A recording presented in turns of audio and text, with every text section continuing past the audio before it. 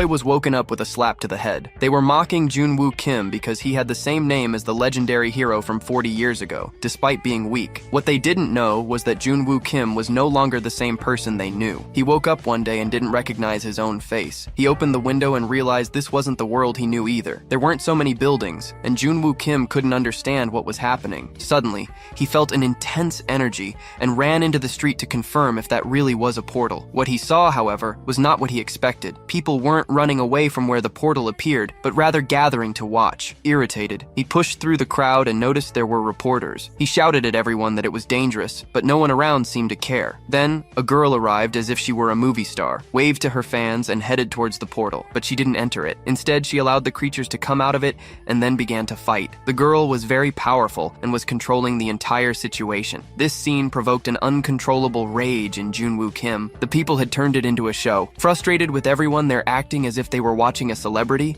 Junwoo Kim knocked over the cameras and yelled that this was all stupidity. The boy's reaction took everyone by surprise. He was the only one not excited about the spectacle. He warned that there was a possibility the monster could go berserk and adapt to this dimension, and that if that happened, everyone there would be in danger. The girl replied that everything they were doing was what had been taught in subjugation classes. Junwoo was speechless at her response. She then mocked him, saying that real life is different from the classroom. At that moment, Junwoo's eyes turned red, and he asked if the brat thought it was right to create a battlefield in front of people. The intense gaze intimidated the girl, and the guards warned him to back away. As he was being pulled away by the bodyguards, Junwoo questioned how someone as weak as her could be considered a hunter. The girl didn't respond to the offense, only commenting that his life must be difficult. A while later, Junwoo went to the square to think about everything. It seems he had returned to life 42 years after his death. He remembered perfectly. I was gravely injured in that battle. My companions were shouting for me to open my eyes. All I wanted to know in that moment was the result of the subjugation. They had tears in their eyes, so I thought we had lost. But in reality, it was a success. We had won. So, why are you all crying so much? I asked. That monster was on a completely different level. If we had lost, everyone in the city would have died. The reason they were crying was because I was dying. I hadn't even realized my injuries were so severe. That's when they showed me my own amputated leg. They were too worried to celebrate the victory. But all I said was that I was happy they were all okay and had survived, and I truly was. It was in that instant that I knew for sure I had died. Junwoo Kim was the first hunter of South Korea and fought bravely against Gigantiana, the most powerful monster that ever existed. What an end for a hero. But then I remember that, as everything went dark, a voice in my head said, I will return in 42 years, much stronger. Next time, humans will not be able to survive. The voice echoing in his memory, it would return in 42 years. He remembered that grim prediction. If things continued, all would be lost. The hunters, he'd explained, were outmatched by even the weakest of monsters, and he needed to prepare for the inevitable calamity. But then, a flicker of hope, he claimed there was still a chance. He clung to the hope that his group was still alive. If he could reach them, he could make a difference. But how? He couldn't simply ask strangers about his missing companions. Then he remembered the girl and her mention of a hunter's academy. There, perhaps, he still had a chance. This meant the institute had been founded within the last 3 decades, and only one person could have been responsible. He remembered asking his friend if he'd truly intended to establish a school. His companion confirmed it. He'd been planning for the future, envisioning an academy to nurture the next generation should the war ever end. He even entrusted Junwoo with naming it. Junwoo, surprised by the offer, hesitated. Are you sure? He asked. With a calm expression, the man suggested Korea Hunters College. He was told the name was too simple, too unremarkable. Now, standing before the school, he wondered if his companion had actually chosen such a plain name. The school itself was immense. He was questioned, asked what he was doing there. Was he a student? They hadn't seen him at the school before. He denied it, stating he was simply looking for someone. The old man spoke up, telling him if it was Yoon Chai he was after, he should leave. That wasn't the case, the protagonist replied. He asked the guard if he knew someone named Bae Woo-shik. The guard looked confused. He then asked if the protagonist was referring to his boss. That's right, the protagonist replied. I'd like to meet him. The old man explained that visitors were not allowed to see the director. Are you perhaps a special admission student? He asked. The protagonist was now confused. He claimed ignorance, insisting he was just a regular student. But the guard, with a look of pity, told him to follow. They entered the building. Minutes later, something startled him. Inside the room, a portrait of his former self hung on the wall. The boy questioned its presence. A guard told told him to stop yelling in the school. He apologized,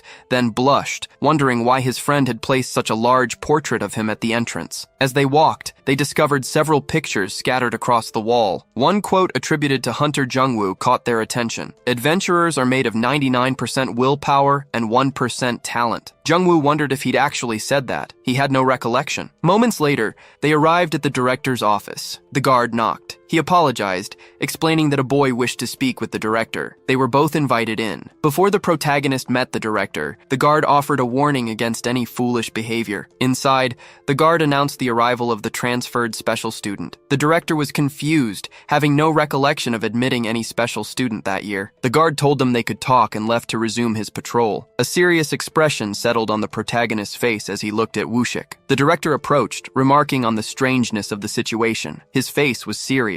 He hadn't heard of any special student passing the admissions process. Who was this boy standing before him? If he couldn't explain himself, there would be consequences. But the boy seemed unconcerned, asking only about the well-being of his friend. The man was confused. He didn't know this boy at all. He continued, remarking that his friend looked almost unrecognizable, like an old man. He asked if Woo-shik knew him, revealing his name, Junwoo. The man, bewildered, claimed he'd never seen anyone so crazy in his entire life and reached for the phone. He called security, demanding they remove the boy. No random person should be allowed in his office. A moment later, the protagonist asked about Sun Young. He demanded to know how the MC even knew that name. The Protos explained that Won-cheat had relentlessly pursued her, only to be constantly rejected. It was impossible to forget. The protagonist then asked if his friend had ever managed to win her over. At this, the director rushed towards him. He grabbed Junwoo by the collar, shouting, "Who the hell are you? Why are you saying these things?" Junwoo started laughing. "I never imagined you'd actually grab me." An irritated expression crossed his face. "Quite daring for a school director, wouldn't you say?" Seeing this, the man released the protagonist, his face etched with shock. The protagonist brushed off his shirt. "I've told you before," he said to his friend. "Even when facing the fiercest monsters,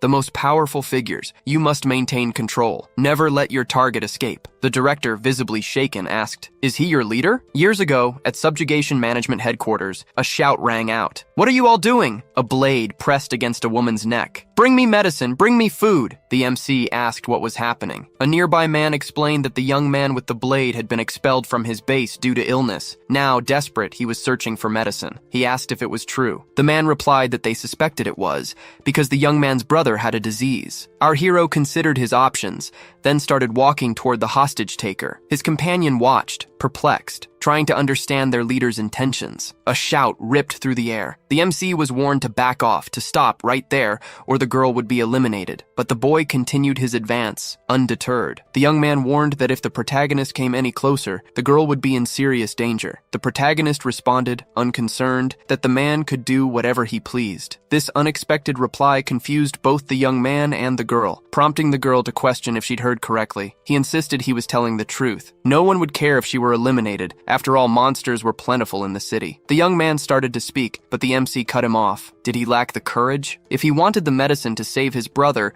he would have to eliminate everyone present to get it. The man was taken aback. To save one life, he explained, another had to be taken. That was simply the way of their world. Monster or man, it made no difference. If something had to be done, it had to be done right. If he couldn't even manage that much, he should simply give up and be eliminated alongside his brother. The man was stunned by the words. A moment later, he threw the woman aside and advanced toward our hero. He lunged, blade flashing, but the protagonist sidestepped the attack with ease. In the next instant, he seized the attacker's arm and, with practiced precision, executed a flawless judo throw. The throw landed, and a curse ripped from the side character's lips. In a flash, he was slammed to the ground. He struggled to rise, anger twisting his face, and vowed to eliminate our hero. He cursed Junwoo again, slashing out with his blade. A smile touched Junwoo's lips. "That's the spirit," he said. His system window announced the equipping of an item. Junwoo parried the attack effortlessly. He leveled a finger at the man. The system confirmed. Explosive flick. In a flash, the blow landed, sending the man hurtling back to crash against the wall. The blow knocked the man unconscious. Junwoo turned to his companion. "They should search for the man's younger sister," he said. "She might be close by, and he still had medicine for her." His companion argued that their leader should reconsider. The girl had a contagious disease, but Junwoo didn't care. If that were true, he reasoned, the man would already be gone. He urged his companion to hurry. The young man immediately obeyed. The protagonist then instructed his friends to bring the newcomer back to their base and give him food. Woo-shik started to speak, but the hero cut him off. "That was all there was to it. From that moment forward, they were a team. But back in the present, the protagonist's friend questioned if he was truly the same person. He looked like a child. The protagonist admitted he had no idea what happened, only that he'd woken up in this unfamiliar body. The director's gaze lingered on Junwoo, making him acutely aware of his youthful appearance. He confided in the man, explaining that his friend seemed skeptical. "Of course he is," the director replied. "Nobody would believe someone eliminated returned looking like a child." The MC suggested it would be best to explain what happened during their first hunt. Upon hearing this, Woo-shik punched him. Meanwhile, a guard sprinted toward the director's office, summoned by Woo-shik to remove the boy. The school's special admissions program attracted remarkable talent, and he assumed the boy was one of these select few. He arrived at the director's office, stating he was there to apologize. As he stepped inside,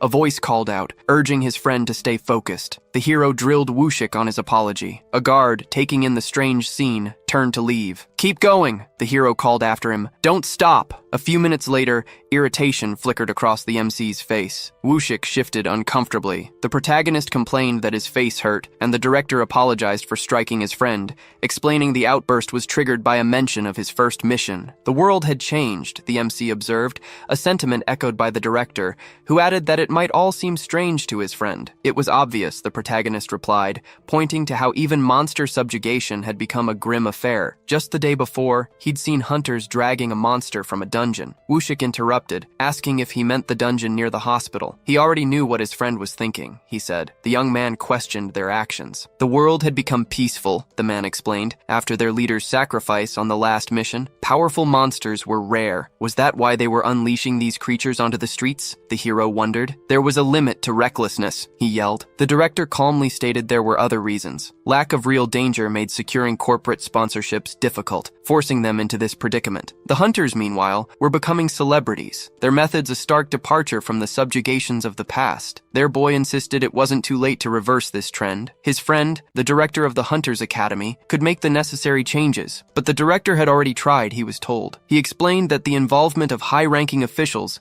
made it impossible for him to change the education system alone. The MC suggested that reuniting with their companions might give them the leverage they needed, but the director countered that those very companions were the high-ranking officials he'd mentioned. With clear reluctance, he admitted some of his team wouldn't welcome the protagonist's return. The MC then asked if his friend shared this sentiment. The director, surprised, quickly corrected him, insisting that wasn't the case at all. He sighed. Everything had been a mess since his return. Woo-shik tried to reassure him. The world was finally free from the constant attacks, and their leader could begin a new life. But he countered, grimly certain that the final boss would return. The director, a little bewildered, asked their hero to repeat what he'd just said. The protagonist reiterated his claim. The final monster would return. Woo-shik, equally confused, pressed him. "Gigantiano? You're saying he'll be back?" "Exactly," the protagonist replied. "Whether we want to believe it or not, that's the reality. Just before he vanished, I heard a voice. It said the final boss would return in 42 years. Woo-shik insisted it couldn't be true, asking if his friend had misheard. The MC questioned whether his friend truly doubted him. He'd seen someone return after 42 years, yet his friend struggled to believe the most powerful creature could also return. The director shifted uncomfortably. Their hero announced he was leaving. Staying no longer made sense. The man asked his friend what he planned to do next. He declared it was obvious. He would handle everything alone, just as he had before. Woo-shik argued that their leader wouldn't be capable of anything in his current state. The protagonist retorted that he'd done it once,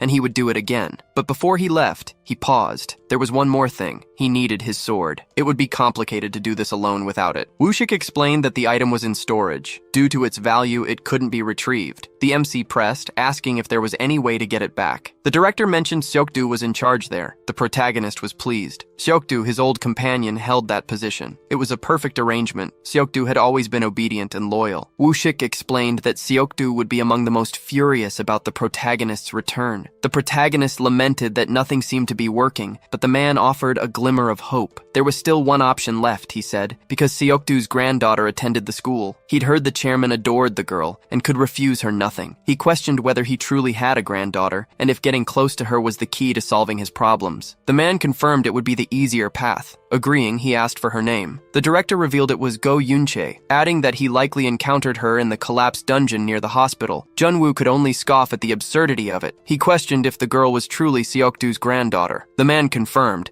asking if there was a problem. The MC explained his anger after witnessing the street subjugation, admitting he'd fought with her. The director was surprised. Woo-shik, concerned, asked if his friend had hurt anyone. Of course not, the MC insisted. A few angry words spilled out before he turned and walked away. Later, the weight of his words settled upon him, the memory of her victory flashing in his mind. Frustration boiled over. "I don't know what to do," he shouted. He turned back, extending his hands towards Woo-shik. Woo-shik, confused, watched his friend. What was Junwoo planning? "Do you need something?" he asked. Junwoo's reply surprised him. "The academy enrollment form." "Really?" Woo-shik asked, incredulous. He urged his friend to hand it over, explaining that his weapon was in someone else's possession. To retrieve it, he needed to approach Seokdu's granddaughter. Woo-shik scoffed, dismissing the plan. The problem wasn't the granddaughter, he explained. It was the protagonist's age. Confused, the protagonist pressed him for an explanation. Woo-shik asked incredulously if he truly intended to enroll at his age. The question struck the protagonist like a blow. The director unleashed a torrent of words upon the hero, each one further stoking the flames of his irritation. "I'm not here to make friends," he snapped. "I just want my weapon back." Woo-shik sighed. "He hasn't changed a bit," he murmured, referring to their leader. "Obviously," the protagonist retorted. "That's why he was the first one out." The director handed the admission card to Woo-shik. He cautioned the MC not to be too hard on the children. The MC assured him he wasn't that kind of person. Woo-shik, concerned, told him not to hurt them, reminding him of their youth. The protagonist replied that he would decide in the moment. The man insisted he wasn't joking. The other children were simply too weak. The MC snapped back, already understanding. The following day, inside the academy, a student searched for their classroom. It was the protagonist, a knot of nervousness tightening in his stomach now that he was about to join a class. He tried to keep a low profile as he searched for Go Yunche, but it wasn't long before someone challenged him. "What are you doing?" a girl asked, annoyed. "If you're not going in, move. You're blocking the door." He apologized, explaining he was already heading inside. But then, inexplicably, the girl stepped closer. He felt a flicker of awkwardness as she leaned in and asked if he,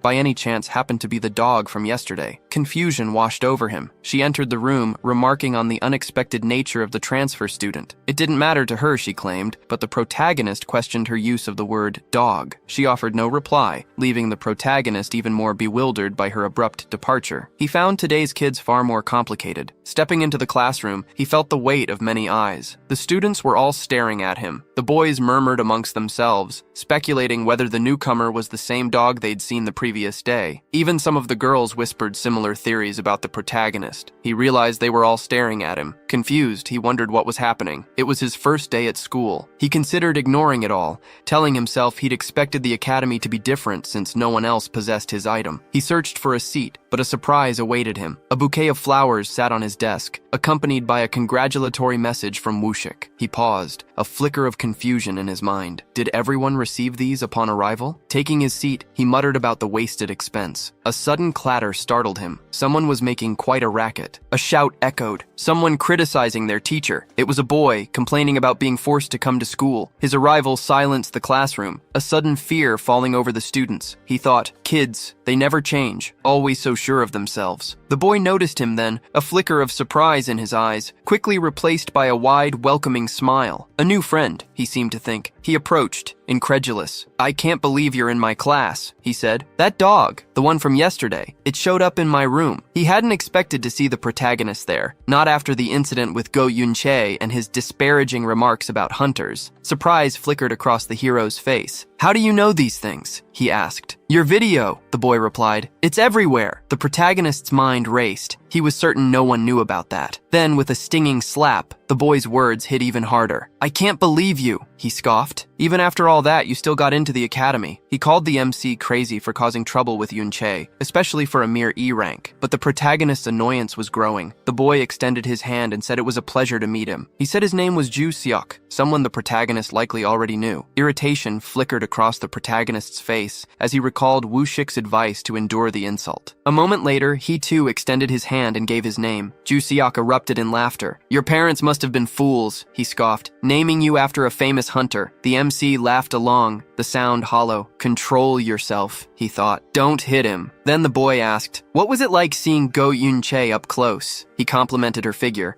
saying her face was decent for a girl her age, and then laughed again. Even a director's granddaughter, he continued, shouldn't be so arrogant. If not for her attitude and that determined look, she'd be his type, he added. A voice cautioned Ju Seok against going too far. Both Ju Seok and the boy were taken aback. It was the girl from earlier. The boy asked why she was bringing it up again. She retorted that Ju Seok should look in the mirror before commenting on anyone else's appearance. He questioned her sanity, reminding her that he'd tolerated her before, but this was too much. She retorted that they were both in Class E, both trash. He bristled, insisting he wasn't on her level. He'd been in Class B. She dismissed this, claiming it didn't matter since he couldn't even use his own abilities. The fact that he was still in school spoke volumes about his father's influence. Without it, expulsion would have been inevitable. Ju Seok listened, and anger stirred within him. He advanced on the girl, raising a hand to strike. She squeezed her eyes shut, bracing for the blow. But then, something unexpected stopped him short. He lay sprawled on the floor. The students watched, stunned. How had he dared? Ju Seok demanded to know if Mim Jong-woo had lost his mind. The big man's face remained impassive as he watched the boy. Ju Seok questioned whether the protagonist had truly done what he claimed. He responded that he could do it again if the boy wished. Ju Seok rose to his feet. He asked if the MC really wanted trouble on his first day. Then, raising his voice, he threatened to beat him, to make him understand his place in the school's hierarchy. The protagonist simply laughed. The MC scowled. Have you ever even been in a critical situation? He asked. The boy ignored him, continuing his advance. The MC dodged the poorly aimed punch easily. Terrible, he thought. His movements were pathetic. He was so weak, even a goblin could have overpowered him. But before the fight could continue, someone entered the room and demanded to know what her students were doing. Ju Seok was irritated. Of course, the teacher had to interrupt right at the moment of his fight. He stalked off, muttering that he'd find John Woo later to finish what they'd started. Then, turning to the protagonist, he suggested they meet behind the school. Something fun was about to happen. Hours later,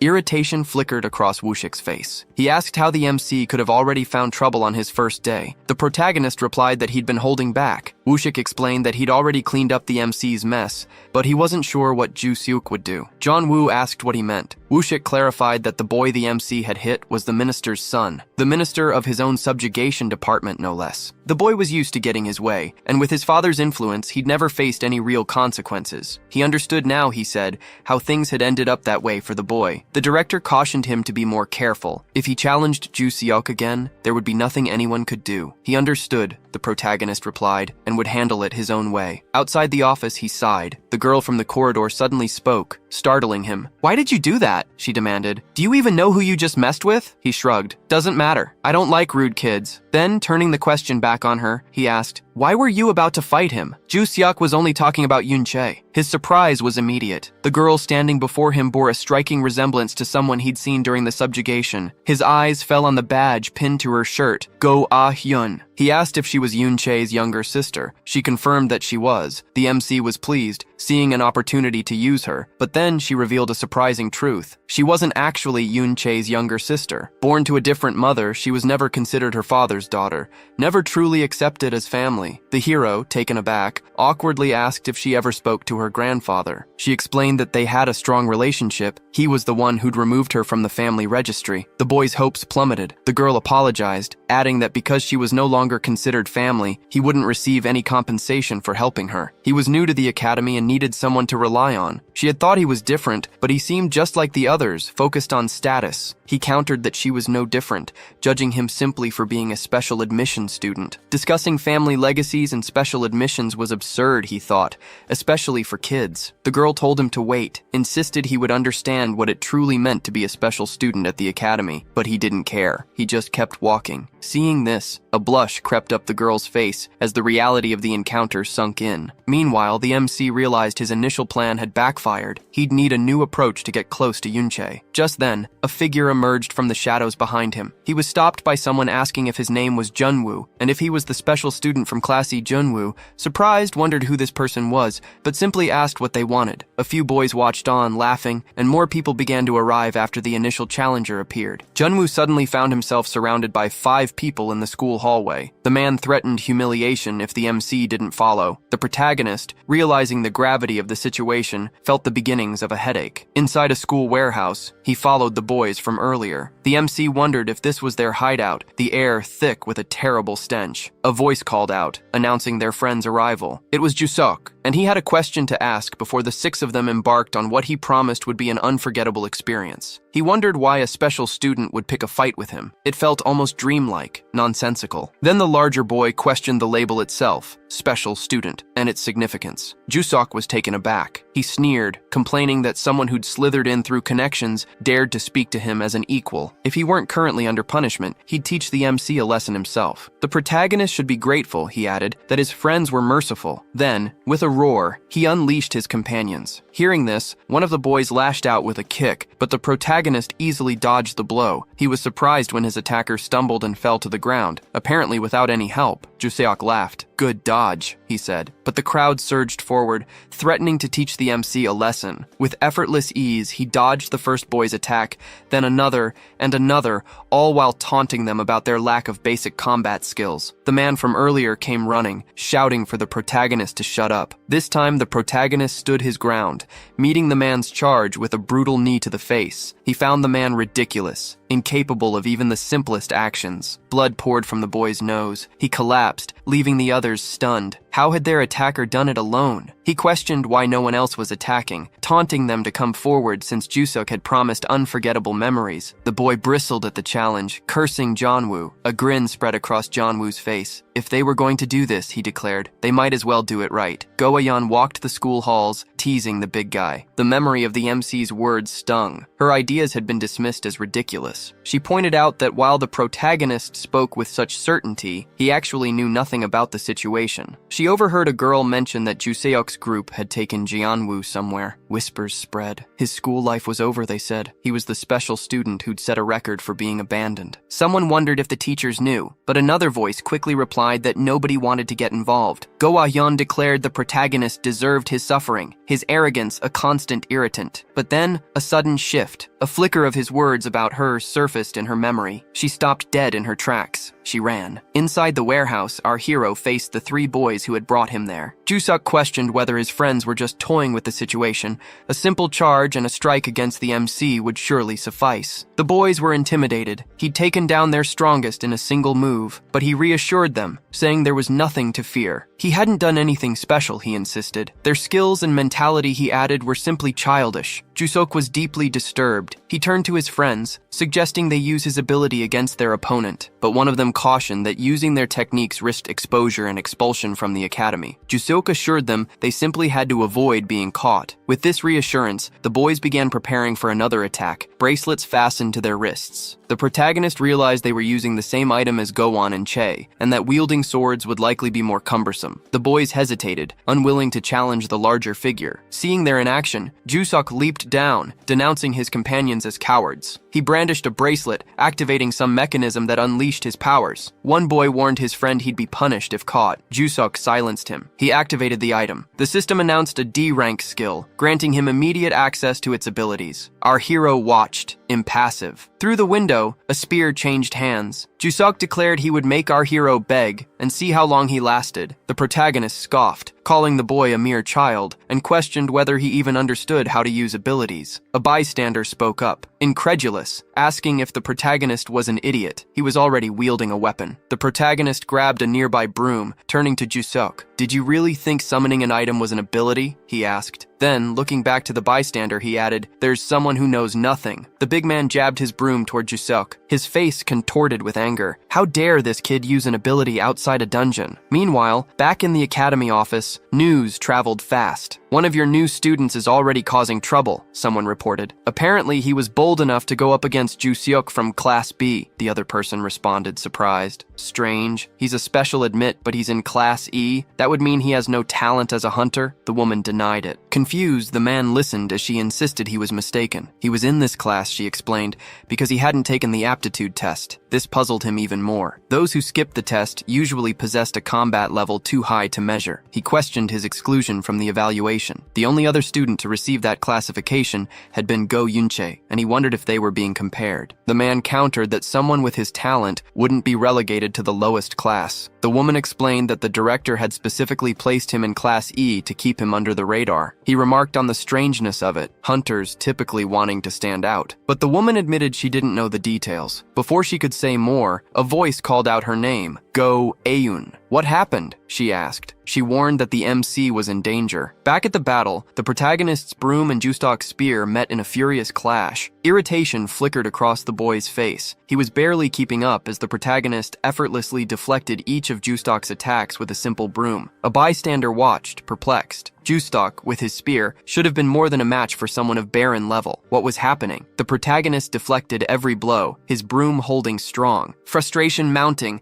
the attacker shouted, demanding to know how an E rank was holding him off. He lunged again, but the protagonist met the attack, his expression unchanged. Jusok rained curses down on Jinwoo, his attacks relentless. But Jinwoo parried each blow, calmly stating that a weapon skill wasn't something to be used so carelessly. A bystander sneered, telling Jinwoo to shut up. He was just a special admission student after all. The MC explained that a weapons core defined its abilities. He dodged the attacks with ease, then asked what kind of core Jusok believed his own weapon possessed. Jusok, enraged, told him to go to hell. The spear's core, he explained, was a gift from his father, the very reason he'd been accepted into the academy. His future seemed assured, a hunter after graduation, perhaps even a coveted spot on the student council. But now, facing a special student, ranked only E, he struggled. He lunged, his broom connecting not with his opponent, but with the hand of a bystander. A system announcement rang out. Weapon lost. Retrieve immediately. Confusion swept over him. The protagonist held Jusok's spear, a puzzling sight. He instructed the boy to watch closely, to learn how a true hunter handled such a weapon. Then, abruptly, the building plunged into darkness. Confusion swept over the boys. One remarked that it felt as though night had suddenly fallen. Then, just as quickly, the world brightened, returning to normal. A bystander nudged his friend, telling him to look down. Suddenly, shadows peeled away from everyone, rising from their bodies. The man our hero had just struck stood bewildered, convinced something had been stolen, his eyes searching for the vanished darkness. Our hero stood wreathed in a dark aura, a look of fear etched on his face. Doubt gnawed at the extra. Could this be true? Was this the same core from his own weapon? Meanwhile, a wicked laughter erupted from the large man, his body radiating waves of corrupted aura. The extra stumbled backward, desperate to escape, but he was trapped, paralyzed with fear. He had lost control of his bowels. With the spear now pointed at his throat,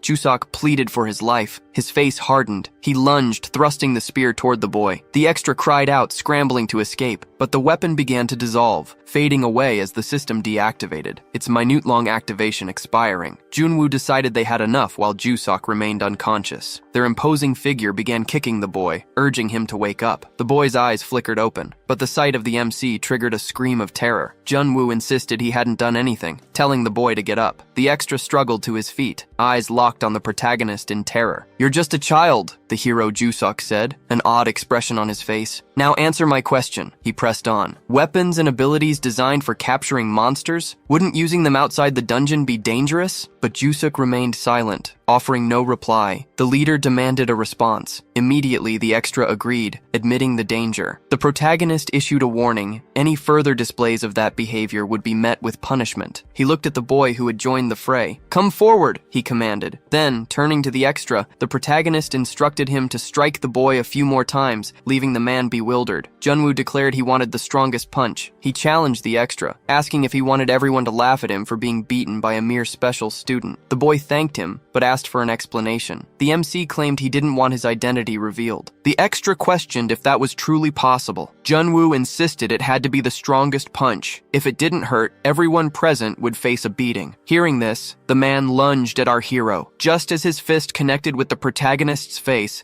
the teachers burst into the warehouse. The woman pointed to the crimson stain spreading across the floor. "There's blood," she said. "His blood." Yubin stepped forward. "This is too much." he declared. He transferred here today, but then another student spoke up. That's my blood, he claimed. The teacher directed the student to his office. The woman instructed Go-a-hin to take their large companion to the infirmary, and she agreed. A few minutes later, the protagonist walked, reflecting on how much weaker his body felt than he'd anticipated. He looked at the girl, asking what she was doing there. He was supposed to be going to the infirmary. She didn't answer, remaining silent. He told her not to worry. He would handle it himself. Ah-hin asked who he really was. Just a normal student, he replied, who got what he deserved. Stop pretending, she insisted. I saw everything. Minutes earlier, the teacher had sent her student to check behind the academy. While searching for our hero, alone, she heard raised voices and went to investigate. She'd witnessed what our big guy had done to the others, and fear clung to her. Ah-hin questioned why the protagonist remained in Class E instead of the highest class. He dismissed her query, telling her it was none of her business. He wanted no attention, so she should simply forget it all. Ah-hin agreed with the MC. She was just like him. This left the protagonist confused. She confessed to judging him simply for being a special student, admitting she had even despised him. The girl apologized, and he told her it was all right. He just wanted to go to the infirmary. Ah-hin quickly changed the subject,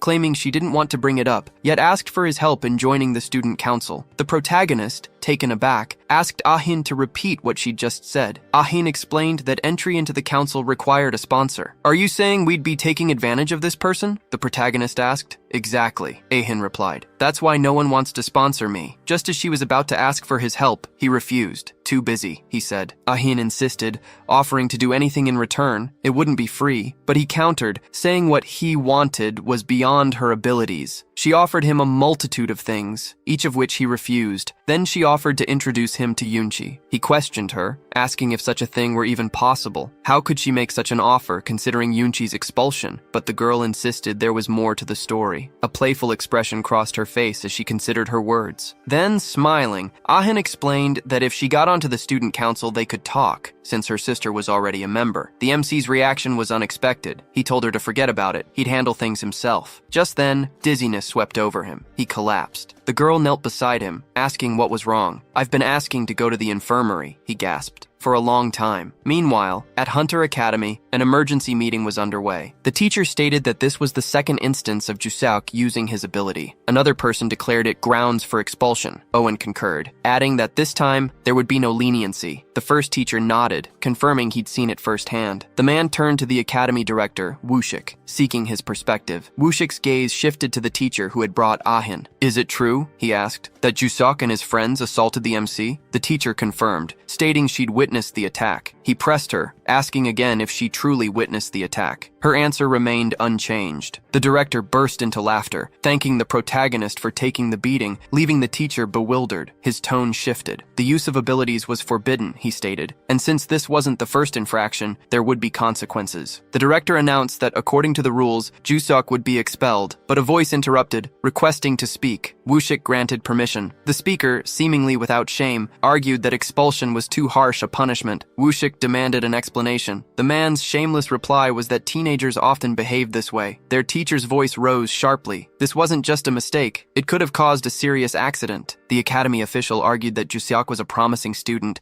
destined to become a pillar of the institution. He then asked Yubin if she could live with herself knowing she'd destroyed his potential over a minor infraction. His words stung. The man conceded that Juseok was at fault and that his mistake had been serious. Even so, he believed expulsion was too harsh. A 1-week suspension, he argued, would be enough for the boy to learn his lesson. Wooshik agreed, saying they would decide Juseok's punishment later. The meeting was over. As the teachers filed out of the room, the headquarters of the story's second largest GO8, the shameless man smirked, glancing at his phone. He immediately made a call. On the other end was the minister, Juseok's father. Junbin assured him the punishment would be a mere suspension, and that, as things stood, the boy had an excellent chance of joining the student council. His voice dripped with malice as he promised to teach the MC a lesson, and with the end-of-month evaluation looming, he was confident he could. 3 days had already passed since the MC started school, yet Yunche remained elusive. He looked around at his classmates, a collection of what he considered talentless trash, unlikely to ever become hunters. The lessons themselves felt equally pointless, a string of wasted hours revealing nothing of value. He blends into the background, unnoticed, but his anonymity is shattered when a sharp blow cracks against his head. The scene from the story's opening, the relentless bullying, repeats itself. Their words echoed the earlier confrontation, the same accusations, the same fear in their eyes. These were the same individuals they had faced in the warehouse. Their imposing figure felt a sting of insignificance, a mere errand boy in the eyes of the world. But the truth was far more complex. The student who'd thrown the punch sneered, telling the protagonist he was hopeless and to follow him if he wanted a lesson. The other students began filing out of the classroom. In the hallway, the protagonist trailed behind them. The moment he spoke, the two boys flinched. The slap stung, our hero admitted. The three boys apologized. They were just taking out their frustrations on him, he explained. The man denied it. He insisted he'd only done it because Young-woo wanted it to look real. Had they succeeded? The protagonist wondered. The man sighed. Getting close to the student council was proving difficult for first-year students. The protagonist, after hearing this, asked if anything else had been uncovered. The man confirmed they had learned a few things. Some people, he explained, mentioned Yoonji rarely attended school. Is that all? The protagonist asked. The boys added that she kept to herself. Her only close friend, a fellow student council member named Jong-yun. This was it, the only useful lead. He needed to find this Jong-yun, and so he asked where he could be found. The others mumbled that Jong-yun rarely came to school. The protagonist's frustration boiled over. Get out, he snapped. The boys apologized, promising to return with something useful next time. A throbbing headache began to build behind the protagonist's eyes. He felt a presence, and turning, found Aeon standing there. This isn't going to work, she said. He spotted the girl and asked if she'd been following him. She replied that Jong-yun was a student council member and therefore difficult to get hold of. The MC questioned why it was so hard to track these people down. The student council wasn't that important, was it? She stressed its importance. Only the best students were chosen. The protagonist countered that they were all just kids, every single one of them students. Aeon explained that council membership guaranteed hunter status,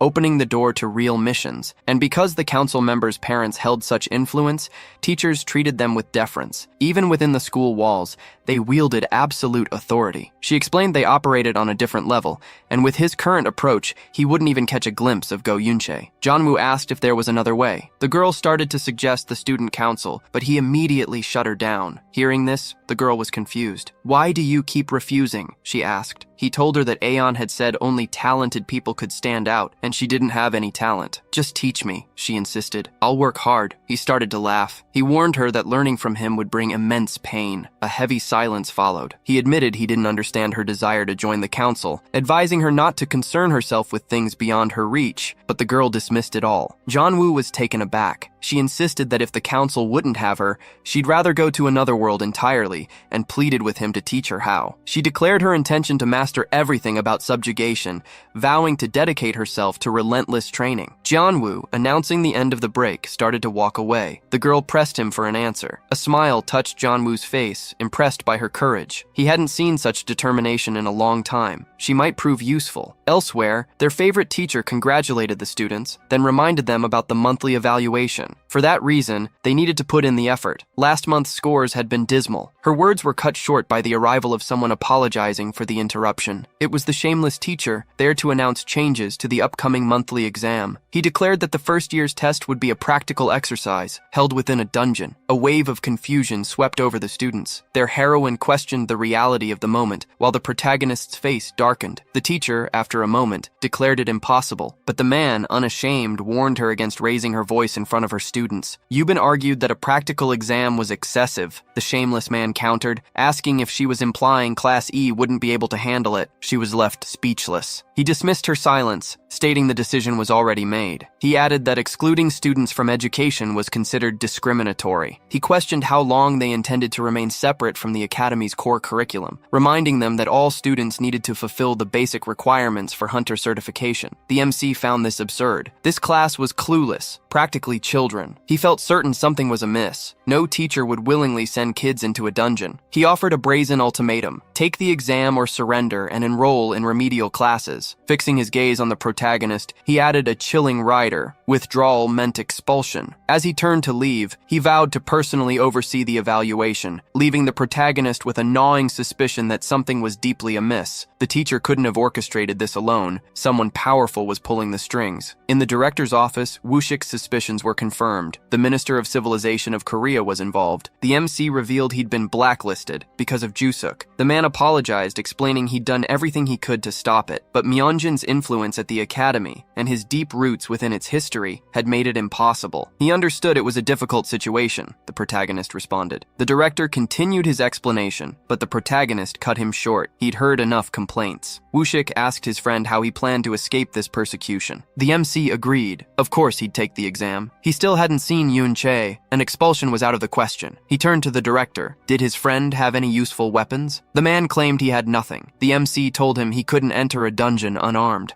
pressing him for anything at all that could be used to fight. But Woo-shik insisted. He had nothing. Items, he explained, were too dangerous. Our hero was taken aback. He grabbed his friend's arm. "Have you finally grown the guts to lie to me, Woo-shik?" he demanded. The director denied it. He glanced at the ring on his friend's finger. "What's that?" he asked. The second highest-ranking member of the G08 realized his secret was out. It was the Ring of Patelis, an exceptionally rare item. He and his friend began discussing it. 50 years had passed. The MC questioned whether Woo-shik still possessed it. He replied that he'd only begun using it after the fall of his leader. Then a memory surfaced, a time when he was nothing, and the protagonist had not only saved him, but brought him onto the team. He asked his friend what he was doing. Snatching the ring, he declared he would be the one to use it. A smile touched his lips as he held it, something he hadn't wielded in years, not since before his elimination. Woo-shik hesitated. Was it really all right to use it? Wouldn't that mean he wasn't truly an E rank? The MC dismissed his concern. It was only a kid's dungeon after all, it wouldn't matter. Just as the protagonist reached the door, the director stopped him. There was something else. He asked what it was. Woo-shik began to answer, but Junwoo cut him short, closing the door and walking away. Alone, the man considered resigning as president of the academy. The shameless teacher walked down the hallway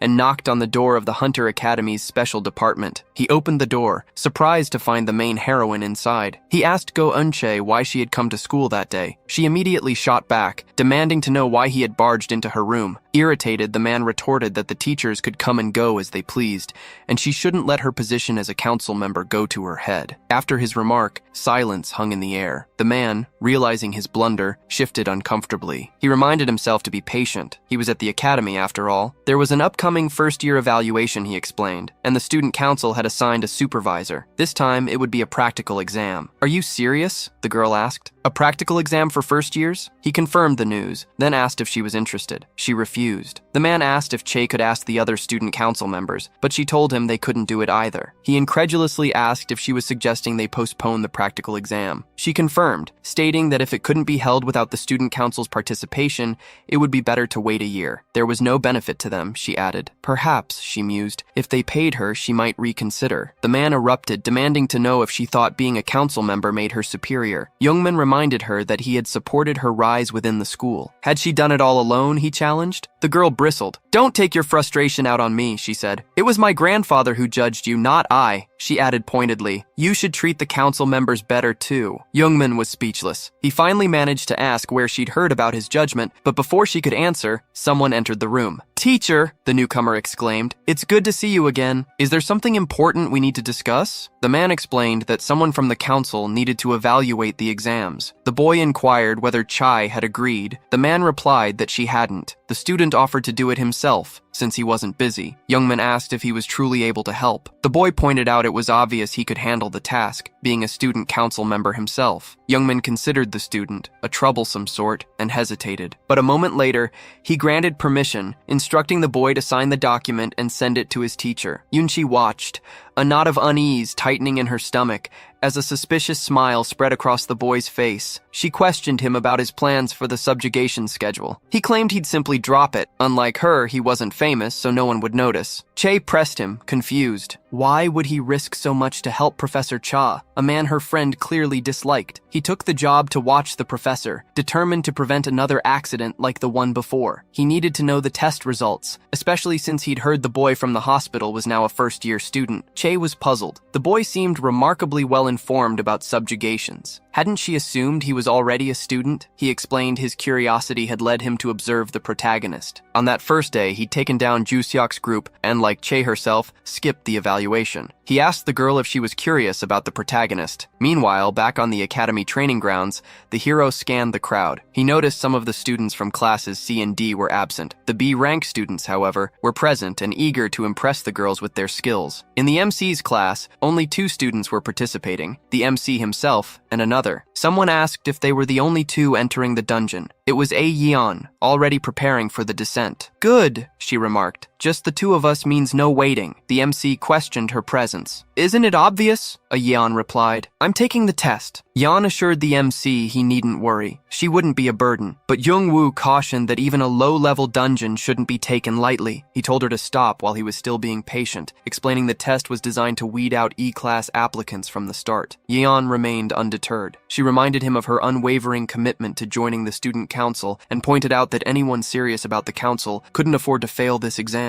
The MC was about to speak when a voice cut through the air, demanding the students' attention. It was the teacher, the same one who had dismissed the test's dangers, now warning them not to lower their guard. This school exam, he explained, would take place in a low-grade dungeon, with each group limited to 8 participants. The class decided amongst themselves that Class A would take the exam first. The others would wait their turn. As a student entered the room, the teacher announced that everyone should recognize him, a member of the student council. It was the boy from earlier. He introduced himself as Kim Jong-yeon. A flicker of surprise crossed our hero's face. The name seemed familiar, a whisper from the past. As he studied the protagonist, the teacher, brazen as ever, announced a class reassignment. With only 2 students remaining in Class E, Junwoo and A-yeon would be moved to Class D. Then, the man from earlier approached and greeted the protagonist. The boys, bruised and battered after their encounter with the protagonist, shifted uneasily, attempting a show of bravado. But the heroine saw through their facade. Their feigned confidence was transparent, she noted, a poorly disguised act. Around them, murmurs rippled through the other students. Their own misfortune, they grumbled, to be teamed with a special admission student. A boy grumbled about being grouped with a special student. A girl complained about being 2 members short. One of the boys the MC had beaten earlier offered an apology, but before he could finish, the protagonist brushed it off. Then, he asked about the dungeon, and someone confirmed they had managed to gather some intel. A boy bowed, presenting a tablet to the protagonist. Take a look at the details, he said. Confusion rippled through the onlookers. Someone was actually bowing before the school's biggest loser. Then, the boy scoffed. Useless, he sneered. Can't even gather information yourself. Have to rely on others. Several hours later, at the mouth of a cave, Junmin addressed the final team, asking if they were prepared to enter. Hen confirmed his freshmen were ready, confident they could find the routes and methods necessary to complete the mission. The teacher explained the test would conclude once they defeated the dungeon boss within. He smiled strangely, asking if the students had any further questions about the exam. The protagonist watched silently, studying the man's brazen demeanor. Then, Jong-hyun announced the final team could begin, and the protagonist's team entered the dungeon. Our hero walked through the dungeon, finding it remarkably ordinary. The monsters were the usual cave-dwelling types. Then, a sudden, loud noise startled him. A massive swarm of rat-like creatures charged toward the students. Screams erupted. Too many! Someone cried. Prepare for battle! The system announced authorization for the students to use their abilities. A new expression crossed Jung-woo's face as he muttered to himself, curious about the students' abilities. One of the boys conjured a gust of wind. The second student unleashed his sniper-style combat ability. The last boy triggered a berserk state. Together, they held back the tide of rats. A student fired air bullets at the creatures. The barrage barely held back the monsters' relentless attacks. The MC wasn't surprised. Their powers were weak, barely understood. The other students were no different, swinging their swords without purpose or direction. From the chaos, a single figure emerged. It was the heroine, wielding a fire-based skill. In a flash, flames consumed the monsters. Their screams were cut short as flames consumed them. Aeon clearly knew how to wield her power. Even without formal Class E instruction,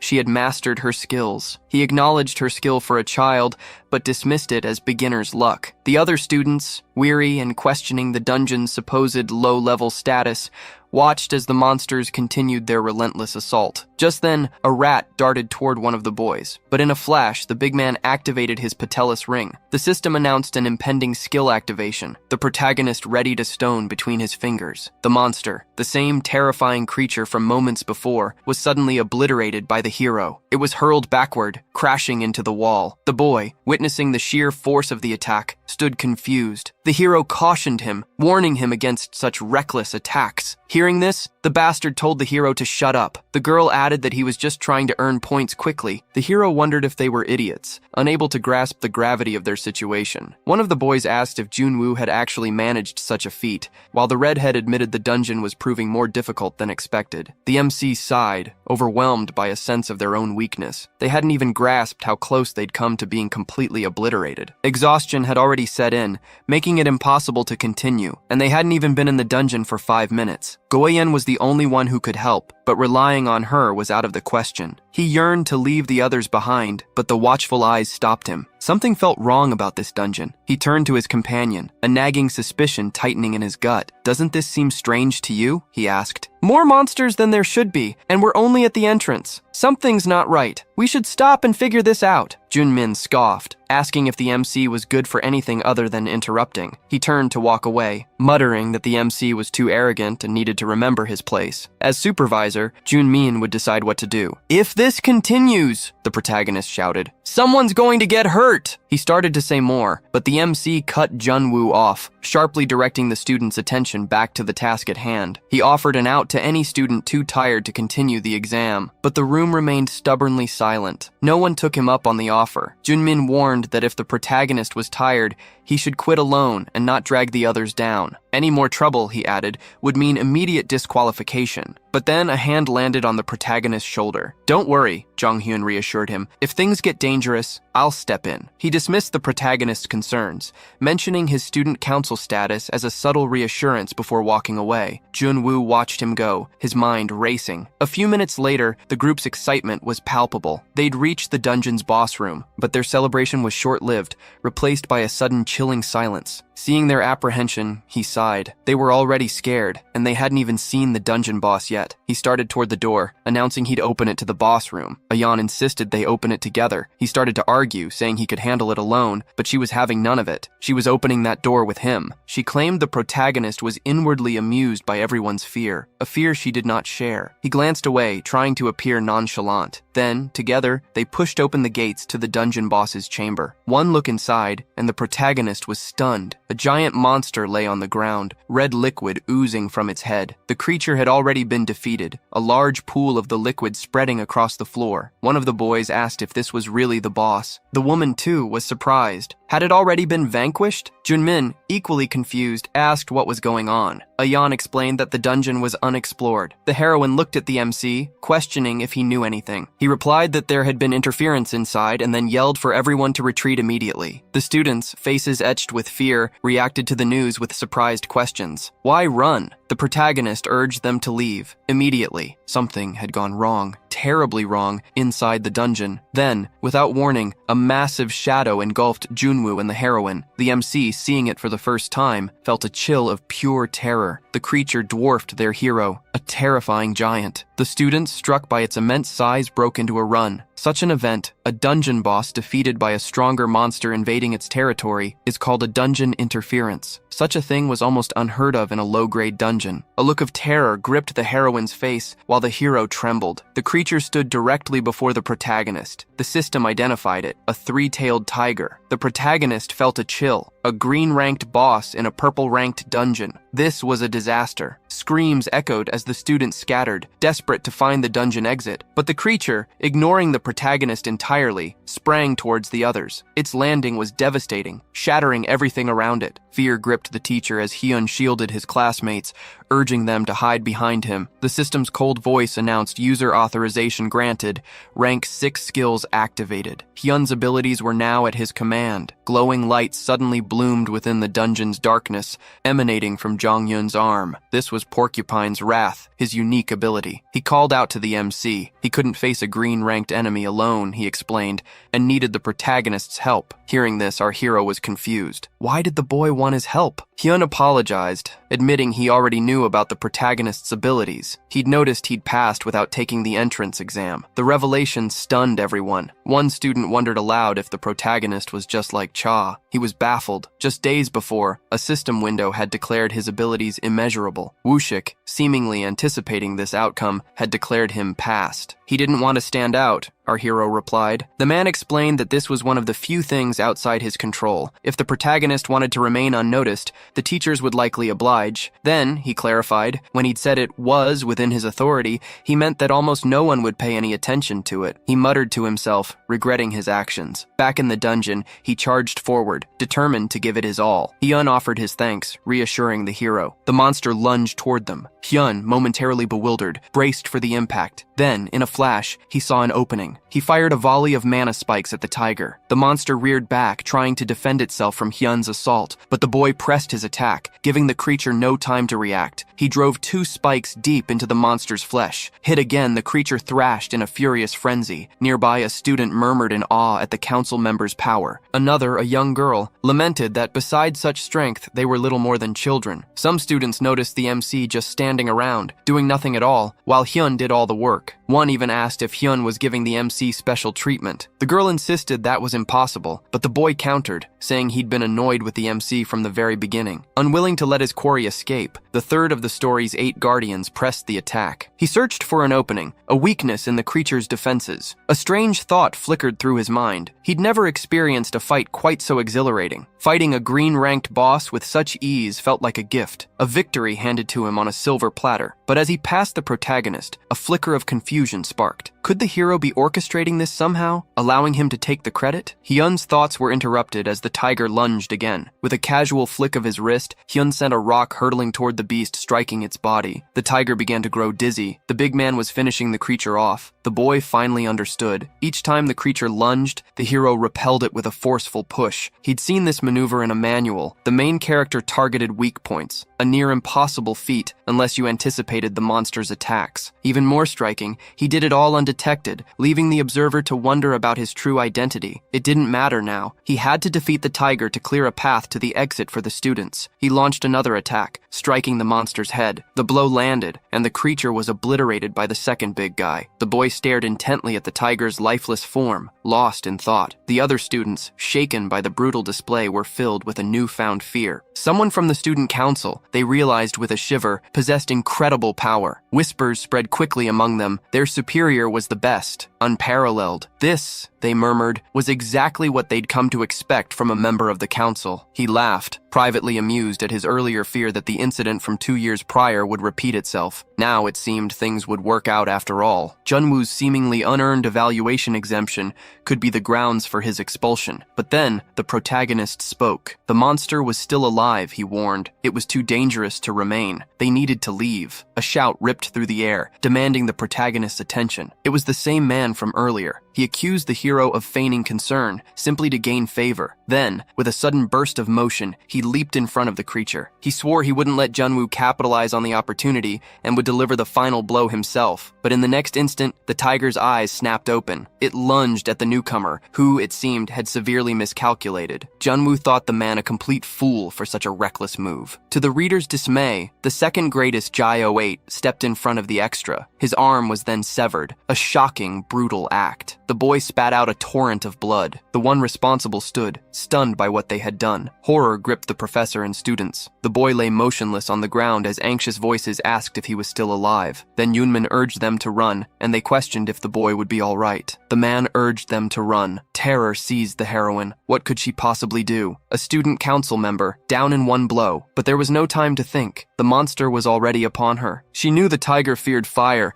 a power she possessed. But as she prepared to strike, fear paralyzed her. She couldn't move. Fear locked her in place, her body trembling uncontrollably. She could do nothing. The creature charged. Then, the system announced the activation of explosive flow. A fist shot out, connecting with the monster. It was the hero, sending the creature flying with a single powerful blow. The girl watched, stunned, questioning whether she had actually just witnessed the hero's victory. The tiger sailed through the air from the force of the blow. Our hero didn't linger, quickly leaving the scene. Back where he'd fallen, the extra wept. His anger seemed to fade, replaced by a grudging acceptance. But the quiet moment was shattered when someone roughly grabbed the man by the collar. It was the hero, stepping in. He warned the man to stop his antics and take the fight elsewhere if he wanted to remain in this world. The protagonist called out to the largest among them, asking for his help. The others were to remain hidden. As he prepared for a fight, a nagging thought tugged at him. Had he made a mistake? He regretted the hiding. He could have ended this. Now the creature roared in his face. It lunged, but he dodged easily. The tiger then began to pull sharp objects from its own flesh. It lunged at the NC with something like a spear, but he dodged the attack just as the system announced weapon capacity activation. Flow now active. The protagonist slammed another punch into the creature. This time, the monster seemed truly defeated. There was simply no way it could recover. This time, the hero's belief was absolute. He activated activated his ability again, unleashing a barrage of attacks. Surprise rippled through the onlookers as the protagonist gained the upper hand against the tiger. Even his beloved watched her future husband, her gaze fixed on the unfolding battle. The shameless man, too, was taken aback. He watched the protagonist relentlessly pummel the tiger, bewildered by this sudden display of strength, so unlike the man he thought he knew. His anger flared. Could the protagonist truly have advanced without taking the exam? The protagonist's fighting prowess surpassed even the veterans, made all the more astonishing by his use of an ancient weapon. He shouted a warning. The ancient, supernatural weapon was dangerous. He pressed on, unconcerned. The professor's warning was obvious. He already knew about the penalties. Every ancient weapon carried a risk. Activation effects varied, sometimes even obliterating the wielder. But their sheer power was too tempting to resist. The bracelet was simple, offering maximum power without any drawbacks. Its limitation, however,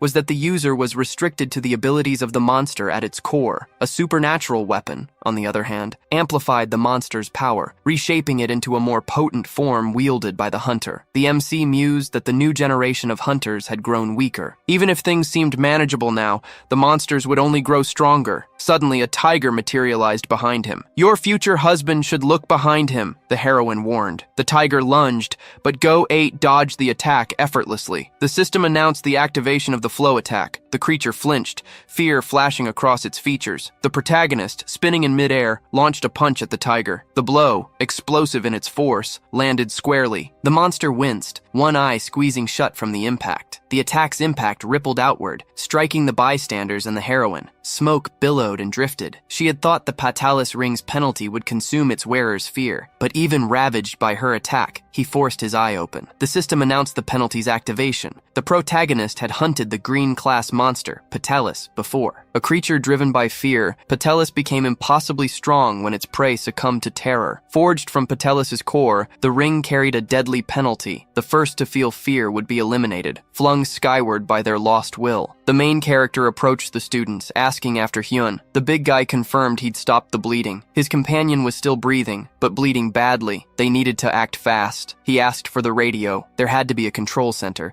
someone they could inform. The professor fumbled in his pocket, finally producing the radio. Without hesitation, he snatched it. The protagonist switched on the radio, reporting that they had cleared the dungeon, but with casualties. Static crackled, and as the signal cleared, they added that the dungeon itself had shifted from purple to green. One of the injured had a severe wound. Then, unexpectedly, the protagonist recited a precise medical code. They announced they were leaving the dungeon and requested immediate rescue. Back at headquarters, while gathering Hyun's information, Jeonmin was puzzled. How could an E-rank student know the injury codes and reporting system? Jeonmin, suspicious of Jeonwoo's supposed inexperience, demanded to know his true identity. Jeonwoo remained silent. Jeonmin's anger flared. "Did you not hear me?" he shouted. Before he could utter another word, a fist slammed into his mouth. The blow came from Jeonwoo. Tears welled in the man's eyes as the protagonist argued that a supervisor should be capable of assessing a situation. His anger, however, remained. He started to retort, but the big boss cut him off, threatening to send him to Brazil if he uttered another word. The professor fell silent. A few minutes later, the students filed out of the dungeon. A shadow of sadness crossed our hero's face as he looked at his companion. Wushik asked if he was all right. He couldn't hold back, Wushik added, and the hero replied, "Thanks to that, no one was eliminated." The second-ranked member of the Go-8 boasted that his name would soon be known to everyone, Seokdu included. Suddenly, the protagonist's hesitation vanished. He revealed a teacher from their school had tried to eliminate him, and a 19-year-old boy had lost an arm. Finally acting as he should have all along, the protagonist turned to his friend. "Did any of this make sense?" he asked. Wushik trembled at the protagonist's expression. He wouldn't let this happen again, the protagonist warned. Walking away, he added that his friend wouldn't want to see him like this again. Hours later, the teacher stood in Wushik's office, brazenly claiming issues with the written exam. He laid the blame on Cha, saying she had forced the switch to a practical. The test, he explained, was designed to address the imbalance between Class E and the other classes. There was, he insisted, no connection to any specific incident. Even in this situation, Youngmin continued to make excuses. The director's voice rose to a shout. Did Youngmin really not know this test was designed to expel their classmate? The shameless teacher was shocked, clearly not expecting Wushik to be aware of the scheme. He briefly considered whether someone more powerful than Minister Mamjin might be involved, but quickly dismissed the thought. He knew no one with that kind of influence. Struggling to regain his composure, he insisted the test was perfectly legitimate, and that yet participation in the subjugation had been entirely voluntary. Just as he began to fabricate further justifications, the goat cut him short. The problem, the goat stated, was the abrupt change to a practical exam. A passing score required 60 stars, a threshold Jungmin knew the special students could never reach. The situation was inherently unfair. The man pointed out the blatant discrepancy. The MC, exempt from the exam, had nonetheless achieved the highest score. He then revealed the truth behind the incident in the dungeon, a phenomenon known as dungeon interference. One of his most startling realizations was that Wushik had approved the test. The revelation left him speechless. He had approved it. Resigned, Wushik ended the discussion. He understood, he said, and told the teacher to prepare a report. They would review the footage before deciding on their next steps. The shameless teacher, a smile playing on his lips, turned to leave the director's office. He froze. Wushik's voice stopped him. There was something he needed to make clear. He wasn't afraid of Minister Mamjin, not at all. The only person he had ever feared in his entire life was Junwoo. 40 years ago. The man demanded to know what the goat meant. Wushik warned him. If something like this happened again, there would be nothing he could do to help Junmin. Fear gripped the teacher. Outside the academy president's office, he sighed. He immediately called the minister, assuring him the matter would be contained. Mamjin replied that Jonghyun's injuries, thankfully, weren't life-threatening. Junmin wouldn't be held responsible. As for Hyunin,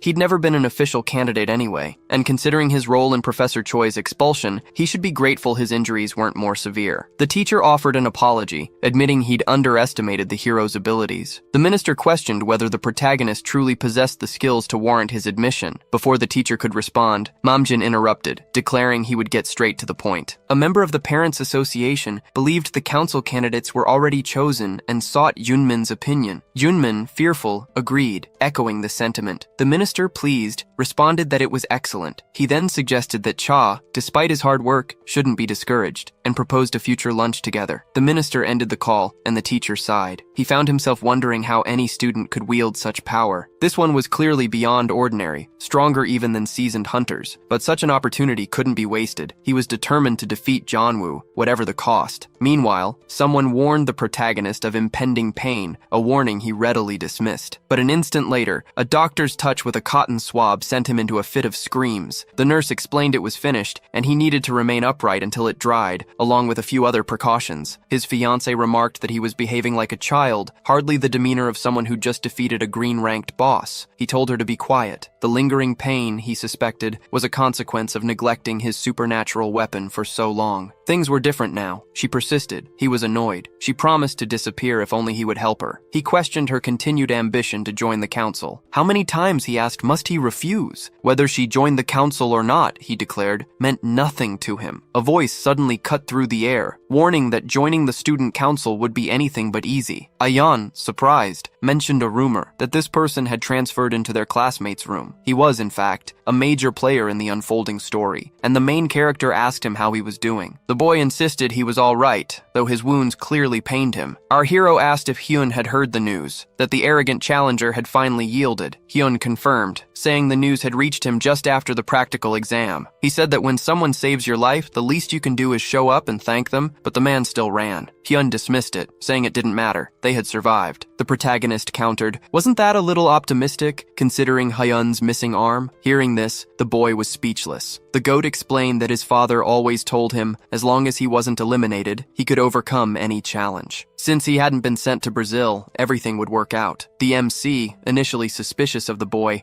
now recalled how he'd sacrificed his arm for a reckless individual. Such selflessness was rare, even 40 years ago. The familiar phrase echoing from the past hung heavy in the air. She asked why he thought it would be difficult to join the student council. He explained that he'd heard Aeon wanted to join, but that it would likely be a tough road. Was it because she was in Class E? The boy, known as the goat, laughed. Not at all. Had they ever heard of the Parents' Association? Hearing this, both were taken aback. The girl remarked that Han made them sound unusual, and he confirmed her suspicion. 5 first-year members in the Parents' Association, 5 children among those parents, and 5 council members per grade. He asked if they understood. Aeon was shocked. He continued, explaining it was a group of influential parents who had preemptively placed their children on the council. Feeling awkward, Aeon asked if he'd gotten in the same way. The boy said no. He'd only gotten a position after a reserve spot opened. The protagonist asked if entrants needed approval, and if they weren't approved, would someone else be removed? Hyun remained silent. The MC pressed on, asking about the fate of students eliminated during the process. The heroine was taken aback. Were people actually eliminated? The G08 questioned the need for such a response. He looked at the young woman and, remarking on the strangeness of a senior making such a statement, suggested she abandon her bid for the council. She refused, asking if he expected her to give up without even trying, especially when the Parents' Association could cause harm. Turning to the protagonist, she asked if he didn't agree that the situation was ridiculous and demanded action. The school's corruption worried him, endangered the students. He felt the urge to intervene, but Gigantiana's return loomed larger. He reminded himself, and them, that finding Cha took priority above all else. Just then, the boy remarked that she'd arrived at the perfect moment. Their second heroine, perhaps even the main one, appeared behind the protagonist. Hyun began walking towards him. Surprise washed over him. Things were falling into place so unexpectedly. A broad smile spread across Jungwoo's face as he rose to greet his girlfriend. "It's been a while," he began, but his words hung in the air. The brunette ignored him completely, walking straight past him, directly toward the heroine. Hyun revealed her sister had repeatedly urged her to leave the academy. She pressed, asking what Hyunchi intended to do now that she was enrolled and studying. Hyunchi offered no reply, only a fixed stare. The tension between the sisters hung heavy in the air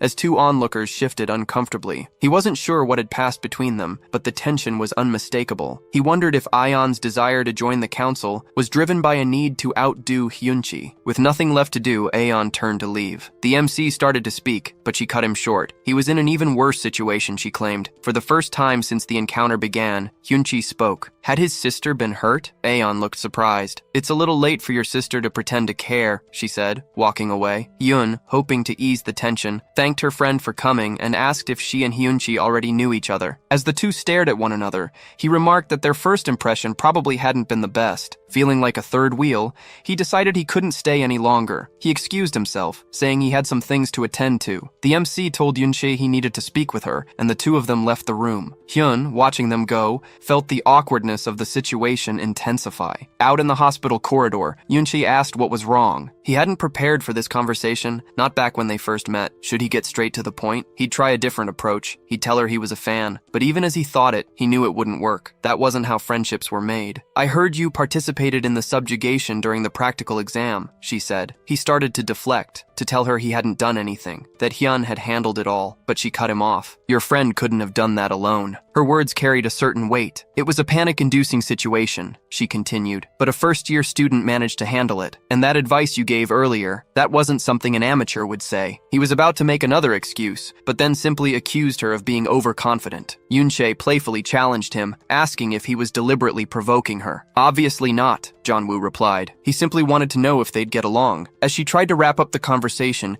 she asked if he planned to join the council. She added that right now, he was likely just trying to make connections, but he didn't need to. His skills were already impressive. He insisted he had no intention of joining the student council, but she cut him off again. She had one last thing to say. Her playful tone vanished. No matter what he did to get on the council, he was never to involve her sister. He remarked that the two were very much alike. Yunchai looked confused. He continued, explaining that Aeon was the only one who wanted to join the council, because he didn't care about it at all. He was only trying to get closer to her, he said, because he had a score to settle with Seokdu. Then, without warning, Yunche elbowed him in the neck and slammed him against the wall. She shouted, demanding to know if her sister had asked him for anything. He started to speak, but she cut him off, insistent on an answer. Had Ayan asked for help getting onto the council? Had she asked for help with revenge? Our hero's temper flared, and he braced to retaliate. But the situation wasn't truly dire. He simply pushed her away, surprising her. She regained her composure swiftly, launching a kick at the protagonist. This time he struggled to defend. He dodged another blow, impressed by her skill. Their eyes locked for a heartbeat before the clash resumed. He realized this fight was unlike their previous encounter. This level of the dungeon was challenging even for seasoned management teams. But his thought was cut short as the heroine launched another attack. Dodging her blow, he realized he'd underestimated Yoon Chae. Her speed was astonishing. Why, he wondered,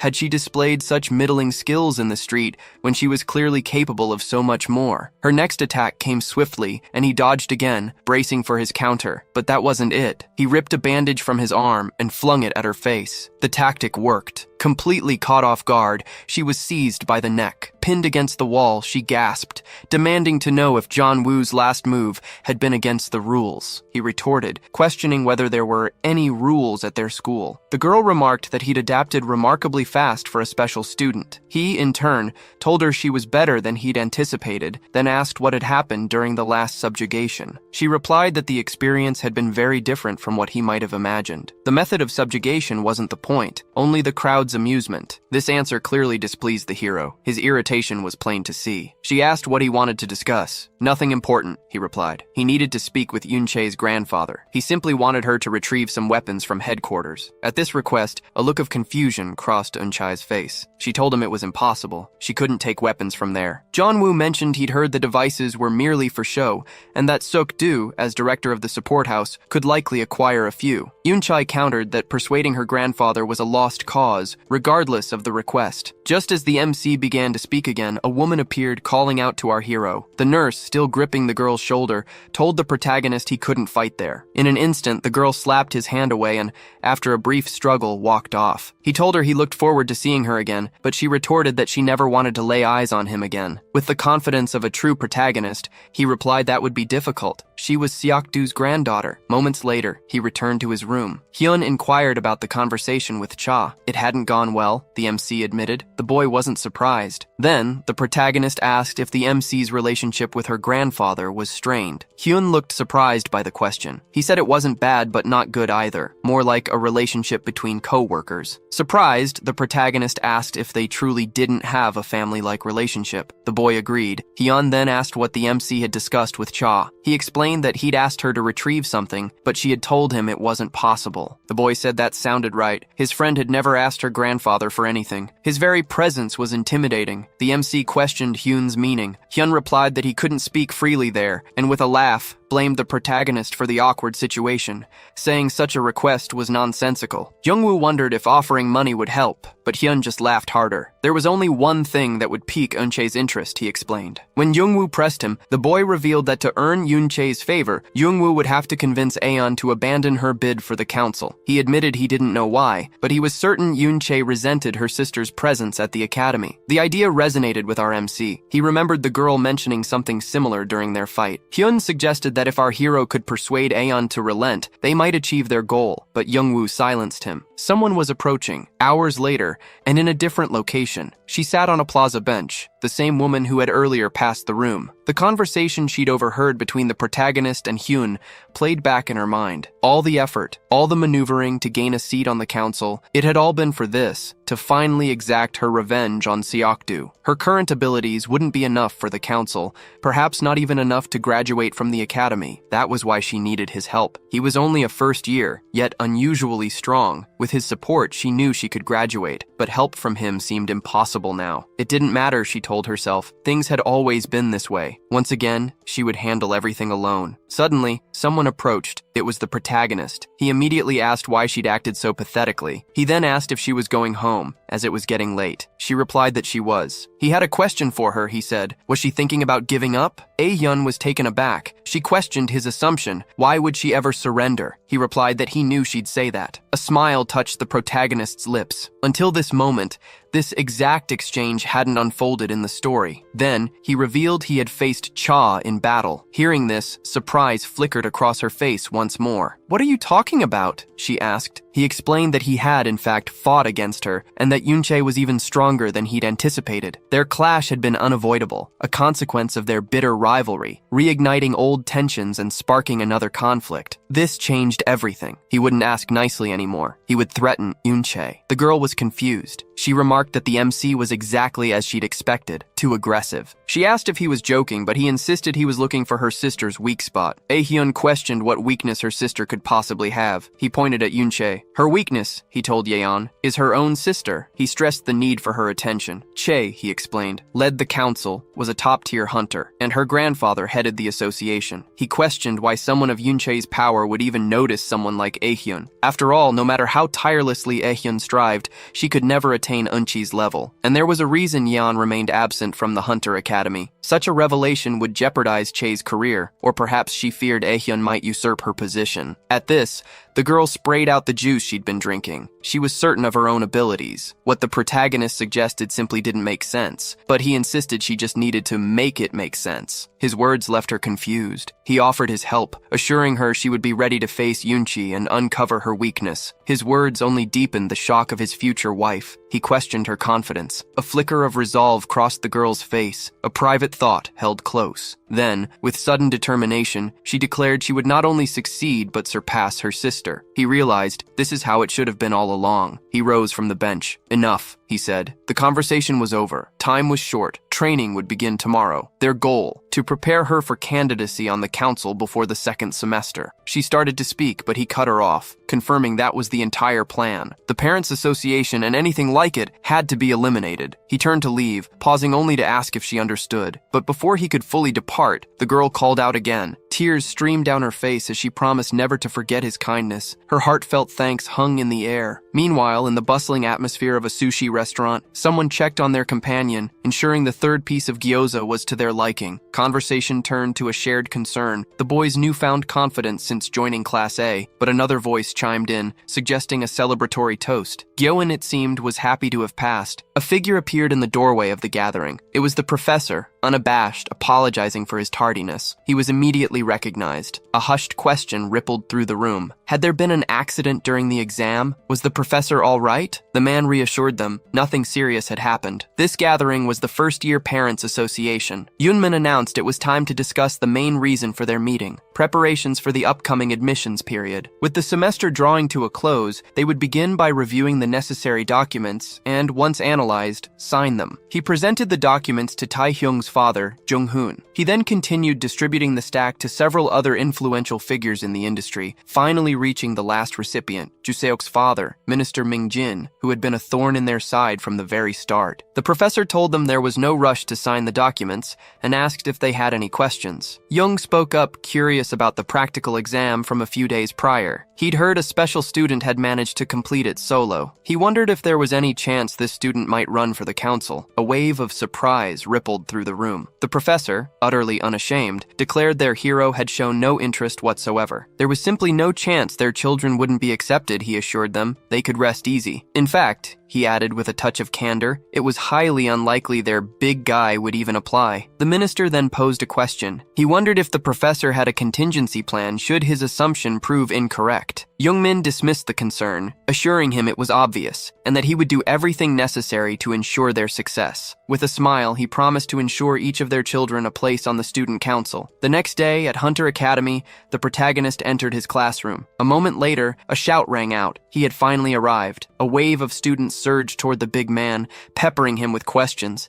He was overwhelmed by the barrage, each voice demanding to know how he'd conquered the dungeon. He wondered how he'd gotten into this predicament. A poster on the wall proclaimed his top score on the test. He couldn't believe it. Students swarmed him with questions, the barrage continuing for several minutes. His aura flared, a silent command for the crowd to part. He didn't know these people, and he made it clear they were in his way. A sudden realization rippled through the onlookers. This wasn't the Junwoo they knew. He moved toward his seat. She spotted him. He told her he hadn't expected a perfect score from the professor. She replied that they wouldn't change the results. That was why they had revealed the true score. He found solace in the untouched brilliance of the stars. Junwoo checked on his companion, asking if she was adhering to his instructions. She responded that no one had specified how long the physical training would last. The NC dismissed the girl's argument about good weapons, stating that strength was paramount. The girl conceded the point, but insisted their hero needed to prepare for the approaching final exams. "Is this another dungeon?" the protagonist asked. Ahin replied that it would be a written test and a sparring match. The academy's exams were strange, the protagonist thought. Why did students have to fight each other? He assured her this was advantageous. She'd only need to defeat a single opponent. She wondered who that might be. The protagonist replied it was obvious. Jusok was a clear contender for the council, and that's why she had to defeat him. His father, the minister, had pulled strings after the incident with the professor's son, trying to ensure Jusok failed the course. This entire chaotic situation wouldn't have been possible without the Parents' Association's involvement. He explained that council members were chosen based on exam scores, and he might not even qualify for the first round. As long as she could defeat the boy, she'd sail through the initial phase. The girl considered this. The protagonist pressed, asking if she was truly unsure. She replied that she would try. The MC countered, "Just try?" She corrected herself, determined to make it work. "I'll make it happen," she insisted. The protagonist was pleased. "Great! Starting tomorrow, we'll train in martial arts. And if you have the time, you can invite your friends." The girl's expression shifted. "I don't have any friends," she admitted quietly. Hearing this, the protagonist's expression softened with pity. She shot back, asking why he would look at her that way when he didn't have any friends either. He, in turn, questioned why she thought he was friendless. He called Wushik a friend, then paused, searching his memory for other names. He drew a blank. Suddenly, a half-forgotten conversation surfaced in his mind. The memory flickered, indistinct. He couldn't quite grasp it. A sudden silence fell over him. Aehyun, noticing the shift, asked if something was wrong. Junwoo's expression gave nothing away. He dismissed it as mere distraction. Meanwhile, back at the hospital, Hyun found himself reflecting on the sheer tedium of the place. Being surrounded by his classmates hadn't been so bad after all. He considered watching something on YouTube and reached for his phone, but then he realized his arm was gone. His face fell. A moment later,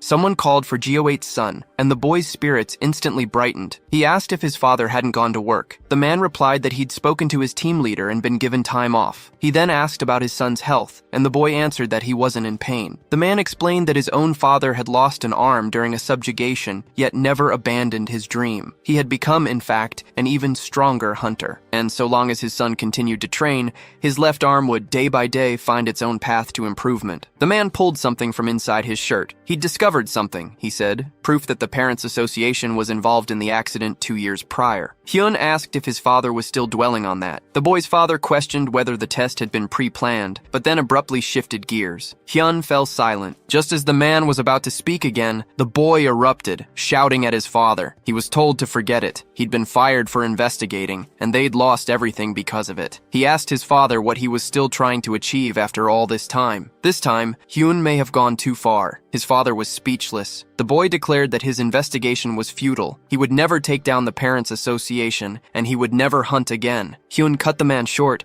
refusing to hear any more stories about his grandfather. 40 years had passed, and no one believed them anymore. Could this boy truly be Hyun's grandfather? After the boy left, his father sat on the bed, considering his next move. Elsewhere, our hero questioned his underlings about any new discoveries. The chubby one reported nothing suspicious in classes C and D. Pressing further, the hero inquired about the remaining classes. The boy hesitated, suggesting it would be strange to question those in classes A and B. The hero suspected he was trying to discern who intended to join the student council. These men, however, weren't equipped for such a task. The boy, acknowledging their effort, offered a reward. But the men, seeing his sincerity, insisted it wasn't necessary. The protagonist advised them to simply accept payment from an adult and say thank you. He handed them the money, growing impatient, and told them to just take it. The chubby one pointed out there was only 1,001. He reassured them, telling them not to feel bad. They could at least buy a snack. But as they walked away, they realized it wasn't enough for anything. The protagonist muttered under his breath that they really were good lackeys. He watched the boys, remembering his own early days, when even a small sum like 1,001 felt like a fortune. But that was irrelevant now. His focus had to be razor sharp, training Aeon to defeat Jusuk. The written exam was a secondary concern. He could only hope she'd prepared. The fight, that was everything. Jusuk's skills were lacking, but they couldn't take any chances. The association's next move was unpredictable. Training Yan posed a problem. There was nowhere suitable. Asking Wushik was too risky. It would draw unwanted attention. Suddenly, a voice called out to Jusuk. He was their third most formidable competitor, and his face lit up at the sight of his friend. The MC asked if Hyun had been discharged. Hyun explained he was only at school to take care of some paperwork. He'd heard their hero was going to help Aeon, and he was curious to know how it was going. The boy, after hearing the full story, nodded in understanding. He explained that Class E's use of the academy came with restrictions. "That's exactly what I was worried about," the protagonist replied. Hyun then asked, "Do you really plan to fight the association?" "Of course," came the immediate response. The MC questioned his friend's motives. The boy warned him it wouldn't be easy. It could even be life-threatening. The MC laughed. They'd faced worse together. They'd find a way through this too. Hyun conceded the protagonist had been right. They had survived the dungeon somehow. He remembered the events within, flashing back as the walls crumbled around them, even the moment he'd shielded the arrogant boy, saving his life. The weight of the past settled heavily upon the guildmaster, a fresh wave of sadness washing over him. He mused aloud, wondering how different things might have been had the protagonist been involved in the accident 2 years prior. The boy, understandably, was confused by this sudden, cryptic remark. Jusuk. But just as quickly, Hyun brushed it aside, casually mentioning that he knew of a training location, the student council's own academy nestled within their offices. The professor, brazenly claiming honesty, looked at the boy standing before him. Jusuk, he declared, was in the most danger at that moment. The boy asked what he meant. Juman explained that the MC might try to join the council. The extra was stunned. The tension in the room thickened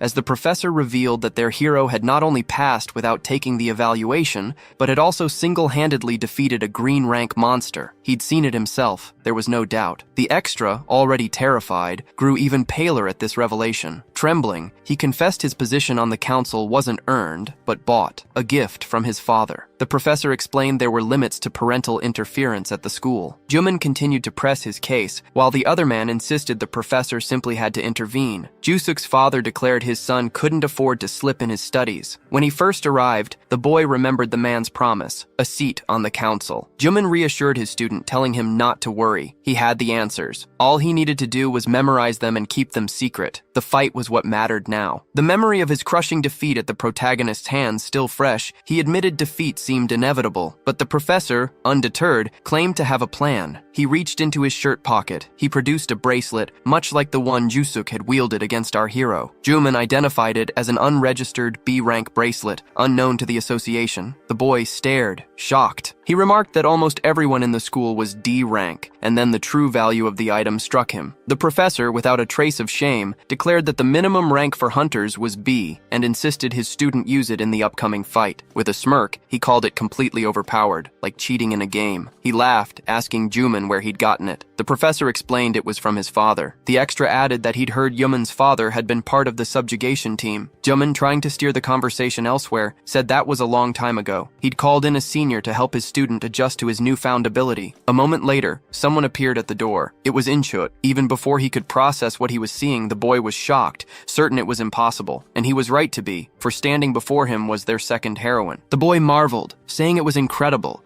With her help, victory was assured. The man instructed him to obey her every command, explaining that he'd made a special request. He'd never imagined she'd agree, and figured her dislike of the NC must be the reason. He then turned the conversation to the upcoming training. Placing a hand on the young woman's shoulder, the man told her to look after her junior. She confirmed she would. Deep within the school's academy, AN sparred with the protagonist, offering fighting advice, but the heroine found herself completely outmatched, unable to land a single blow. Finally, she called for a break, admitting she couldn't keep up. She pointed out they were only practicing. Wasn't he being a little harsh? He replied that they needed to train seriously. AN then insisted that if they were truly going all out, he should teach her how to use abilities. Everyone else used them in a fight, she argued. She couldn't just rely on her fists. Youngwoo sighed. It would be easier to show than explain, he told her. He instructed her to remove her gloves and use her abilities against him. A flicker of confusion crossed her face, but the MC urged her on. Think of it as a real fight, he said. Attack him seriously. He then taunted her, asking if she really thought she could take him down with a single punch. AN retorted, incredulous, asking if he was crazy. She wouldn't use her ability on someone unarmed. Youngwoo warned that if she continued complaining, he'd end the training session right there. With her bracelet activated, the system confirmed her ranked abilities. Flame magic ignited in her hands. She wouldn't care, she declared, if he were hurt, and with that, she charged toward him, magic blazing. She unleashed a torrent of fire, but the hero dodged with effortless grace. In a flash, he closed the distance, seizing her arms and delivering a powerful blow that sent her hurtling through the air. She slammed into the ropes. The protagonist urged her to get up and attack again. In a flash, she ignited her flames once more, this time unleashing her second-ranking skill. She charged again, lunging at him. He saw the shift to close combat and dodged her attack. It was a good try, he thought, but this time he wouldn't evade. He met her next rush with a punch, connecting squarely with her stomach. Aeon fell to the ground again. The NC remarked that she was likely puzzled, unable to land a single blow despite her superior range. He explained it was simple. An ability must be woven into her movements, yet she was so preoccupied with the next attack, she neglected the present one. Aeon looked puzzled. Isn't that normal? She asked. No, the protagonist replied. It creates a gap in your skills. Instead of thinking about how to use an ability, you need to focus on how to attack. She claimed not to understand what he was saying. He smiled. Then you'll learn the hard way. He lunged, a punch aimed at her head. Even as he attacked, the NC continued coaching her on defense and counterattack. He told her to unleash the full force of her ability the moment she found an opening. He'd expected her to give up quickly, but she possessed a surprising courage. He wondered how long she could hold out. Suddenly, realization dawned on our heroine. For the first time, she dodged the hero's attack and, lifting her leg, prepared to counter. She lashed out, a powerful kick connecting squarely with his stomach. The blow sent him staggering sideways, nearly falling to the ground. She unleashed a third-rank skill, surging forward once more, but then, unexpectedly, he leaped. They hung suspended for a moment, face to face, eyes locked. Seeing this, she faltered, her focus broken. In that instant, he landed a blow to her chin. Dizziness swept over her. In a flash, she was down. The MC had taught that victory lay in exploiting an opponent's weaknesses, but superior skill and weaponry alone wouldn't be enough for her to capitalize on those openings and dominate the fight. He asked if she now understood the importance of mastering the fundamentals, but he suspected her true motive was to take him down. Noticing how she'd instinctively thrown an elbow strike without even realizing it, she replied, still curious about his true identity. He questioned why she'd brought that up now. She replied that it made no sense, given they were the same age. Then, turning to the protagonist, she began to speak, but stopped abruptly. A flicker of fear crossed even the big guy's face. Had she somehow discovered his secret, that he was a reincarnator? She pressed him, wondering aloud if her future husband was actually a secret agent, trained from childhood. The MC shut her down, telling her to stop with the nonsense. Entering the academy, Gilwatt remarked, surprised that he hadn't expected to see them there so soon. The protagonist and heroine greeted Ken, who asked how they'd been, noting it had been a while since they'd last trained at the academy. She insisted she was fine, that it was enough. He admitted he always fought his father in the ring, despite losing most of the time. Our hero asked him what he planned to do next. He wondered why the MC had brought that up so suddenly. Even if he left the council, he still had to graduate, a thought that had preoccupied him recently. His whole life had been focused on becoming a hunter. That was impossible now. A vital part of him was gone. The protagonist listened, falling silent, guilt washing over him as he remembered his own time in the dungeon. But then, a flicker of hope. Actually, he said, it might not be impossible. Ken questioned his meaning. Their hero insisted it wasn't impossible. His friend could still become a hunter, even without an arm. The boy said he knew the MC meant well, trying to lift his spirits, but he shouldn't say things like that so casually. The protagonist insisted he wasn't being casual. He spoke from experience, recalling the story of a hunter who lost his right arm during a subjugation. But the hunter refused to give up. His training intensified, pushing him to surpass the strength he possessed before his loss. He developed a habit of interrupting the MC, always with the same phrase. As long as someone is alive, Hyun would declare, they can still make things work. The protagonist agreed. Just as the boy started to ask the man's name, the protagonist explained that his name was Chung and that he had died long ago, which was why the boy's friend didn't recognize him. But then, the Gaoit revealed that Chung Hoon was his grandfather. Even the largest among them was taken aback by the coincidence. A few hours later,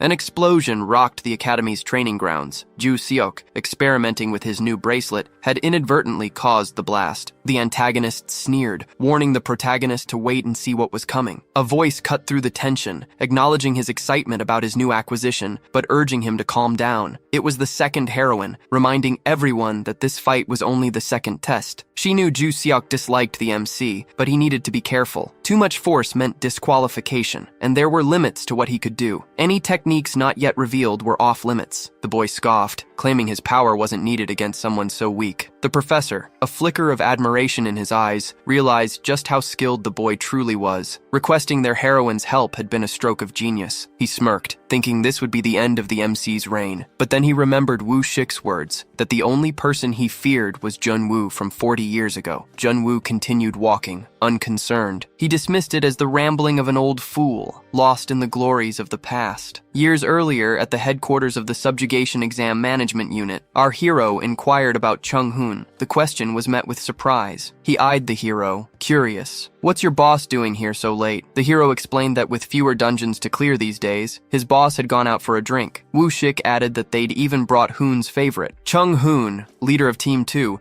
was among the MC's most admired talents. The protagonist inquired about Hoon's companions. They'd stepped out briefly, Hoon explained, and would return soon. Then we'll wait, the MC decided. Chung insisted they start drinking immediately. His friend, the MC, reflected on Chung's one real flaw, his love of alcohol. It had been 5 years since their friendship began. Without even realizing it, the three of them, Woo-shik, Hoon, and he, had become fast friends. Over drinks one day, he asked Hoon if he was busy. Hoon admitted he was, but it was manageable. 8 months earlier, he'd lost his right arm in an accident. He told his friend not to feel awkward talking about it. Accidents were, after all, a normal part of life. The protagonist struggled to find a response. It felt like such a waste. His friend was one of the most talented people he knew. Chung asked the MC if a left-arm-only technique existed, something his friend could perhaps teach him. Young Woo questioned whether such a thing would truly suffice, but the man insisted it was far too early to give up. As long as he still breathed, he could make anything work if he didn't quit. Hoon's body began to heal, and his true training commenced. Wielding a sword with his left hand proved a daunting challenge, a stark contrast to his lifelong reliance on his right. Yet, he persevered, ultimately mastering the unfamiliar skill. He defied all expectations, his swordsmanship becoming even more formidable than before the loss of his arm. Chung's mastery of the sword was undeniable. The man commented on the rigor of the training,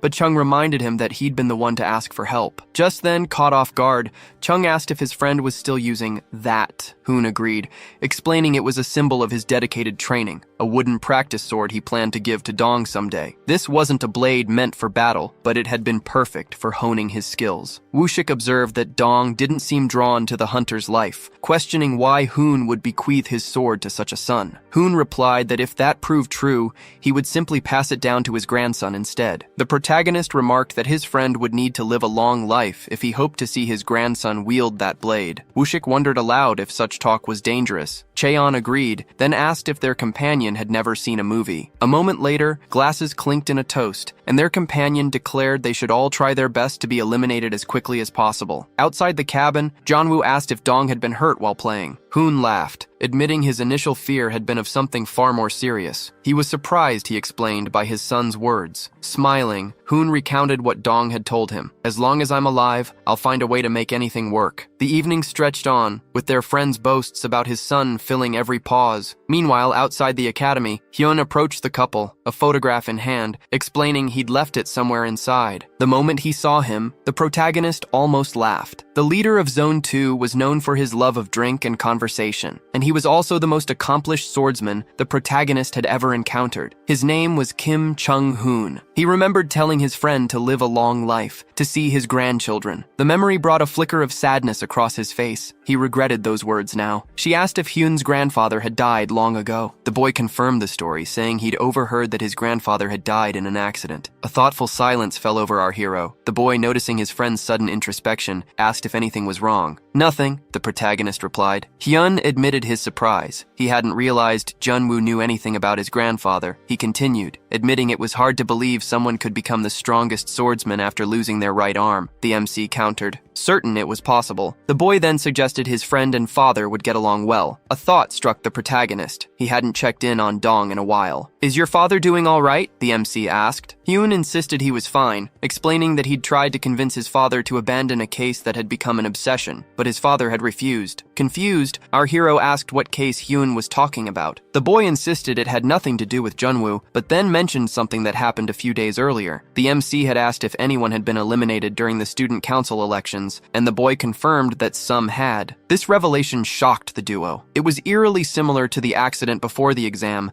when the test had been changed at the last minute, and 2 students had been crushed by falling rocks. The MC asked if Dong had been investigating that case. The boy confirmed it. That was precisely why he'd been fired. It was like a police officer trying to seize control of the entire Parents Association. The outcome was unavoidable. This revelation startled our heroine. He then joined the council but found himself ostracized. Only Eun-chae accepted him. The MC questioned whether the association's nominee had also been involved in the accident. Hyun replied that this wasn't possible. The association had only 4 members, and their nominee hadn't taken the exam alongside them. He still dwelled on it, wondering what might have been if he'd reached out sooner. She asked if that was why he'd saved the arrogant boy. Hyun admitted there were times he regretted it, that his path to becoming a hunter had been in vain. Even with the risk, The thought of someone facing elimination before his eyes brought a grim satisfaction. He had made the sacrifice. A smile touched his lips. Then, surprise. He crouched down and picked something up. Could it be the guillotine blade? Hyun had said it was Dong's only keepsake, a relic his father had cherished for years. He remembered his friend vowing to one day pass the blade down to his grandchildren. He asked Hyun if he could borrow it. The boy didn't mind, but he was curious. Why? He asked. The MC explained that his friend had doubted the truth of his grandfather's story,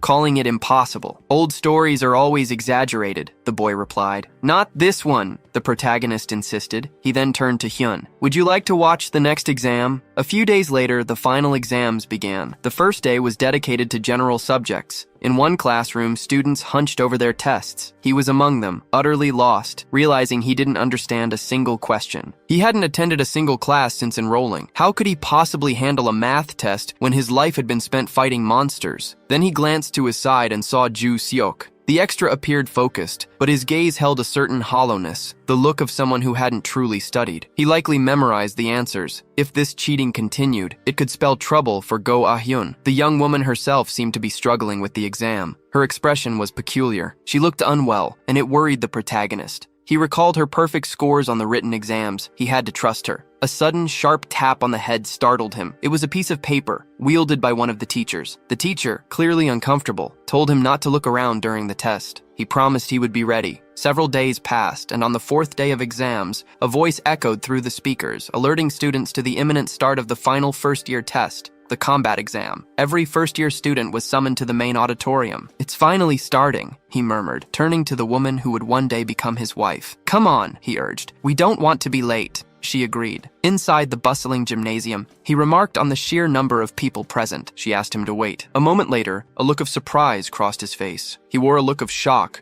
though nothing remarkable was visible in the arena. A crowd watched, a low murmur rising from their ranks, too indistinct to decipher. Among them, reporters documented the unfolding scene. The MC wondered aloud if the exams were always this intense. AN explained that this was the final exam of the semester, and top-performing students often went on to become council members. Junwoo, his face impassive, considered the spectacle. With even subjugations broadcast for public consumption, watching students with abilities battle one another was, in essence, just another form of entertainment. An announcement echoed through the arena. The exam was about to begin. A wave of disgust washed over the MC. Adults broadcasting children fighting for profit. It was sickening. President Woo-shik, the announcer declared, would now explain the rules of the engagement. She explained that the test rules applied to all the students who had diligently trained. The first exam would pit two randomly selected participants against each other, the victor moving on to the next stage. The MC, with an ironic smile, recognized the rules as identical to those used in their own past subjugation tests. The test continued until one participant either surrendered or was defeated. Victory earned a single point. Defeat meant no points, but no penalty either. Those with no points could re-enter as often as they liked. However, a single point earned, then lost, meant elimination. Woo-shik explained that while the special protective gear would absorb most of the impact, it wasn't foolproof. A warning followed. Don't get carried away and don't be reckless with your abilities. The Class A test was about to begin. The GOAT expressed his hope for favorable outcomes for all. Immediately, the lottery for the upcoming fights began. Two unremarkable students were selected, likely destined to remain on the sidelines of the story. The announcers directed them to enter the arena and prepare for the test. The referee signaled to their starting positions, then called the start. The red-haired student was first to charge. She was taken aback by the sight. Incredible, she breathed. So this is how Class A students fight. Turning to her future husband, she asked the protagonist for his opinion on the match, but a moment later she was shocked. The boy was asleep. She asked why, especially with Class A fighting. He replied that the fight was a mess, nothing worth watching. Exhausted from sleepless nights studying for exams, he decided it was time for a break. AN questioned his confidence, especially after witnessing Class A's impressive abilities. She wondered what criteria he could possibly be using to make such a bold claim. I was right. Those two extras vanished. A few hours later, the announcer declared Class D's fights finished. AN nudged him awake. He stretched, sleepily asking if it was over. Yes, the girl replied. It's our turn now. The announcer called for the Class E fighters to prepare. The students surged toward the exit, a wave of motion carrying them toward the cafeteria. The arena, moments before a roaring crowd, was now eerily empty. The MC wondered aloud if their class's matches were truly so dull that no one wanted to stay. The girl beside him retorted that he was the last person who should complain, considering he'd slept through the earlier bouts. But then, something caught her eye. Hyun watched the upcoming rounds. The boy greeted him, and he returned the gesture. The announcer declared the introduction of the first participant from Class E was about to begin. He decided to conserve his energy. Choosing an opponent of average skill would be more practical. The first match from the protagonist class pitted our heroine against Ji-hai. Jung-woo watched with concern. This wasn't good. Nothing was going as planned, but the girl reassured him, saying she would handle it. Taking a deep breath, our heroine reminded herself to remember her training, to simply follow what she'd learned. He declared 10 consecutive victories, nothing less. Ayan was puzzled. He explained, their class had 20 students. She needed to win 10 matches in a row. A smile touched her lips. That's exactly what she would do. The referee called for both participants to take their positions. A moment later,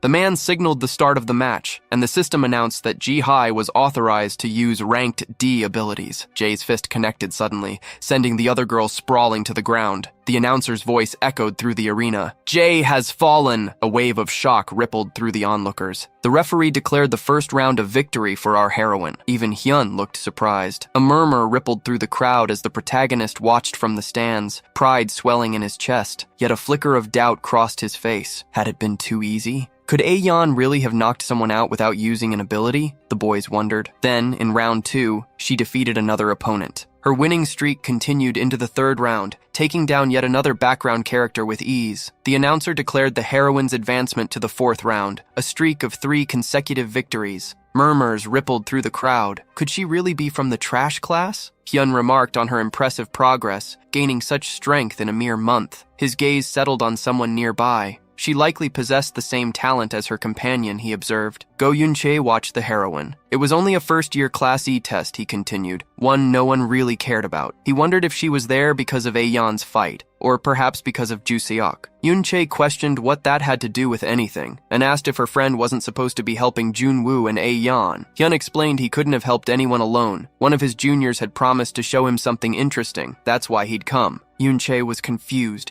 She knew nothing about this. The announcer called for those who wished to participate in the next round to step forward, but no one else stepped forward. The announcer declared that if no other challengers from Class E appeared, the matches would conclude. Then, a hand rose. It was Ju Seok. The man directed the student into the arena to prepare for the match. Seeing this, our hero was taken aback. If Ju Seok wasn't afraid after witnessing Ayan's abilities, he must be hiding something. Moments later, the referee called for both participants to take their positions. She believed this was it, her chance to finally face Ju Seok, whose power she knew was long range. As the referee signaled the start of the match, Aeon launched forward. An onlooker noted her all-out assault, but Ju Seok simply smiled, unfazed. Then, an explosion rocked the arena. The students watched in stunned silence, trying to comprehend what had just occurred. Even the hero was taken aback, recognizing the telltale signs of that particular power. Hyun looked at Yun-chae, demanding to know exactly what she had taught Ju Seok to allow him to do that. A nearby observer, puffed with pride, asked Yun-chae if her protective gear was the reason she'd withstood the attack, but quickly dismissed it, noting her low endurance. Yun-chae, lost in thought, realized this wasn't the bracelet Ju Seok usually wore. Where had he gotten this new ability? Ju Seok claimed many people helped him because of his parents. That's how he'd gotten the item. Our heroine questioned whether he truly thought that was something to be proud of. He confirmed it was, especially since it was something she could never have. Aeon bristled at his words. He then asked if she was upset because he'd mentioned her lack of parents. She silently warned herself not to get angry and fall for his taunts. Remembering her hero's words that the first battle is understanding your opponent, she realized she needed to decipher Ju Seok's ability. What category did that extra skill fall into? Its rank must be far above her own, she concluded. Activating her magic, she told herself there was only one way to find out. A blast of fire shot toward Ju Seok. I have no choice, she declared, but to keep fighting. He laughed, asking if she really thought D-rank abilities would make a difference. She reasoned that magic category abilities had similar casting speeds, favoring a long-range attack. But in a flash, Ju Seok unleashed an explosion. She managed to defend herself, thrown back only a few meters.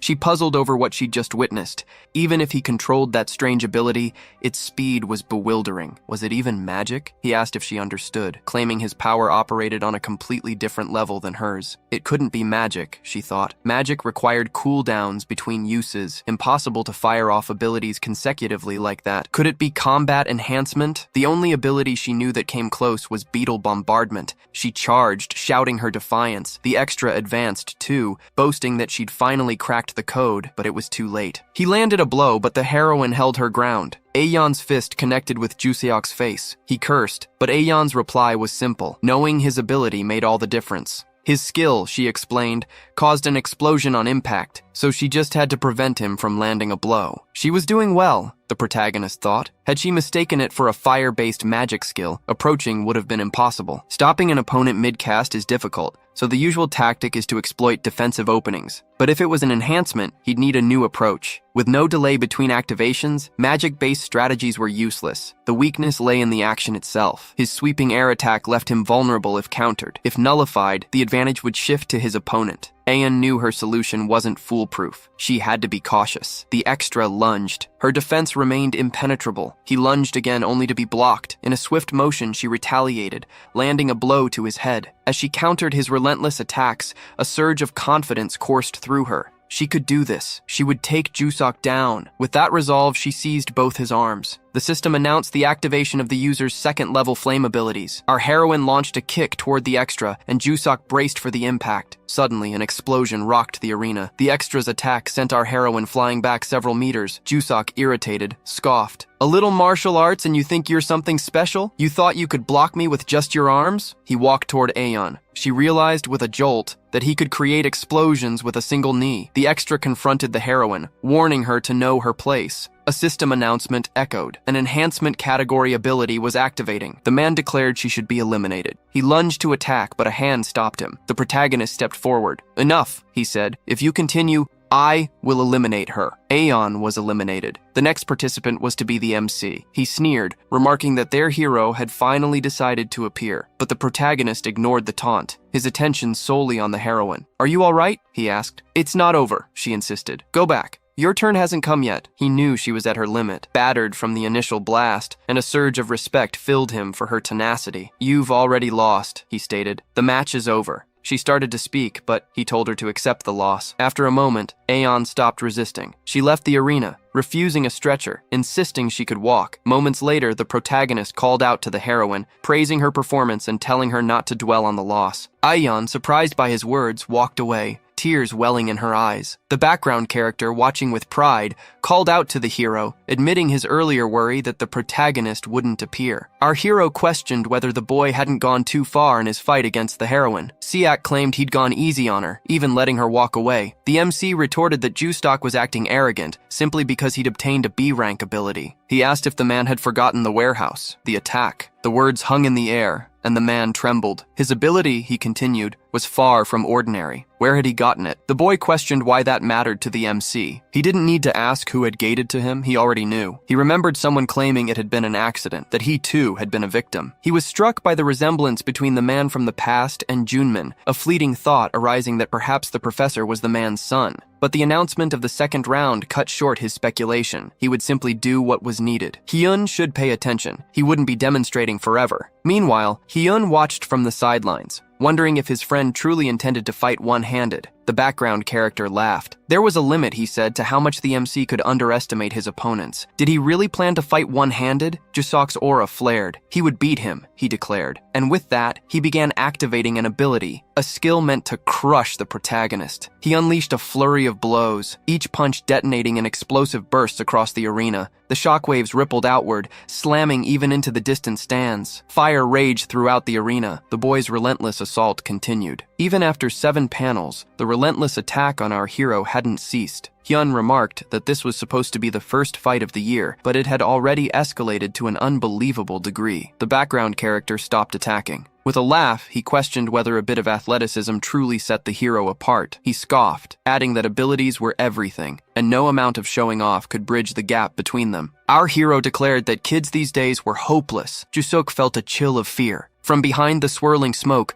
the protagonist added that they seemed to think reckless attacks were the answer to everything. He gripped a wooden sword, demanding to know why the other boy had closed his eyes and used his ability so carelessly. That doesn't make any sense, Jusuk argued. Are you saying you weren't hit even once? The protagonist scoffed. The boy was an idiot. His skill's explosion only reached a meter, while the arena was vastly larger. He hadn't needed to dodge a single attack. The MC charged toward the background character, declaring he'd teach him how to fight. The boy, at first confused, suddenly saw an opportunity. This was perfect. He lunged, throwing a punch at the protagonist, but then faltered, fear flashing across his face. The hero had countered, striking the boy with the wooden training sword. Jusuk wondered what had become of his ability. It hadn't activated. A tremor ran through him as the protagonist stared blankly, a single hand held out. Smoke curled from the protagonist's sword. Fear etched on Jusuk's face. He asked if Jeonwoo had actually deflected the explosion with a wooden blade. Jeonwoo suggested he try attacking again if he didn't believe it. The man, consumed by the thought of vanquishing his foe, unleashed a flurry of wild attacks. But his aggression was swiftly met with pain as the protagonist landed another blow. Yunchae was astonished, wondering if their hero had actually blocked the explosions with nothing but a wooden sword. It wasn't a bullet he'd stopped, it was an explosion, and the feat seemed impossible. Jeonwoo explained that the wooden sword he'd given the hero had a unique ability. It could cut through mana. Che wondered if the MC had neutralized the skill by severing the mana flow before the explosion. The boy confirmed there was no other explanation. He then turned to their companion, asking if she had another theory. She questioned whether their hero had somehow cut invisible mana with an accuracy of 0.01 seconds,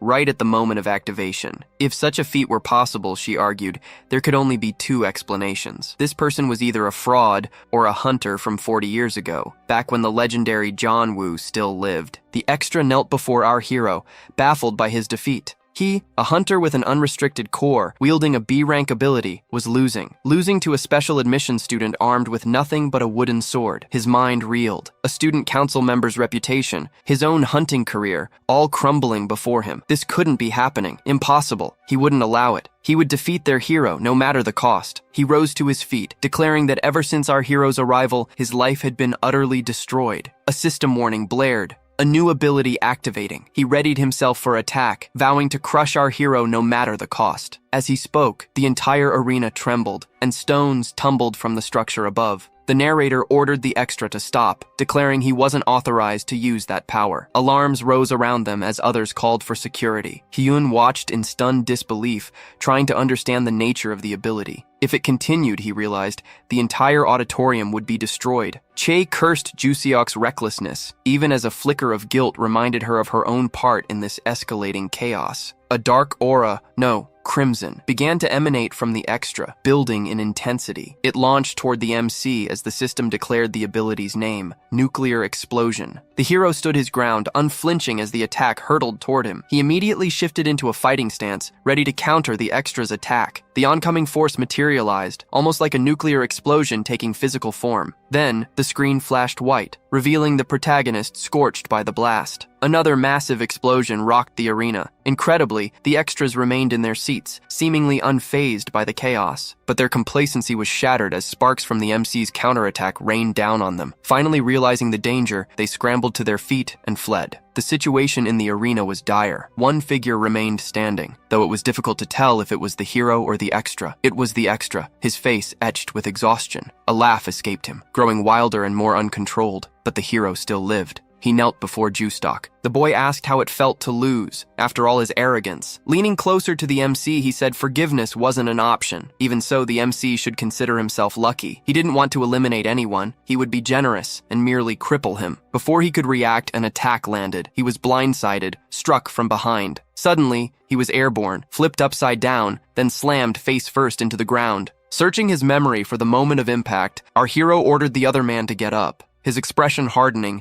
he refused to repeat the command. Jusuk, he declared, had crossed a line. The background character, still disoriented, struggled to rise, trembling and sweating before the hero. He made another attempt to activate his nuclear explosion ability, but the protagonist struck him again. This time, the hero's attack was so brutal, it defies description. He crumpled to the ground again under the hero's blow. Struggling to rise, he gasped, "I can't breathe," but the protagonist was not finished. "Get up," he commanded. Tears streamed down his face. The background character was terrified of being eliminated. He knew if he stood again, the protagonist wouldn't hesitate. Scrambling back from the hero, he begged for forgiveness, pleading desperately. He admitted his wrongdoing, swearing it would never happen again. He was truly sorry. The protagonist's fury remained. He demanded to know if the boy understood the danger of the ability he'd attempted, an ability dangerous even in the heat of true battle. Because of the background character's actions, the entire auditorium had nearly been vaporized, forcing everyone to flee for their lives. The accusation hung in the air. Then, the background character began to cry, insisting he never intended such devastation. He'd only heard the ability was strong. He hadn't known its true power. The MC, enraged, pointed out that the person who'd used that same skill 4 years prior had offered the same excuse. He asked Jusuk if he knew what became of that person. Jusuk, trembling, claimed ignorance and asked what had happened. Activating a unique ability, the protagonist declared that someone like Jusuk didn't deserve to be a hunter. He never learned. Desperate, he asked if the protagonist knew who his father was, warned that if anything happened to him, his father would never forgive him. But the protagonist didn't care. He launched an attack. The panel shattered. Perhaps he'd actually eliminated him. The protagonist's attack sent a thick cloud of smoke billowing upward. Some men murmured in confusion, unable to see what had transpired. One called out that the smoke was too dense to tell. Then, through the haze, the background character collapsed to the ground. The test was over, the narrator announced. The fight was finished. The students filed out of the auditorium. The announcement echoed through the arena as the protagonist walked away, the usual aura of power strangely absent. A voice called out, asking if the sword they carried belonged to Chum-hoon. It was the director, his face grim as he watched the protagonist depart. Wushik explained that his friend had gone overboard during a fight with another student. But, indifferent to Wushik's words, the protagonist retorted that he shouldn't act like he was still in his prime. From that moment on, he declared, he would be more aggressive and abandon all pretense of hiding his identity. The director informed our hero that the good old days were over. The MC retorted, asking if his friend truly believed he would remain idle. Hours later, inside the men's restroom, a phone rang. Minister Myeonjin was on the other end, and the recipient of the call was none other than the shameless professor. Years earlier, he ran. A worried expression creased his face, the reason yet unknown. Now, the answer seemed clear. His team's base was engulfed in flames. Several figures lay scattered on the ground, unmoving. A child's toy rested nearby, a silent testament to a life lost. Terror twisted his face. Chung's sword lay on the ground. The hero recognized it, the blade of the guillotine. In that instant, terror gripped the king. His gaze fell to an unexpected sight, a figure lying motionless on the ground. He saw a man embracing a woman. At the sight, he dropped to his knees. Within moments, people began to gather, and someone called for his captain. He realized the gravity of the situation and demanded to know what had happened. Someone in the group explained that a monster had escaped a blue-ranked dungeon, invaded their camp, and unleashed a devastating attack. Fury boiled within him. Eliminating nearby dungeons was basic protocol, he raged. He demanded the full story. A hand rose from the crowd. Someone spoke, accusing the three of them, blaming their failure to clear the dungeon. Irritation flashed across our hero's face. It was only a blue-ranked dungeon, he retorted. Impossible to fail. The man stammered, clearly flustered, unable to explain what had transpired. One of his companions bowed low in apology, explaining that Hunter Cha had insisted on undertaking the extermination with a smaller team than advised. And in that moment, the protagonist's composure finally shattered. The MC asked how many people he'd told about the plan. 7, the man replied. Then the MC asked how many had actually shown up. Just 3. The MC was not pleased. He fought back the urge to yell. He demanded to know if the 3 of them always took supplies and loot intended for 7. The man claimed this was the only time, an unavoidable accident due to dungeon interference. The protagonist stopped holding back. He didn't care if they were stealing supplies. But there was one thing he could never forgive. He asked the man if he knew what it was. Then, he declared he would never forgive anyone for ruining the life's work he'd poured into the camp. He slammed the man to the ground and pointed to the ravaged camp. "Look at what you've done," he seethed. "Your recklessness has destroyed everything. I didn't endure all that we have just to see it end like this." He questioned whether the extermination team was risking their lives in vain. The man insisted it wasn't his fault, shouting that he hadn't wanted this, that he couldn't have foreseen the dungeon interference, and that he too was a victim. He then pleaded with the MC for another chance, offering to return all their profits and even fund the camp's reconstruction. Ignoring all the commotion, the protagonist activated an ability on the guillotine and declared the man expelled from the extermination team. His residence at the camp and his hunter status were immediately revoked. In this moment, the protagonist looked strikingly different. From that moment on, Che would never again dream of becoming a hunter. And as expected, the inevitable occurred. Back in his office, the professor ignored the minister's incessant ringing phone. 6 missed calls and counting. He cursed Siak under his breath, remembering all the times he'd warned the boy, control your strength. Never, never use a nuclear explosion. It was over, broadcast to the entire country. An investigation would surely follow, uncovering every detail. And the worst part, the unregistered bracelet, illegal. A potential link, perhaps, to the incident 2 years prior. The design was flawed, he thought, and the blame would land squarely on his shoulders, given the association's considerable influence. He punched the mirror. No apology, just a sharp reminder to himself to stay calm. He needed to get that bracelet back. As long as the source remained hidden, the boy was safe. The minister, after all, had his own reputation to consider, and Yunchi had no motive to speak. So, he put aside further concerns. The bracelet, its retrieval, was paramount, but then a voice cut through the air. Looking for this? The item tumbled to the ground, tossed by their classmate, Jun Min. His face was impassive. "What are you doing here?" Junmin demanded of the MC. "Didn't you hear the announcement? Everyone's supposed to be back in class." The MC shot back, "Why are you getting so angry?" He thought Junmin might be searching for the bracelet, so he brought it to his teacher. He'd overheard something during the exam, a restriction placed on dangerous abilities exceeding a certain power level. But Siak's ability was so powerful, it slipped past every lock, undetected, and obliterated the entire arena. He asked if the man knew why such a dangerous ability went unrestricted. The only explanation, he pressed, was an unregistered core, one the association knew nothing about. The words struck the man, and he trembled. A teacher had given a student an unregistered core, he stammered. If discovered, if it caused problems, he knew he'd be in serious trouble. Junmin dismissed the protagonist's claims as nonsense, demanding proof that he was responsible for Siak's abilities. The protagonist retorted that Junmin, blinded by greed, had interfered with the number of hunters returning from the field, a decision that led to the devastating loss of the entire 2nd District team. As punishment, the protagonist stripped Junmin of his mana and banished his team from the camp. Was it merely coincidence that he witnessed these uncommon abilities again? When he spoke the name of the man he'd just disarmed, the man questioned his identity, yet knew his father's. Even he was taken aback, unaware that Junmin was Cha's son, though their shared history made it less surprising. With that revelation, he struck the man, declaring that because of him, one student had lost an arm, and today, several others nearly lost their lives. Even 2 years prior, he had made significant errors in judgment. But one thing remained intolerable: witnessing the destruction of something he had poured his life into building. He announced he had a question and demanded an immediate answer from the shameless man. He demanded to know if the man had supplied the unregistered core to Seok, but received only silence. The man then tried to bolt, lunging for the protagonist's bracelet, and, to the protagonist's surprise, succeeded in snatching it. He lunged, seemingly aiming a blow with the bracelet, but instead of striking, he hurled it to the ground, a sudden destructive act. He then unleashed a furious barrage of kicks, intent on obliterating it completely. He looked proudly at the protagonist, certain he was beyond incrimination. He challenged the protagonist, asking what he thought he could possibly say to the police without evidence. Did he really think they'd believe a high school student? Adults weren't a joke, he sneered. This wasn't just about Seok. He was attacking a teacher. His school life ended that day. No one believed him. He trembled again as someone approached, demanding to know what all the commotion was about. It was the director, come to restore order.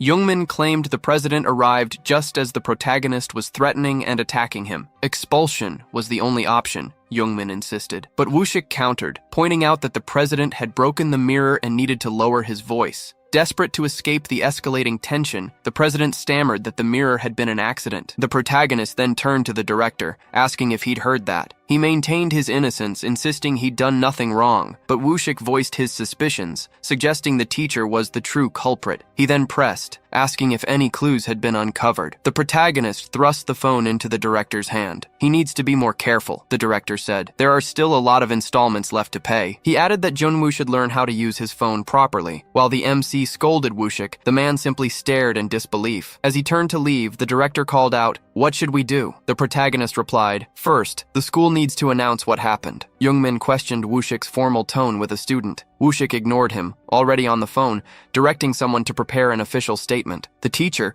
realizing the illicit nature of the request, grew frightened. He challenged Wushik, asking what he thought he was doing. This wouldn't just affect him, the teacher insisted. Even Minister Manjin would be caught in the fallout. Could Wushik truly handle the consequences? The director insisted he hadn't forgotten the accident 2 years prior. Even if losing his position was the price, a simple accident would bring no shame. But this had happened again. He couldn't face the other man without shame, leaving him confused. Woo-shik claimed the teacher simply didn't understand how things worked. Hadn't he been clear last time? The only person he feared was Junwoo from 40 years ago. He thanked Jungmin for his years of service to the school. As he left, the man's calls followed him, but Woo-shik continued on, undeterred. Connecting the teacher to the minister would be difficult, he reflected, and an investigation might not even happen. The MC explained that once something became public knowledge, hiding the truth was nearly impossible. His friend should spread the news of what happened far and wide. He knew someone in the media, and should ask them to share the information as broadly as possible. Then, he asked his friend for another favor. The matter concerned Chung's son, unjustly dismissed while investigating the incident 2 years prior. Driven by a likely thirst for revenge, he deserved a chance. But then,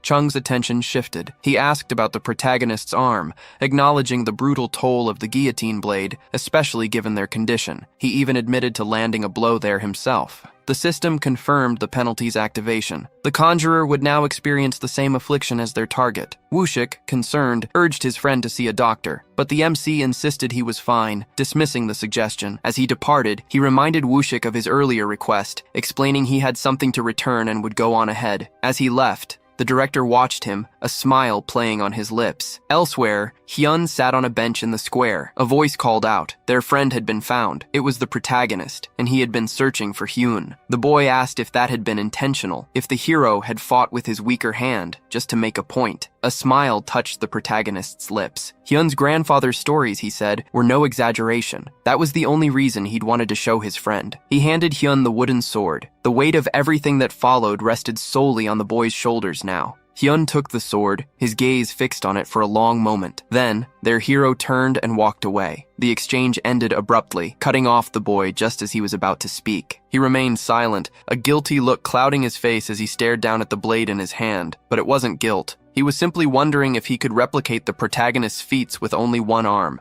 Then, something inexplicable happened. His phone rang. It was his father. A flicker of confusion crossed his mind. Why would his father be calling now? But then, his father's voice came through, filled with concern. "Are you all right?" Worried by rumors of an incident at school, he asked his son if he was hurt. Hyun reassured him, saying he was fine. Nothing had happened. Relieved, the man explained he'd missed whatever it was because of work and asked his son to come home early. The boy agreed. The video continued to circulate. He asked who the boy was, the one wielding a sword left-handed, a sword identical to Hyun's. When the boy didn't answer, the man reassured him. If it was difficult to speak, he didn't have to. He was probably tired of hearing such stories. But the boy's resolve hardened. He would become a licensed hunter, no matter the obstacles. A news report detailed the incident at school, the auditorium Seuk had destroyed. The police investigation into the minister continued, searching for any evidence of a request for the illicit power. Meanwhile, back at the academy, news of the unfolding events spread rapidly online. One student, our hero, watched the reports, taking note of the seemingly favorable public reaction. Dong's job was reinstated, which came as a relief. Aeon noticed Jonwoo staring at his phone, lost in thought. The whispers about their hero, she remarked, were relentless. Likely his name was already known throughout the school. He wondered aloud if the same wasn't true for her. After all, people were talking about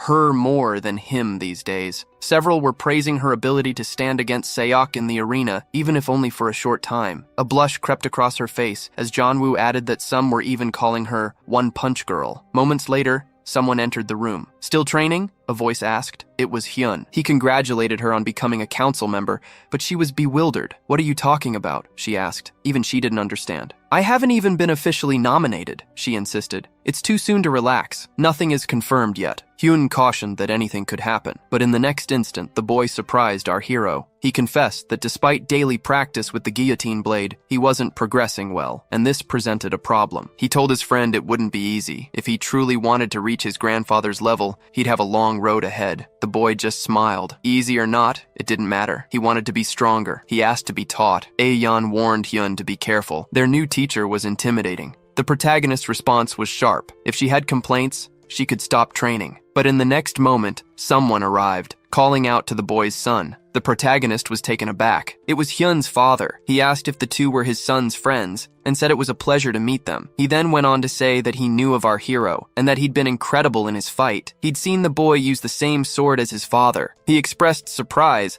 asking if the hero's name was Junwoo. The hero confirmed. Earlier, 3 men had pleaded with the protagonist not to expel them from the camp. Their pleas fell on deaf ears. He insisted his teammates exclude them, but the men continued to beg for forgiveness. Their pleas for mercy faded behind them as our protagonist walked away from the ravaged base. Flames licked at the skeletal remains of buildings, the destruction complete. A shout cut through the desolation. A survivor had been found, a child. He noted how much the 10-year-old had grown, even starting a family of his own. A complicated feeling, he thought. Hours later, the announcement came. Class dismissed. Applications for student council would be available the following day in the office. A murmur rose among the other students as the protagonist stood. He suggested they both sign up, wondering if it had to be that day or if they could register the next. There was something he needed to check, he explained, so it had to be today. At his college, they stood before the office door. She asked if something was wrong and why he hesitated at the entrance. He told her to wait. He needed to check something first. Just then, a young woman emerged from the office, someone they hadn't seen before. She seemed like just a passerby, perhaps a fleeting extra in this scene, or maybe, just maybe, she would become important later. As she passed, she recognized him, the hero who had defeated Jusuk. Meeting such a celebrity, she gushed, was truly amazing. Glancing to the side, she spotted the heroine. "Are you his girlfriend?" she asked. Aeon blushed crimson. No, nothing like that. We're just classmates." The girl laughed. "Just kidding. I already know you," she continued, her words a monotonous drone. "I'm in Class B," she announced to them. The protagonist found her chatter irritating. She extended her hand to our heroine, introducing herself and asking if the 3 of them could be friends. The couple remained silent, their expressions peculiar as they studied the girl. She urged them not to be so cautious, pointing out they would be seeing one another often. "You shouldn't be shy," she added. The protagonist asked, "Why?" She explained her application for student council was simply because there was no reason not to. Their skills, she added, were far too advanced for any Class E student to compete with. And with Si-hyuk expelled, their acceptance was practically guaranteed. He smiled. "Interesting," he said. Si-hyuk hadn't applied to the council and had been expelled, yet this girl claimed her place was secure. It seemed the results were predetermined. With a sharp look, he asked if she was connected to the association. The girl didn't answer. She began to tremble. He was certain, but one final confirmation remained. He'd waited by the door intentionally. Everyone seeking a council seat would pass through this office, offering a chance encounter with someone from the association. His plan worked. He'd found one. Her trembling ceased almost immediately, replaced by a smile. No one, she asserted, could dictate who the school executives should be aware of. He countered, revealing he had informants within the association itself. The girl insisted Si-hyuk's elimination was no coincidence. She now understood the real reason why, and admitted she hadn't been fond of his actions either. Even if he was relegated to Class E, he shouldn't disgrace Class B. As her rambling continued, the couple watched her, their expressions unchanged. She extended her hand again, reassuring them there was no reason to worry, but they continued to ignore her, their expressions unchanged. Growing irritated, she asked if they were playing hard to get. Becoming friends with Class B students, she pointed out, would be good for them. The MC hesitated, unsure. Warren laughed, claiming ignorance. He questioned whether fame had warped the MC's reality, asking if the MC truly believed all student council members were equals. He agreed that the girl had a point. Even his own friend had been treated badly by the council when he first joined.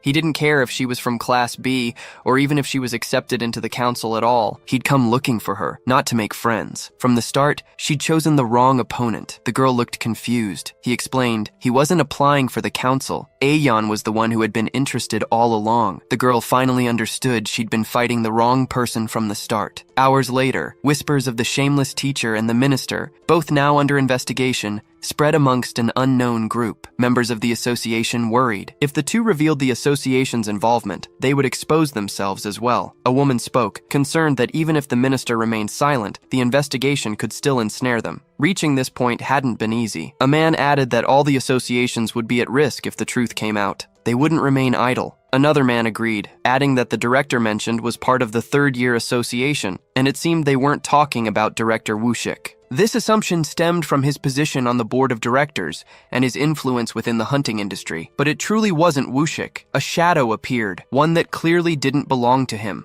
This man was a formidable opponent, deeply entrenched with numerous alliances. The woman from their previous encounter stressed the critical importance of the vice president's ascension to an executive role should the situation remain unresolved. Otherwise, they would be forced to drastically alter their plans. He'd already considered that, the man said, explaining how difficult it would be to continue working with Minister O. This man they were discussing, it seemed, was Seok's father. The woman questioned whether everyone present hadn't at least some kind of contract with the minister. The man admitted they'd had dealings, but nothing of any real consequence. Someone else mentioned a previous discussion with the minister, adding that even if things fell through, they had backup plans. Regardless, the minister's absence was an undeniable embarrassment for the department. Another voice chimed in, suggesting that the vacant position might be filled depending on Ju Seok's replacement. At that moment, everyone thought of him. A voice questioned whether it had to be him, while another countered that there was no reason he shouldn't join their ranks. But the first voice argued back. It wasn't ideal for someone with no connections to get involved. But the woman disagreed.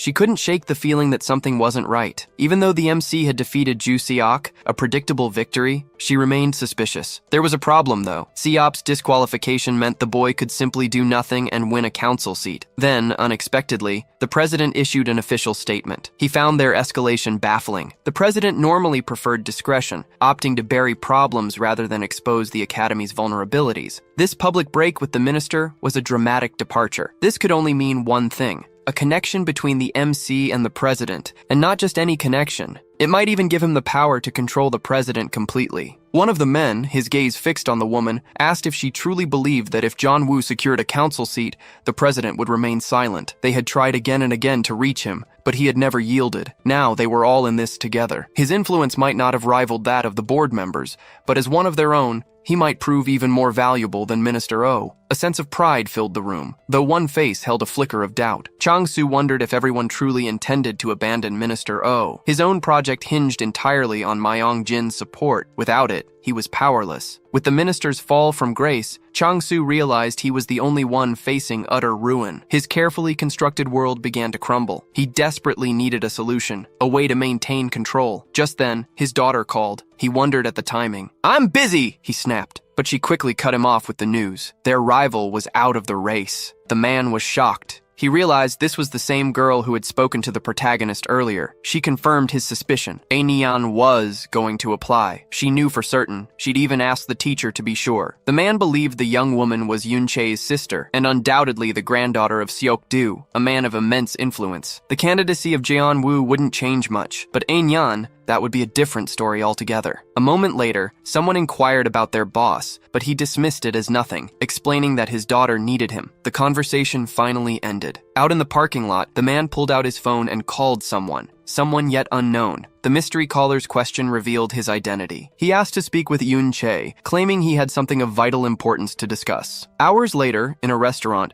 Chae confronted him, demanding to know how he'd obtained her number. He explained that his guild, still one of the largest in the country, maintained contact information for nearly every hunter. Then, he offered an apology for the abrupt contact. The girl asked the man what important news he had. He replied that she likely already knew the first-year students were attempting to join the council, and asked if she knew who planned to run. Chae admitted she had an idea, though she disliked the person she suspected. The man told her that if she thought it was the MC, she was mistaken. His daughter had informed him the candidate wasn't the protagonist. Ayan was the one planning to apply for the council. The girl was surprised. When she asked how he knew, the man explained that his own daughter had told him. Apparently, ever since Jusok had become involved in this, he no longer cared about the council. This wasn't the case for Chae, and the girl pressed for clarification. What exactly did he mean? He explained that Yoon Chae's anxiety would undoubtedly worsen if her sister joined the council. The already complicated family dynamics would likely escalate, a development that would certainly displease Seokju, and that of course wouldn't be good for the girl. He offered his help on certain conditions, assuring her they were neither impossible nor inconvenient. He then asked her to take his daughter on a public hunt, and during an interview to declare Horan her competent disciple. He paused, then inquired if her expression reflected confusion.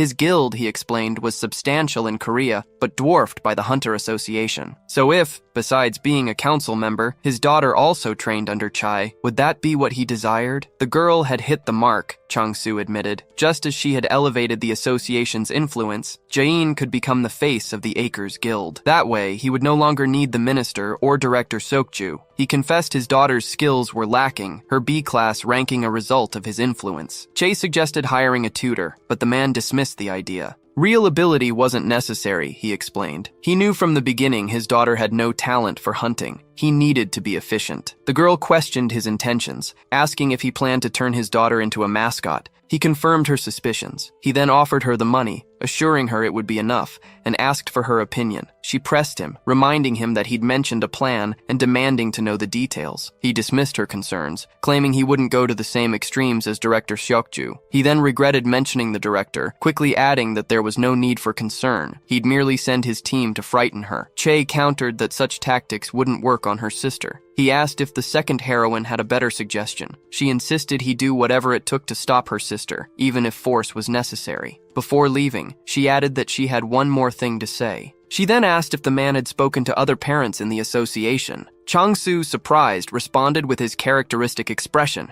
asking who would possibly gain from such a thing. Years earlier, 2 photographs had surfaced at a funeral. 2 figures knelt on the ground, their gazes fixed on something unseen. One of them, our heroine, wept openly. From behind, a voice cut through the silence, remarking on their continued grief even after the coffin's closing. A woman turned, her expression sharp with irritation, and confronted the newcomer. "How dare he show his face there?" she demanded. After all he had done, she unleashed a torrent of accusations, convinced that this man was responsible for her daughter's elimination, and her suspicion wasn't entirely unfounded. She pointedly asked if he truly believed no one would discover his culpability. His expression remained unchanged. He countered with his own grief, lamenting the loss of his son. Wasn't it enough that his son had been taken from him? Now his own life was being stolen too, he argued. Shouldn't he be the angry one? Hearing this, the woman's tears continued to fall, but now confusion clouded her features. A tremor ran through her as her name seemed to escape her involuntarily. Then, she told the man to leave. He explained that he'd deposited money into the woman's account because of what had happened. As he finished, he glanced back and saw her watching him, tears streaming down her face. He then called to Che, suggesting they leave. Even then, Che remained impassive, her face a mask, a chilling indifference she'd apparently carried since childhood. She turned her back, indifferent to the scene, and was no longer worthy of being called a heroine. As she walked away, she repeated a chilling prophecy. He would be eliminated, sooner or later. He continued on, never looking back. She awoke from a dream that felt strangely real, a recurring dream that had haunted her for days. Her gaze drifted to a faded family photograph, a relic from years gone by. The image lingered as the scene faded to black. The next day at the academy, Ah-hyun was seen training, but at a certain point he simply sat down, seemingly lost in thought. Junwoo watched him in silence, waiting for him to get up, until he decided to call out to him. He shouted his name and asked why he had been so distracted lately, wanting to know if something was bothering him. Ah-hyun simply shook his head without answering. However, Junwoo was suspicious of his silence and insisted, saying that this complacent attitude was due to the false certainty that he would get the position on the student council. Startled, Ah-hyun quickly denied that was the reason. Faced with the tension, Junwoo sighed and suggested they take a break. During the break, Ah-hyun began to speak, admitting that he wasn't performing well. He explained that he had barely been able to sleep for the past few days, which made it difficult to concentrate, but he promised that from that moment on, he would try harder. Junwoo reflected that, at that moment, being honest was the best strategy, and commented that he had already thought about it. He then took the opportunity to ask Ah-hyun why he wanted to get revenge on his grandfather, suggesting he answer while they rested. He believed that remembering the reason for his revenge would reignite Ah-hyun's motivation. After a brief silence, Ah-hyun, in an outburst, revealed that his grandfather had killed his parents. Junwoo was in shock, hesitating to believe it, and asked if it was true. Ah-hyun confirmed, nodding with few words. Shock took over Junwoo, who pondered the possibility of someone killing their own son. Immediately, the image of a man he knew came to mind, a leader who, in his eyes, wouldn't be able to hurt a fly. He thought that even if the world had changed so much, it was still hard to accept such monstrosity. His thoughts were interrupted by Ah-hyun, who asked something that Junwoo, distracted, didn't immediately understand. Noticing his distraction, situation, Junwoo tried to cover, saying that the Go Seok-do he knew seemed different from the one they were talking about. Ah Hyun's reaction was immediate. He stood up furiously and, in a brusque manner, demanded to know what else Junwoo knew about his grandfather. Without giving a concrete answer, Junwoo simply sighed. Suddenly, Ah Hyun turned and said he was going home. He then left the gym hastily, while Junwoo remained there, alone. While still reflecting on everything, Junwoo noticed that a girl, who was also planning to run for the Hunter Academy's student council, had forgotten her weapon. When he picked it up, he heard someone call him. Jong Ha-yoon asked if something had happened and why Ah Hyun had left early, noting that Junwoo also seemed down. He also asked if they had fought. Junwoo denied it, saying it was nothing. Seizing the opportunity, he asked Jong Ha-yoon if he knew anything about director Go Seok-do. Jong Ha-yoon replied that he only knew what everyone said, that he was Ah Hyun's grandfather. However, Junwoo insisted, wanting to know if he believed that person could have killed someone. Jong Ha-yoon was surprised by the question and, before answering, wanted to know if that had come from Ah Hyun. Junwoo just said it seemed to be something serious. After hesitating, Jong Ha-yoon said that although his father had recommended he stay silent, he knew part of the story. He explained that Ah Hyun's father had divorced his first wife because their marriage had been arranged. Later, while on a mission, he reconnected with Park, Ah Hyun's mother and his childhood friend, and they rekindled their relationship. According to him, they lived happily for a while, but after 8 years, both were transferred to a local branch of the Hunter Academy. Junwoo interrupted the story for a moment and asked if Ah Hyun's parents were also hunters. Jong Ha-yoon confirmed they were and continued the explanation. During a green dungeon raid, the team was forced to retreat due to injuries, leaving only the couple to face the boss in the main room. Junwoo asked if they were the only ones capable of handling the dungeon, remembering that the exit closes when the boss room is opened. Curious, Junwoo also asked about requests for backup. Jong Ha-yoon explained that they tried to make a request, but at that critical moment, the agency's system failed, resulting in a loss of communication. Junwoo reflected that it had been a series of failures: the unexpected retreat of their comrades, an error in the dungeon's classification, and the communication breakdown. However, he commented that it would be difficult to claim that Go Seok-do had intentionally planned everything. Jong Ha-yoon partially agreed, stating that it did seem unlikely, but revealed that the real problem was that the dungeon had been reported to headquarters as an orange grade one. Surprised, Junwoo asked how the support director Go Seok-do hadn't noticed that. Jong Ha-yoon replied that, although it was strange, there was no concrete evidence, which made the case even more disturbing. What was truly frightening was the fact that 2 years earlier, during the academy's exam, a disappearance had occurred under very similar circumstances. Suddenly, Junwoo's face turned serious. He sighed deeply, reflecting that this explained what had happened to that idiot. He commented that there were people who weren't happy with the leader's possible return, and with Ah Hyun's words, wondering what else they knew about that idiot. Almost 4 years had passed, enough time to change an entire generation, and now there was not even a trace of the young Go Seok-do that Junwoo thought he knew. He figured he understood that person better than he actually did, and, resigned, thought that maybe he should apologize. Without wasting time, Junwoo told Jong Ha-yoon that they would train alone, as he needed to resolve something quickly. Jong Ha-yoon asked where he was going. Junwoo replied that Ah Hyun had forgotten something and that he was going to take it to him. Meanwhile, Ah Hyun was walking home, talking to himself. He reflected that he had overreacted and thought that Junwoo probably knew nothing about his parents. He concluded that he just needed to apologize the next day. However, he stopped abruptly when he saw a man in a black jacket and a mask appear in front of him. He soon realized he wasn't alone, as there was another man behind him. Ah Hyun asked if they needed anything. He then observed that both were trying to hide something in their sleeves, but the visible bulge gave away that they were carrying an arc. He concluded they were hunters and immediately adopted a combat stance. However, he realized, stunned, that his own arc had vanished in an instant. The men in black had used the Shadow Rain skill. Ah Hyun was enveloped in darkness and completely lost his vision. With no chance to react, he felt a blow from behind, lost consciousness completely, and fell to the ground. Shortly after, a car arrived. From inside, one of the men shouted for them to quickly put Ah Hyun in the vehicle. Meanwhile, the scene returned to Junwoo. He tried to call Ah Hyun but couldn't get through. Thinking that perhaps his friend was still upset about their earlier argument, he resigned himself. He concluded there was nothing more to do and decided to return the forgotten item the next day. The following day at school, Junwoo kept trying to call Ah Hyun, but unfortunately he still couldn't make contact. Surprised and worried, he ended the call. 3 days had passed since Ah Hyun had disappeared from the academy. Junwoo sighed, thinking the situation was crazy, as even after all this time he still couldn't get in touch with Ah Hyun. He also sought help from the teachers, requesting that they call Ah Hyun's home, but according to the family, the boy hadn't been home since that day. Immediately, Jong Ha-yoon reported Ah Hyun's disappearance to the police,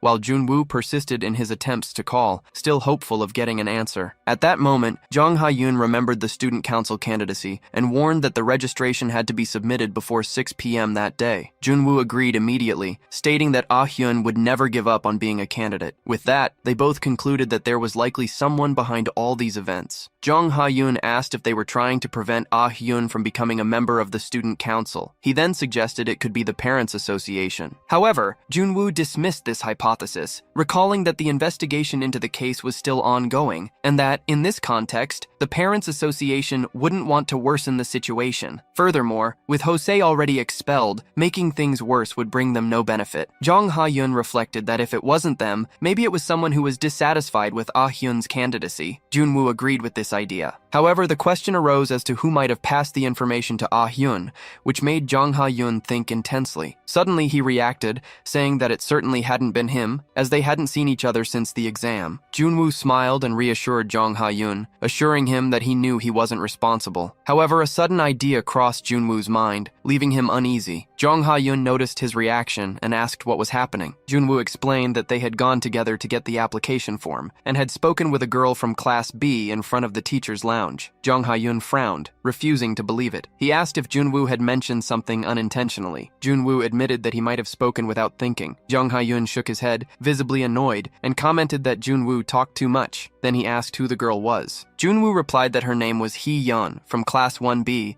and added that she was part of the Parents Association. This revelation made Jong Ha-yoon reflect. He considered that, in that case, perhaps Hee-yeon and Ah Hyun were collaborating on the kidnapping. However, Junwoo shook his head, stating that he wasn't sure if Ah Hyun would really ally with Hee-yeon. He also didn't see a direct benefit for Ah Hyun in acting this way. However, he noted that as a member of the Parents Association, Hee-yeon's family could hold an important position, and therefore, there would be room for intervention from other people. Considering these possibilities, they thought that perhaps someone had obtained the information first and was involved in these events. Faced with this, Junwoo, without wasting time, picked up his phone and made a call. He called Jong Ha-yoon's father. As soon as he answered, the man on the other end of the line was surprised to hear Junwoo's voice and asked if he shouldn't be at school at that moment. Jong Ha-yoon was also surprised to find out that Junwoo had direct contact with his father. Junwoo asked if he was busy, as he needed to ask him a favor. Jong Ha-yoon's father, curious, agreed to hear what it was. Meanwhile, Jong Ha-yoon, observing the conversation, frowned and asked Junwoo when he had gotten his father's number. During the call, Junwoo asked for information about the parents of Hee-yeon from Class B. Jong Ha-yoon's father thought for a moment before replying that Hee-yeon's parents were not well known and that there was little material to investigate. He explained that her father was the head of a guild in Seoul, the Aces Guild, and that separated from his wife, he lived alone with his daughter. Junwoo asked if this guild could be compared to a private security firm. Jong Ha-yoon's father confirmed, adding that the organization was not entirely legal, being involved in controversial activities. With this information, Junwoo asked if it would be possible to track the current whereabouts of Hee-yeon's father. Jong Ha-yoon's father laughed and commented that, besides being a task that would take time, it could complicate the situation even further. He advised Junwoo to report the case to the police, promising to help so that the investigation could start as soon as possible. Junwoo thanked him for the help, especially considering he had called on the spur of the moment. The man on the other end of the line simply laughed and replied that, in fact,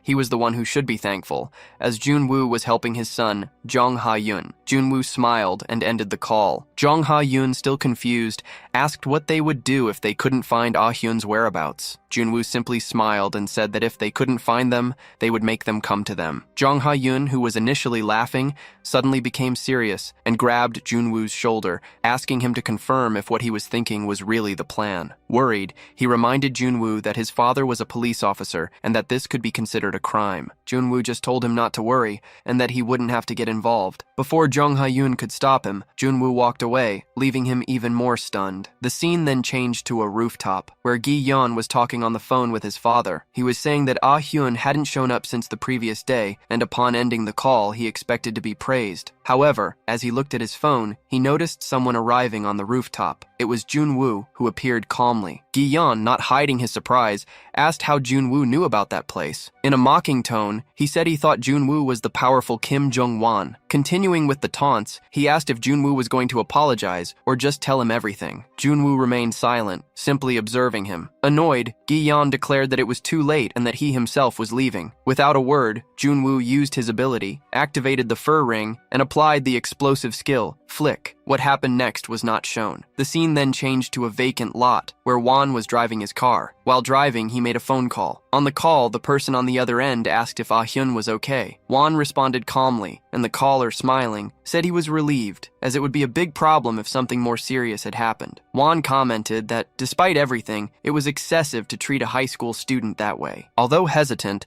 he asked the man on the line if he didn't feel bothered, since Ah-hyun was still his brother. Ah-hyun's brother replied that with someone as influential as the manager of the Acer Guild's Seoul branch involved, there would be no interference from the client. He stated that it was simply a personal request and asked Won to handle the situation until 6 p.m. Won agreed, promising to call again. As he looked into the distance, he reflected on Ah-hyun, acknowledging that the boy truly had impressive qualities and knew how to stand his ground. Suddenly, one of the guild's men appeared and greeted Won, calling him guildmaster. Won asked about the situation, and the man replied that everything remained quiet. Won ordered them to release the prisoner after 6 p.m., but demanded that surveillance be doubled. The guards agreed immediately. Shortly after, Won received a call from his daughter, Hee-yeon. Before answering, he muttered to himself, suspicious of the situation. Upon answering, Won scolded his daughter, saying he was busy. However, from the other end of the line, he heard Hee-yeon's trembling voice, who, crying, said she was being held captive. Before he could react, another voice came on the call. It was Junwoo, who introduced himself and asked if he was Hee-yeon's father. Overcome with rage,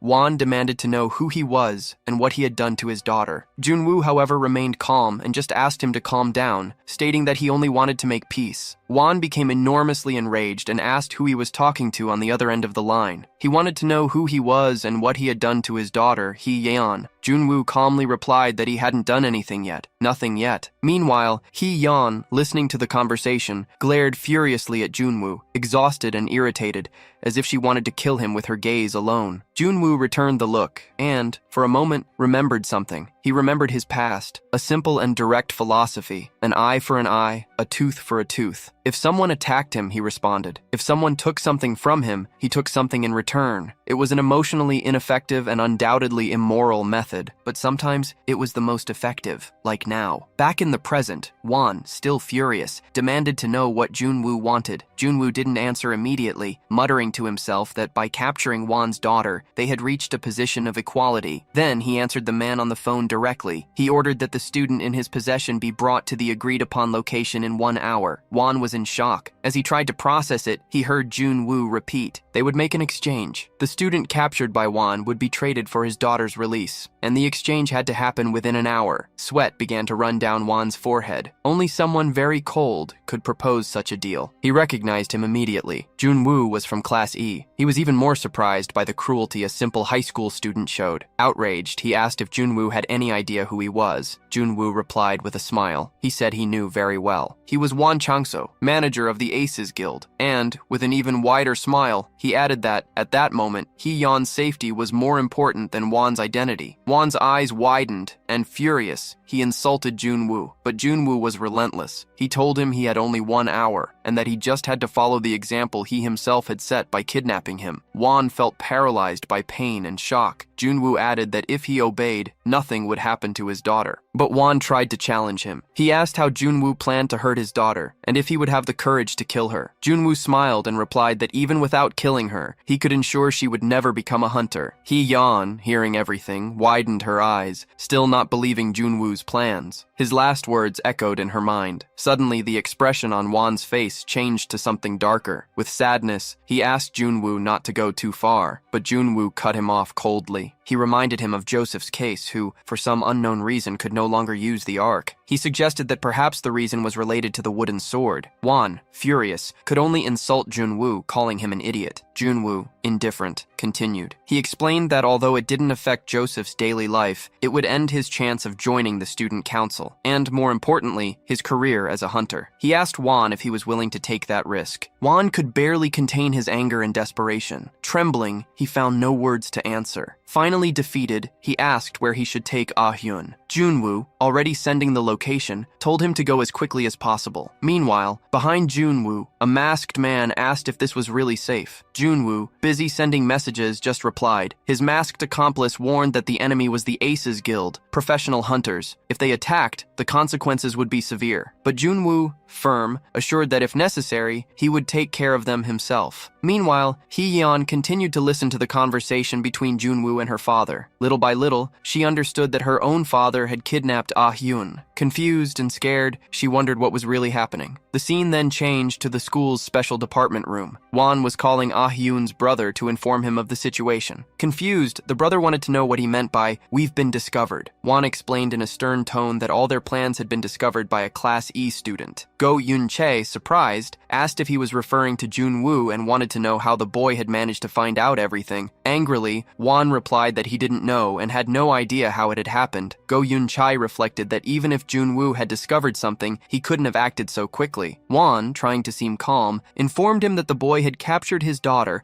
and was demanding a hostage exchange in 1 hour. Shocked, Go Yun-chae asked if he had accepted the deal immediately. Firmly, Wan stated that he had not. He added that, according to the threats, if he didn't comply, his daughter could never pursue a career as a hunter. He knew he couldn't stand by idly because, even if he didn't have high expectations, he wanted to ensure Hee-yeon at least became a high-level hunter. After a sigh, Go Yun-chae asked if this meant Wan was giving up on the request he had made earlier. Quickly denying it, Wan stated he had no such intention, but from that moment on, he couldn't guarantee the safety of Go Yun-chae's brother. Faced with this response, Go Yun-chae remained silent. Wan concluded that he had only called to inform him of the situation and hung up abruptly. After hanging up, he commented to himself that he believed Go Yun-chae didn't care much about this kind of thing. Without wasting time, he ordered his men to get the prisoner out of the car and prepare to leave immediately. His men obeyed promptly, and Wan also reminded them to bring the equipment. The scene then changed to a warehouse, where Junwoo and his allies were waiting. As soon as he arrived, Wan was greeted by Junwoo, who respectfully addressed him as Manager Wan Chang-so. However, Wan ignored him and asked directly where Hee-yeon was. Junwoo, maintaining an ironic smile,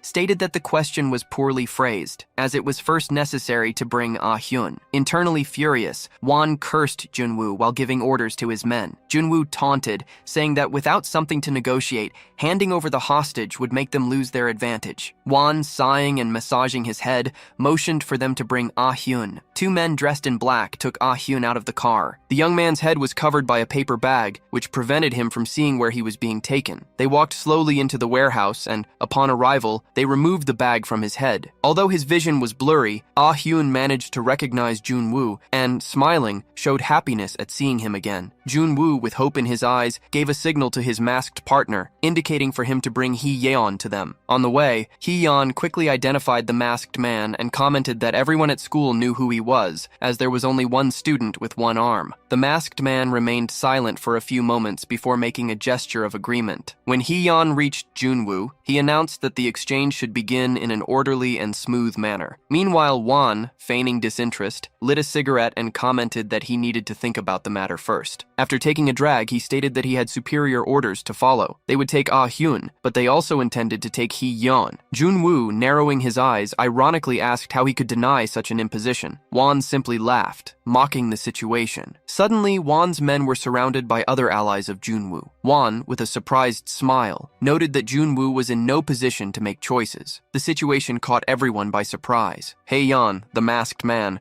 and even Junwoo showed signs of tension. As the atmosphere grew increasingly heavy, Wan remained silent, coldly analyzing what his next move should be. Junwoo walked slowly forward and spoke softly, but with emphasis, stressing that this was important for both of them and suggesting they resolve everything at once. Wan smiled arrogantly, throwing away the cigarette he was holding, and replied sarcastically that now he was the one begging mocking the situation. Without losing his smile, Junwoo thought that was exactly what Won wanted. Meanwhile, Hee-yeon, visibly nervous, approached Junwoo and Ba Mu-long, asking them not to look at her and to let her go, showing fear of a possible fight. Junwoo replied coldly, and without hesitation, that she should shut up, stay quiet, and not complain if she got hurt. The masked man then approached, sparking Junwoo's curiosity, who asked what he was doing. The masked man replied that even for him, it would be difficult to face this alone. Surprised, Junwoo asked if he was aware of what he was doing. The masked man smiled and stated that he no longer cared. In an unexpected move, he took off his mask, revealing that he was Kim Jong-ha-yoon. Without wasting time, Jong-ha-yoon activated his C-rank skill,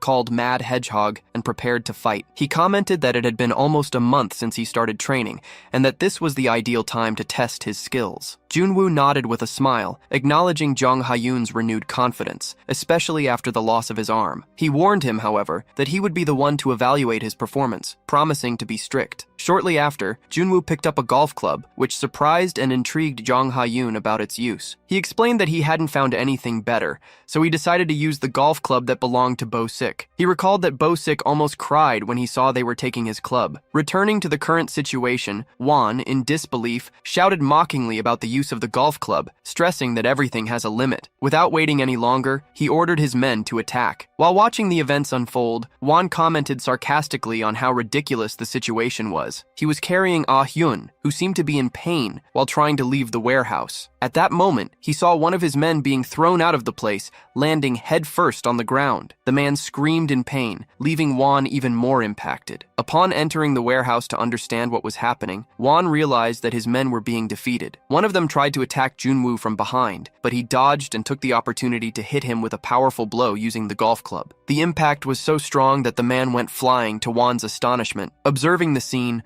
Won also showed signs of growing irritation. He ordered them to inform his client that the operation was about to fail. Won became enraged, seeing that a few young people were dominating the situation. In his mind, he acknowledged that Junwoo already showed talent at school, but he believed that outside of it, reality would be very different. He thought that against professional hunters, students like Junwoo should be easily defeated. However, his men continued to fall one after another, which left him even more confused. He wondered how it was possible that 6 second-rate hunters were being defeated by just 2 students. He considered the whole thing ridiculous and felt like he was in the middle of a joke. While Won was still trying to understand what was happening, Junwoo did not hesitate to advance, making a quick move in his direction to distract him. Seizing the opportunity, Junwoo cut the tape binding Ah-hyun's hands, freeing him. Won was impressed by his enemy's audacity and strategy. He realized that Junwoo had intentionally created the distraction to free Ah-hyun. Junwoo and Ah-hyun then prepared to act, attentive to Won's next move. Won, laughing uncontrollably, acknowledged that his opponents were one step ahead. While holding his head, he said to himself that he now understood the situation. Feeling the tension in the air, Junwoo and Ah-hyun got into position to react to any action from Won. Decided, Won summoned his fighting spirit, the Mountain Lord Tiger, a huge and imposing animal. Ah-hyun was immediately terrified by Won's ability, recognizing it as the signature of the head of the Aces Guild's spirit branch. The tiger's pressure was suffocating,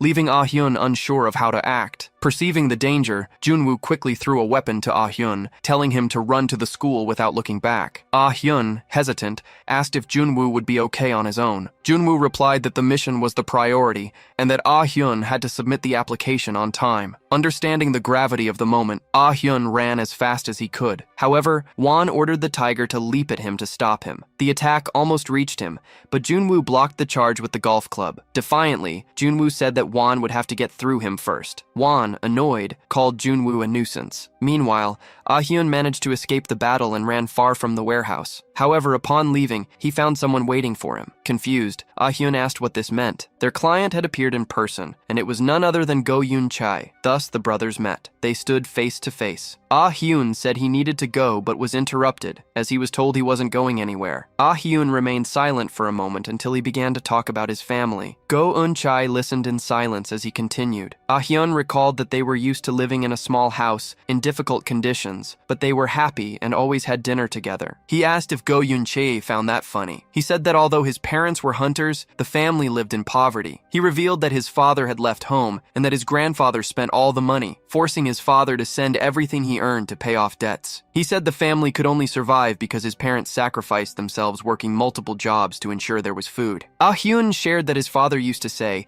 every night in that small, smelly room, that he had a beautiful and kind brother. He would promise that one day they would all be reunited. When that day came, the father told Go Yun-chae that he should become friends with his brother. As Ah Hyun spoke, Go Yun-chae listened in silence without interrupting. Ah Hyun asked with pain in his voice why Go Yun-chae didn't even come down the hill to see them. He accused him of having stayed under the power of the man who killed his own father. Ah Hyun was on the verge of tears. Go Yun-chae replied that he understood the feelings of revenge his brother carried, but Ah Hyun interrupted him, shouting that he didn't understand anything. He said that if Go Yun-chae couldn't help him, he should at least not stand in his way. In an emotional outburst, Ah Hyun activated his Flame of Asher ability. Go Yun-chae tried to warn him, stating that he still didn't know what kind of person their grandfather was. Then he used his own ability, Crystallized Rice. Go Yun-chae added that if Ah Hyun continued to give in to his emotions, he would end up dead. Ah Hyun replied that he didn't care, that he wasn't like the others, and that he had nothing left to lose. At that very moment, his fire magic surged forcefully towards Go Yun-chae. Go Yun-chae counterattacked with his ice magic,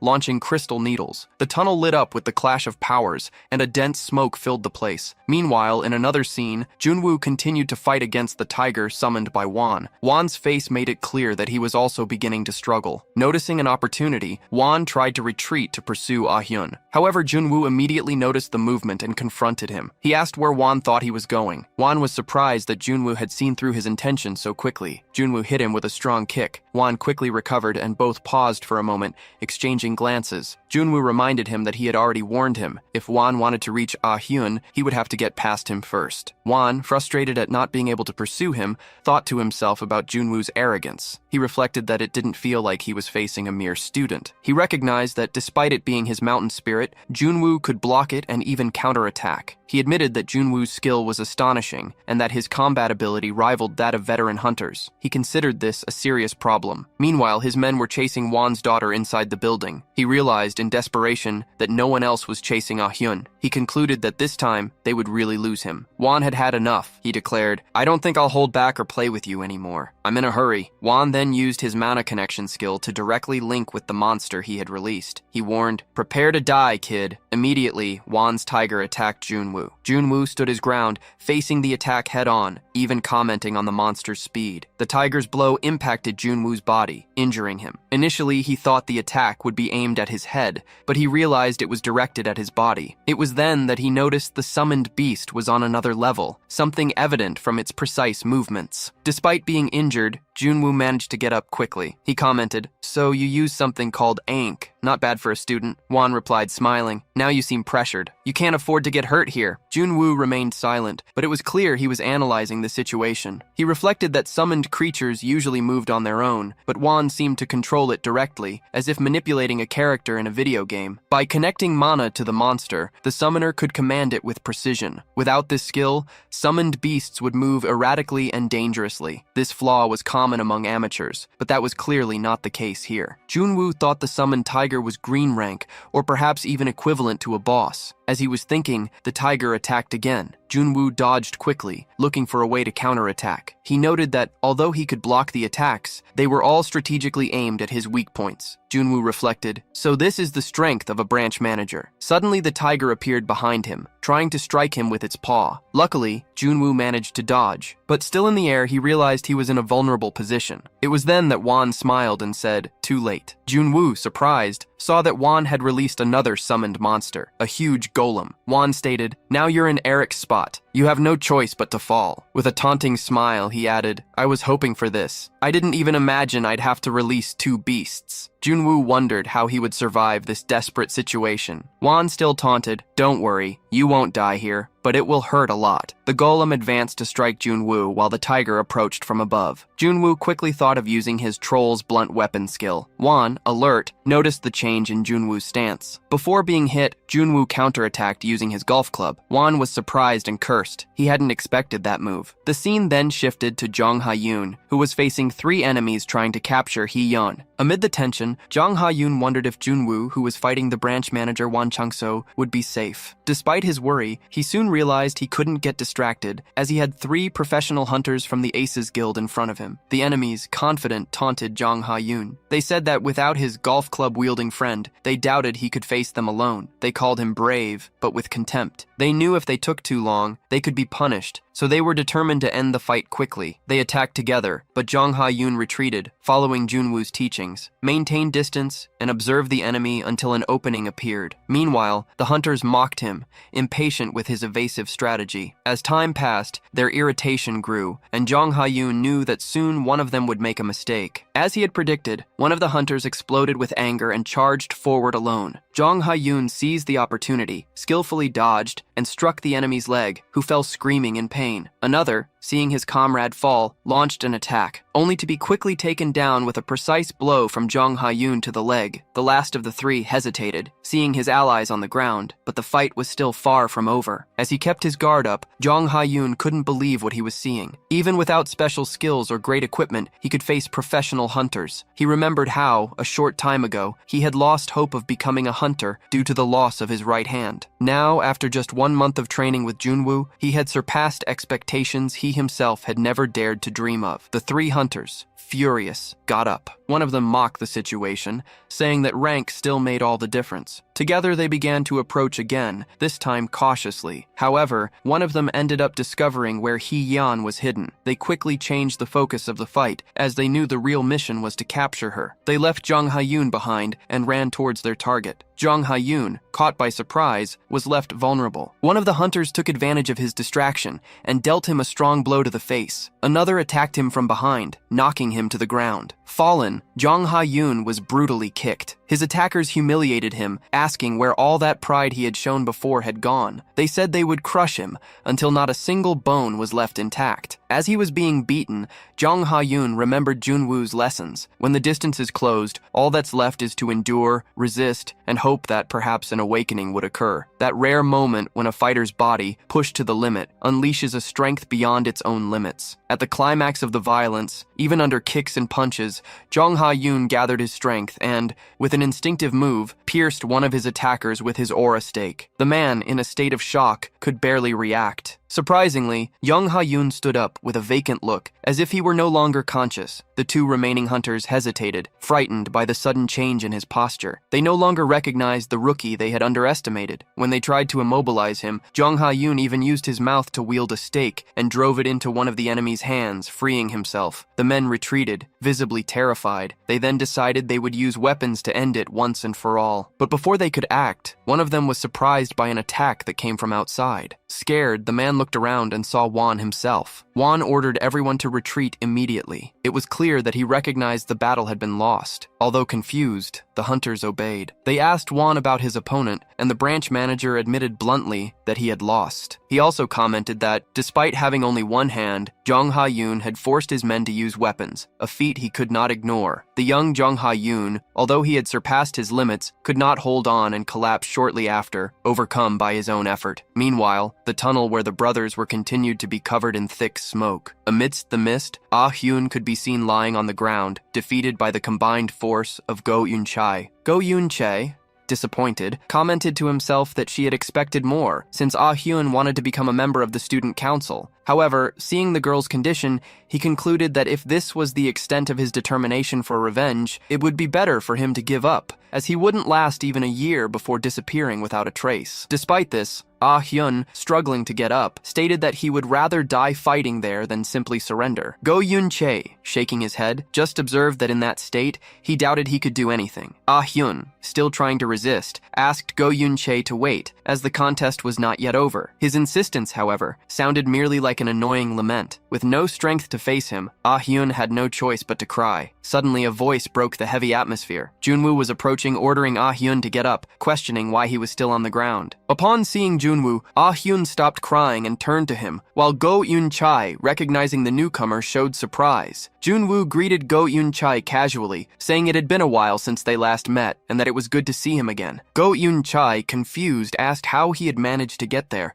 mentioning that Director Gwang would never allow such an easy exit. Junwoo explained that he initially tried to resolve the situation with a conversation conversation, but since Guang was too stubborn, he was forced to put him to sleep before leaving. The impact was visible on Go Yun-chae, who immediately asked if Junwoo had defeated the director. Although Junwoo denied it, Go Yun-chae insisted that he tell the truth. With a serious expression, Junwoo assured him he wasn't joking. Go Yun-chae remained silent, suspicious, while the other said that the important thing now was to decide the next step, regardless of trust. Furthermore, he reminded them that they were busy and asked for space to continue. Indignant, Go Yun-chae demanded to know why Junwoo was helping Kwon Cha-ai. Junwoo replied simply, saying it was because he saw a bit of himself in the girl. Go Yun-chae, annoyed, retorted that he should know the meaning of such help, but Junwoo, unconcerned, stated that he saw no need to know. As he prepared a skill and the energy crystal, Go Yun-chae warned that Junwoo would soon understand the consequences, but it would be too late to regret it. About to attack, Go Yun-chae was surprised when Junwoo, looking at Ah-hyun, remembered that there were only 15 minutes left until registrations closed, and that they would hardly make it in time. Considering it unfair to waste more time, Junwoo alerted Go Yun-chae that if he continued, he would make his involvement in the kidnapping of a minor clear. The implied threat made Go Yun-chae hesitate. He then stopped the activation of his skill. Seizing the opportunity, Junwoo grabbed Ah-hyun and declared that they were leaving. As they walked away, Go Yun-chae called out to them and stated that he would accept the favor Junwoo had asked of him in the past. Intrigued, Junwoo stopped and asked what he meant. Go Yun-chae explained that he would speak with his grandfather so that Junwoo could obtain the hidden weapon in the support division, as long as he left Ah-hyun behind and went away. Junwoo asked if Go Yun-chae was serious, receiving an affirmative nod in response. However, he refused the proposal to Go Yun-chae's surprise, who immediately wanted to know the reason. Junwoo remembered Bo-sik asking him to avoid conflict and commented that,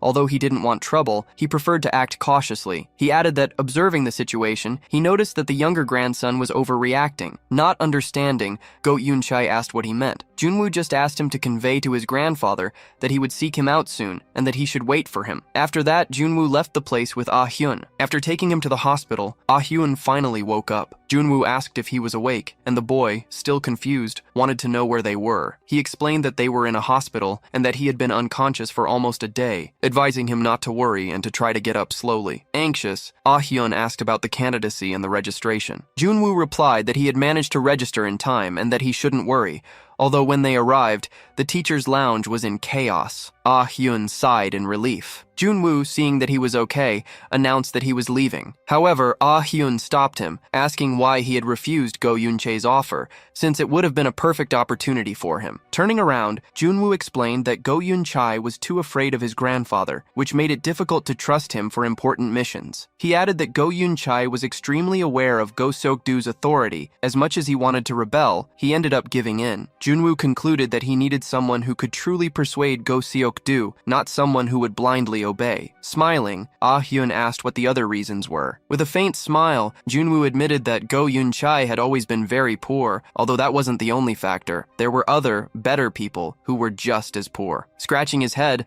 Ah-hyun joked that Junwoo sometimes said things that didn't make sense. He laughed and told him to be quiet, as he knew he would face many difficulties during training. Before leaving, Junwoo said that although he didn't know what had happened to him, he was sure that he was safe, and that was the most important thing. Ah-hyun just watched him, moved by his words. Finally, Junwoo announced his departure, opened the door, and left, while Ah-hyun, despite everything, felt happy, knowing he could count on him. As Junwoo was leaving the hospital, the cell phone in his pocket began to ring. He quickly answered the call and soon recognized Bo-sik's voice on the other end. Junwoo confirmed if it was really him and heard Bo-sik report that he had followed his instructions and released the incident to the media. Despite this, Bo-sik expressed some doubt, asking if they hadn't gone too far in how they exposed the case. Junwoo responded firmly, explaining that since Go Yun-chae's attempt had failed, they had no other option but to adopt more drastic methods. Bo-sik, curious, asked if they would still be treated as the guilty ones in the midst of all this. Junwoo, the main manager of the Aces Guild's Seoul branch, replied with irony, saying that if anyone heard their conversation, they might think he had done something wrong. Bo-sik denied it, but admitted to being surprised that Junwoo hadn't used all the accusations he himself had suggested,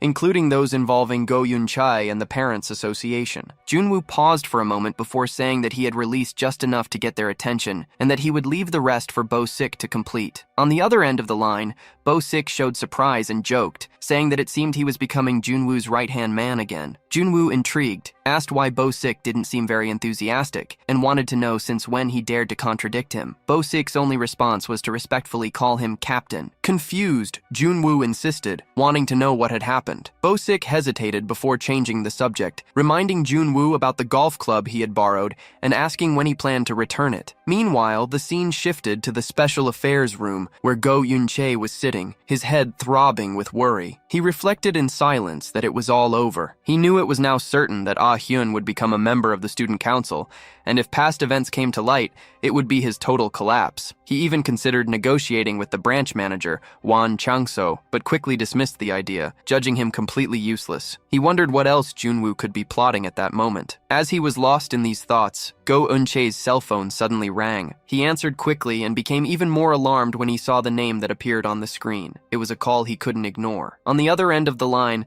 the voice replied that they had seen the news and mentioned that something extraordinary seemed to have happened. Go Yun-chae, mixing surprise and anxiety, asked what it was about. Without wasting time, he opened his laptop and was horrified by the headlines. The names of the Aces Guild and director Won Chang-so were plastered across all the news portals. Go Yun-chae could barely believe what he was seeing. He wondered aloud what this was. The voice on the other end of the line asked directly if he had caused this. Go Yun-chae tried to downplay the situation, stating that there had only been a small problem and that he had tried to solve it. The person he was speaking with was none other than his grandfather, Go Seok-do. Go Seok-do, without wasting time, changed the subject, saying that it seemed Ah Hyun had decided to run for the student council and asking if it was true. Go Yun-chae confirmed with a hesitant murmur. Go Seok-do interrupted him sharply, stating that if his grandson had reached this point, it was also thanks to his efforts. He then warned Go Yun-chae that if the situation continued to deteriorate, both of them would quickly lose their positions. Go Yun-chae responded with irritation, saying he would fix everything. Go Seok-do, however, said harshly that his grandson didn't seem to fully understand what was happening. He explained that the real problem was that the news had been directed to attack only Director Won, leaving aside any direct mention of Go Yun-chae. He stated that this was, without a doubt, a trap. Upon hearing these words, Go Yun-chae's eyes widened in shock. Go Seok-do continued, saying that to protect his own involvement, Go Yun-chae would now be forced to act according to the will of whoever had set up the situation. He then asked angrily who would be so audacious as to set a trap for them without the slightest fear. Go Yun-chae took a moment to answer, but finally revealed that the person responsible seemed to be a student from Class 1D, admitted through special criteria. Go Seok-do muttered that he was just an insolent rookie. He determined that he would handle the matter himself. Go Yun-chae, anxious, asked what his grandfather planned to do. Go Seok-do just replied that it was something Go Yun-chae didn't need to know. With that, Go Yun-chae remained silent, feeling a mixture of fear and unease. Meanwhile, the scene shifted to the Class 1B classroom. There, Hee-yeon was the target of curious glances and malicious comments from her classmates, both boys and girls. Everyone was whispering about her father's involvement in the kidnapping scandal. Hee-yeon, visibly annoyed, wondered to herself why no one had the courage to say it to her directly. Suddenly, one of the classmates called her out loud. It was Lee Seo-jong, son of the vice president of Donghyun Daili, who mocked her, saying her father was trendy again. Hee-yeon, trying to stay calm, replied with irritation that if Lee Seo-jong had nothing useful to say, he should back off. But Lee Seo-jong continued to provoke her, insinuating that the Aces Guild was so incompetent they even kidnapped a minor. Hee-yeon felt her anger growing, but the classmate didn't stop. Lee Seo-jong finished with a sarcastic comment, saying that Hee-yeon's father's courage was truly impressive. The intention to annoy her was evident on Lee Seo-jong's face. Faced with the extreme irritation she felt, Hee-yeon stood up abruptly from her chair and decided to leave the room. As she walked away, she could still hear Boy Buno making another derogatory comment. Although her father was in that situation, Buno insinuated that Hee-yeon would soon suffer the same fate, disappearing as soon as her father's influence was gone. Hee-yeon tried to ignore the words, but the final taunt resonated in her mind, penetrating slowly and painfully. As she walked down the hallway, the voices of her classmates became even clearer. They commented that that without the family connection, Hee-yeon might not have even gotten a spot in the school. They also doubted she could find a decent job in the future. Boy Buno, unable to restrain himself, approached Hee-yeon again. He grabbed her by the shoulder and in a tone full of contempt, offered her a job, suggesting that if she knew how to make coffee, she might be useful in some way. This time, Hee-yeon could no longer bear it. She quickly pushed Bunot's hand off her shoulder without a word. Then she left the room, carrying within her a silent fury and a growing resentment. As she crossed the hallway, her steps were firm, almost heavy. In her mind, bitter thoughts arose. She was beginning to accept that without her father's shadow and influence, she might have no real value. She concluded that even her position in Class B was probably not her own merit, but due to the name she carried. Determined, Hee-yeon resolved that she would live up to her father's expectations. Although she wasn't perfect, she had never missed a single training session. Every day, without exception, she did her best. The scene shifted to the prison where her father was being held. Filled with hope, Hee-yeon, in front of the bars, tried to convey strength and determination. However, Won Chang-so's response was cold and cruel. He stated that Hee-yeon should not do anything unnecessary, as he had never expected anything from her. The words cut Hee-yeon like invisible blades. Her world collapsed. Anyone would be heartbroken to hear something like that from their own father. Hee-yeon left the prison building carrying an immense weight in her soul, as if heaven and earth had collapsed on top of her. She muttered to herself, immersed in bitterness. She repeated that her father didn't trust her, that he expected nothing from her. She wondered why she kept trying so hard if, in the end, she was only seen as a mere decoration. After some time wandering in her own thoughts, Hee-yeon returned to school. However, in the building's hallway, she unexpectedly ran into Jun-woo. She saw him walking carefreely, as if nothing had happened. The simple fact of seeing him there, apparently calm, rekindled the dormant anger in Hee-yeon. Her feelings suddenly exploded, like a wounded seagull hurling itself against the storm. Inside her, fury took shape like a finally awakened monster. The scene returned to the prison where Won Chang-so was being held. Over the loudspeaker, visitors number 3 and 34 were called. Won Chang-so found it strange to note that he had another visit. His daughter had just seen him, so he wasn't expecting anyone else so soon. Despite this, he felt an unsettling premonition. This premonition was confirmed when he saw who appeared before him. Surprised and shocked, he hastily stood up from his seat. Recognizing the visitor immediately, he showed respect, not fully understanding the reason for the visit. Before him was Go Seok-do, the director, someone who rarely moved outside of official events. Go Seok-do laughed in a relaxed manner, as if to ease the tension. He said that after everything they had been through,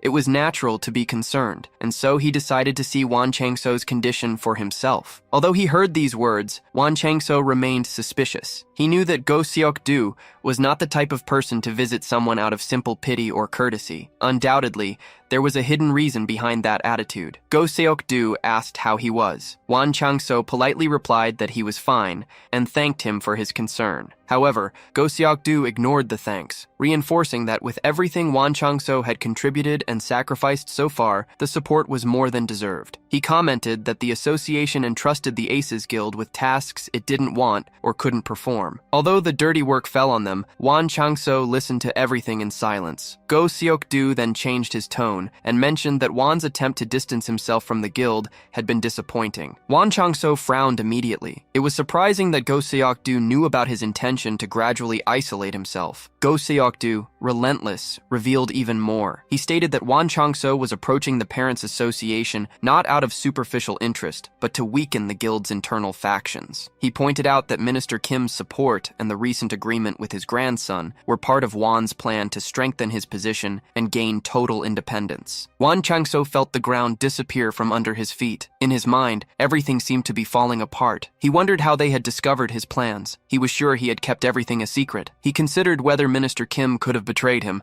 but that seemed unlikely. The tension was visible on his face, and beads of sweat began to form on his forehead. Still, he tried to maintain his composure. Go Seok-do continued calmly. He said he understood his motivations, and that he would not stop him from following his path. The sudden change in Go Seok-do's tone left Won Chang-so bewildered. Still confused, he nodded without knowing exactly what to expect. Go Seok-do smiled and imposed a condition. He wanted Won Chang-so to carry out a task just for him. Suspicious, Wan Changso wondered if it wasn't just another trap. He decided to ask directly what the mission was. Go Seok-do replied simply, "It was just one mission, and it had to be carried out flawlessly, in a clean and organized manner." Wan Changso insisted on knowing who the target was. With a cold smile, Go Seok-do revealed it. The target was a first-year student at Hunter Academy, a special admission named Junwoo. Wan Changso's eyes widened. He recognized that name immediately. Junwoo was precisely the person responsible, directly or indirectly, for his incarceration. However, Go Seok-do seemed unaware of this detail and continued to lay out what he wanted. He was the one who set the trap for you, no doubt, and for that, he must pay for what he did. As Wan Changso listened to all this, the cold sweat running down his face was evident, a result of the trauma and the memories of defeat that still tormented him deeply. Finally, trying to maintain his composure, he answered hesitantly, saying that Junwoo was just a high school student and questioned if this wasn't too dangerous. Go Seok-do, however, maintained his stern tone. He asked Wan to think carefully, asking what would be more dangerous, facing that boy, or letting his own grandson get dragged into this mess. The intensity of his voice filled the air, making it clear that he was very serious. As proof of his decision, Go Seok-do slowly rose from his seat. Wan Changso, stunned, remained motionless, with fear and confusion stamped on his face. Without waiting for a response, Go Seok-do turned his back on him, and as he left, simply said he would be in touch again when everything was finished. He assured him that it wouldn't be long before Wan could leave that place. The scene then returned to the school. At the moment, Hee-yeon and Junwoo met. As soon as she saw Junwoo,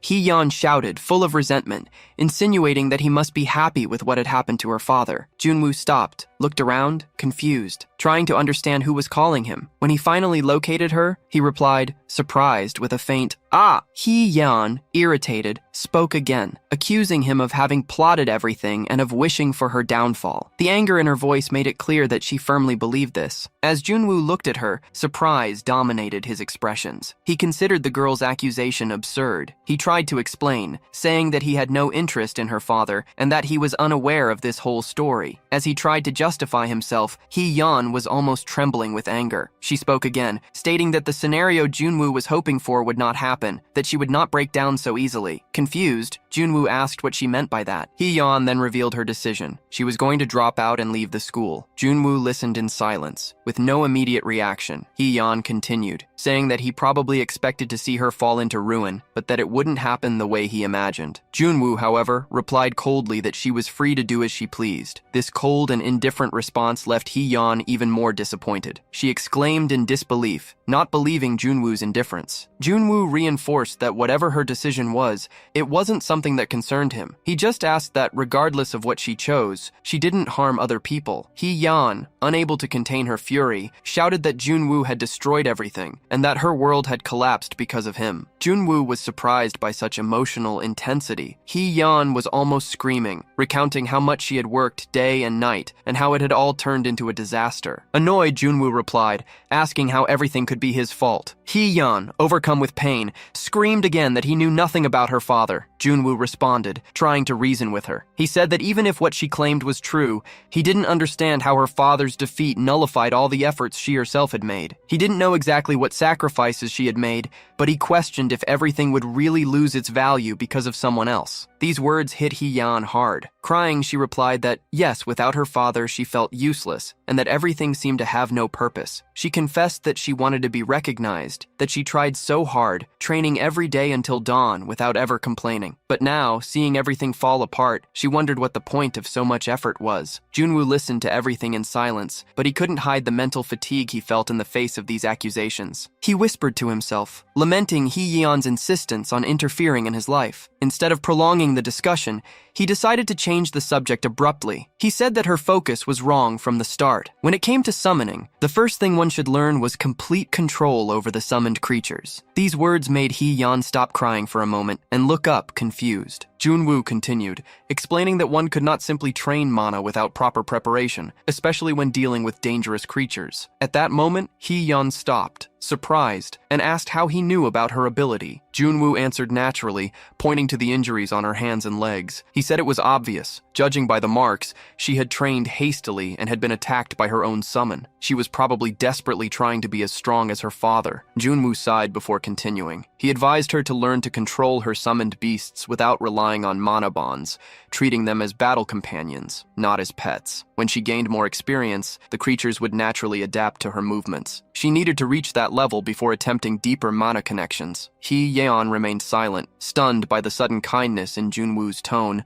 and the weight of his advice. Junwoo, noticing her reaction, asked if she was still listening. Crying more softly now, Yeon replied with hope in her voice. She asked if, by following that path, she could become someone like him. Junwoo answered immediately, denying it without hesitation. He said that question was ridiculous, but after a brief silence, he added that, at the very least, it would be enough for her to surpass her own father. The sun shone on the school building. As he reflected on the situation, Junwoo commented that he had gotten involved and wasted more time than he expected. As soon as the phone rang, he answered and greeted the person on the other end. Then, the voice asked if he was the first-year special admissions student. With a smile, he recognized the voice instantly, despite decades having passed. As he remembered that familiar sound, he felt surprised to hear it again. In fact, it was Go Seok-do who was speaking on the phone. Shortly after, Go Seok-do said that the other had made a smart move, and the young man explained that it was the only way to meet him, as he was a busy person. Next, the man mentioned he had heard about the matter and asked what he wanted. The boy replied that it was nothing difficult, but there was something first. Then Go Seok-do asked if he had any proof against Go Yun-chae, and for a moment, he simply remained silent. Afterward, the elder explained that all location and skill usage records are managed by the support headquarters. With that, he stated that, as head of the headquarters, this information did not serve as proof. However, the boy challenged him, saying that if he was so sure about it, he could hang up the call right then. With a firm gaze, he stated that he would soon find out what he had in his hands when the matter became public. In the end, the other agreed to meet, and he smiled, satisfied with the victory. However, Go Seok-do warned that he couldn't see him immediately, as he was a very busy man. Still, with a smile, the boy declared that he wouldn't wait long. He then ended the call on his phone. After that, he remained thoughtful. As the scene changed, the camera focused on a building with a sign about human respect. Then, Won Chang-so walked out of a door. He then lit a cigarette. Afterward, he took a drag, exhaling the smoke slowly. At that moment, Kan Jung-won greeted him. He introduced himself as Go Seok-do's assistant and offered to escort him to his home. With suspicion, Won Chang-so watched him in silence. Afterward, he commented that he didn't expect the other to come so quickly, and Kan Jung-won confirmed that they had managed to get a substitute sooner than expected. As they walked, he mentioned that the victim refused to testify and that he didn't know why. Won Chang-so then stated that the victim was not his main target and added that the other really didn't understand anything. Finally, he smoked again and commented that the man had accelerated his own downfall because if he had been left incarcerated, he would have survived, but he decided to mess with Go Seok-do. He then threw the cigarette away and muttered that the man was still a child, asking if the meeting date was already set. In response, Kan Jung-won handed him a card, informing him that the meeting would be on the first Saturday of next month at 7 p.m. with the address on the card. Attentively, Won Chang-so looked at the card in silence. Surprised, he said that he was asked to resolve everything without leaving any loose ends, acknowledging the other side's determination. Then, Kan Jung-won revealed that Junwoo had asked to act alone, and Won Chang-so questioned this decision. Lastly, he heard that many people would increase the risk. As the conversation continued, Kan Jung-won added that Junwoo was just a student, which led Won Chang-so, outraged,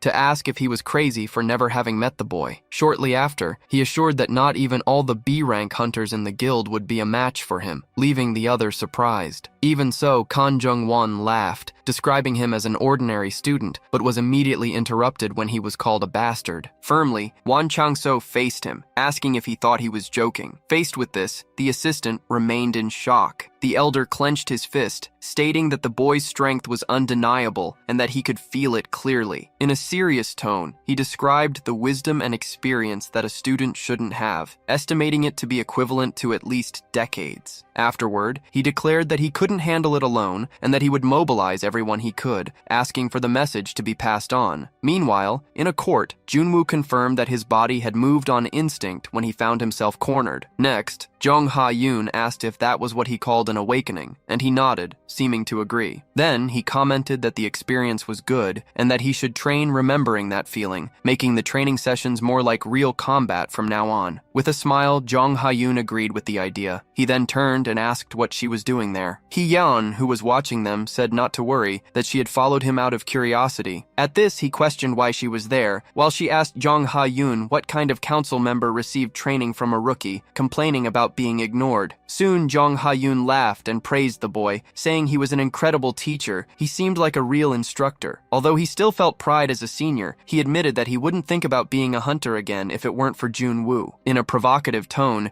he asked Hee-yeon if she had also come because she heard something about him. However, she just muttered something, avoiding Jung Ha-yoon's gaze, who was smiling naturally. Then he said that Junwoo was helping both him and Jung Ha-yoon, and encouraged her to ask for help too, because it would be very useful. In response, the boy stared at him, asking who had decided that. Annoyed, Hee-yeon asked who he thought he was to talk to a student council member like that, but he simply told her to go home, that he didn't have time to look after her. Even so, she insisted, wanting to know what kind of training he did, and if it was different from what they learned in school, which ended up annoying the boy. Suddenly, she ran towards the equipment. She soon exclaimed that it was the wooden sword used in the last combat test, and that it was very heavy. Curious, she asked Jung Ha-yoon if he trained with that, and he just laughed, advising her to be careful not to get hurt. Next, she picked up a glove and wanted to know what it was for, to which he, visibly annoyed, explained that it was for training. With that, he thought she was tiring in a different way from Jung Ha-yoon, while the school gym stood out under the sky. As a training sword was brandished, Hee-yeon asked Jung Ha-yoon if Junwoo had a meeting scheduled with director Go Seok-do, and he confirmed that it would be next month. With that, Hee-yeon held the sword with a surprised expression, while the two watched her in silence. Then Jung Ha-yoon asked if he was nervous, as he was the first student to have a private meeting with the director, but he said he wasn't sure. Even so, he stated that whether it was private or not,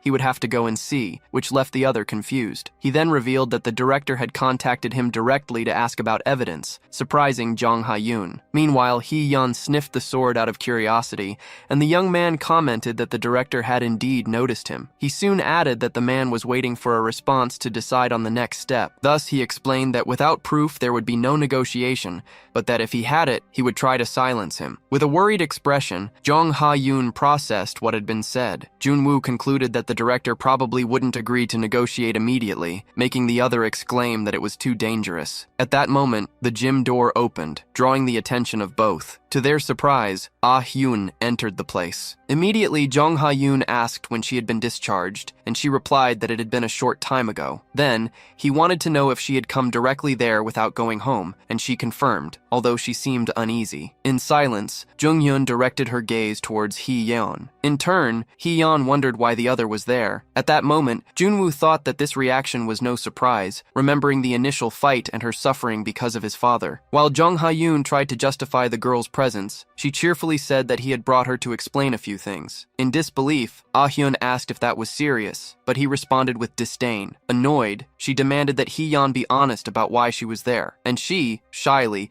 explained that she was seeking advice. She then showed a mischievous smile. In a provocative tone, she asked if the other was jealous, thinking he was her boyfriend, and even called her scary. With that, Ah-hyun got angry, questioning why she needed Junwoo's advice. Surprised, Hee-yeon stared at her. Then, with a dark expression, the newcomer declared that Hee-yeon's father was the famous head of the Aces Guild, but that she could no longer count on his help. Immediately, the girl clenched her teeth in anger, asking what exactly had been said. She then challenged her rival to a fight in the ring if she had a problem, stating that she would not back down since even in her worst state she was B-class, while the other was an E-class nobody. With some irony, Junwoo suggested that they quietly withdraw. Confused, Jung Ha-yoon asked why. Then he said that if they wanted to fight, let them fight. But the other, scared, asked if they shouldn't stop it. With a malicious smile, he replied, asking if he wasn't curious. Thus, as the two faced each other with furious glares, the young man simply said to watch how it would end. As soon as Junwoo gave the signal, Ah-hyun and Ji-yeon got ready with boxing gloves. Shortly after, Hee-yeon was on the floor with a little blood dripping and asked, confused, what had happened. Meanwhile, the two boys were sitting on the floor,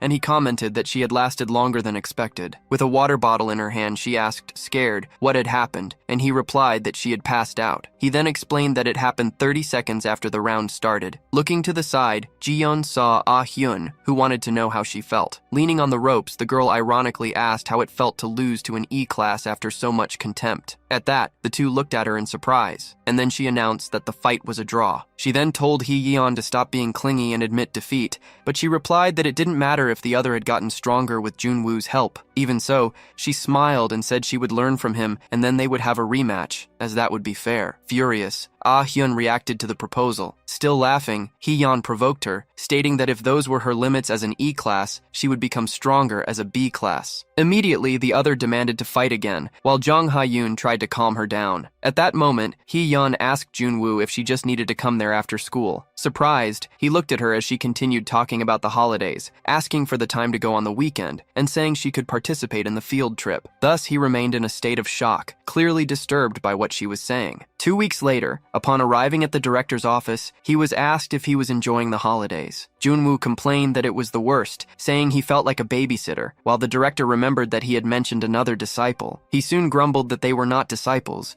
They had just invaded, draining his energy. However, the director smiled and commented that if he hadn't kicked them out, they must have some potential. Although Junwoo thought they could barely keep up with the training, he heard that still, following the captain's methods was already impressive. The director then picked up his coffee cup to change the subject. He soon asked if the meeting with director Go Seok-do was the next day, and he confirmed. Showing concern, the director commented on his plan to leave, but the young man said that the captain knew and that it was already decided. Even so, he explained that there was nothing he could do, as he still had to go. The director then warned that the other man would not accept negotiations, nor would he be content with intimidation. Seriously, he stated that if he were in his place, he would try to kill him. As the director listened to him, Junwoo explained that he wasn't expecting any kind of negotiation from the beginning. He soon revealed that he just wanted to ask him something face to face. He then asked about what he had requested earlier, and the director replied that he remembered. Leaning over the table, he said that he had tried very hard to borrow it. Then, he slid an object in his direction. Firmly, he asked him to use it carefully, explaining that it was a skill weapon that was hard to come by. He confirmed, removing the wrapping and showing surprise. Later, he met with director Go Seok-do, who greeted him by saying it had been a long time since they had seen each other. At that moment, Junwoo was holding the pistol-type skill weapon called Persona. After all, that was the same model the director used in the days of the Subjugation Management Corps. The supernatural pistol-type weapon called Persona was the same one Go Seok-do had used in the past. Curious, the director wanted to know where Junwoo had gotten it, asking if he had taken it directly from Go Seok-do himself. In response, he asked if the director remembered team leader Park Tae-seok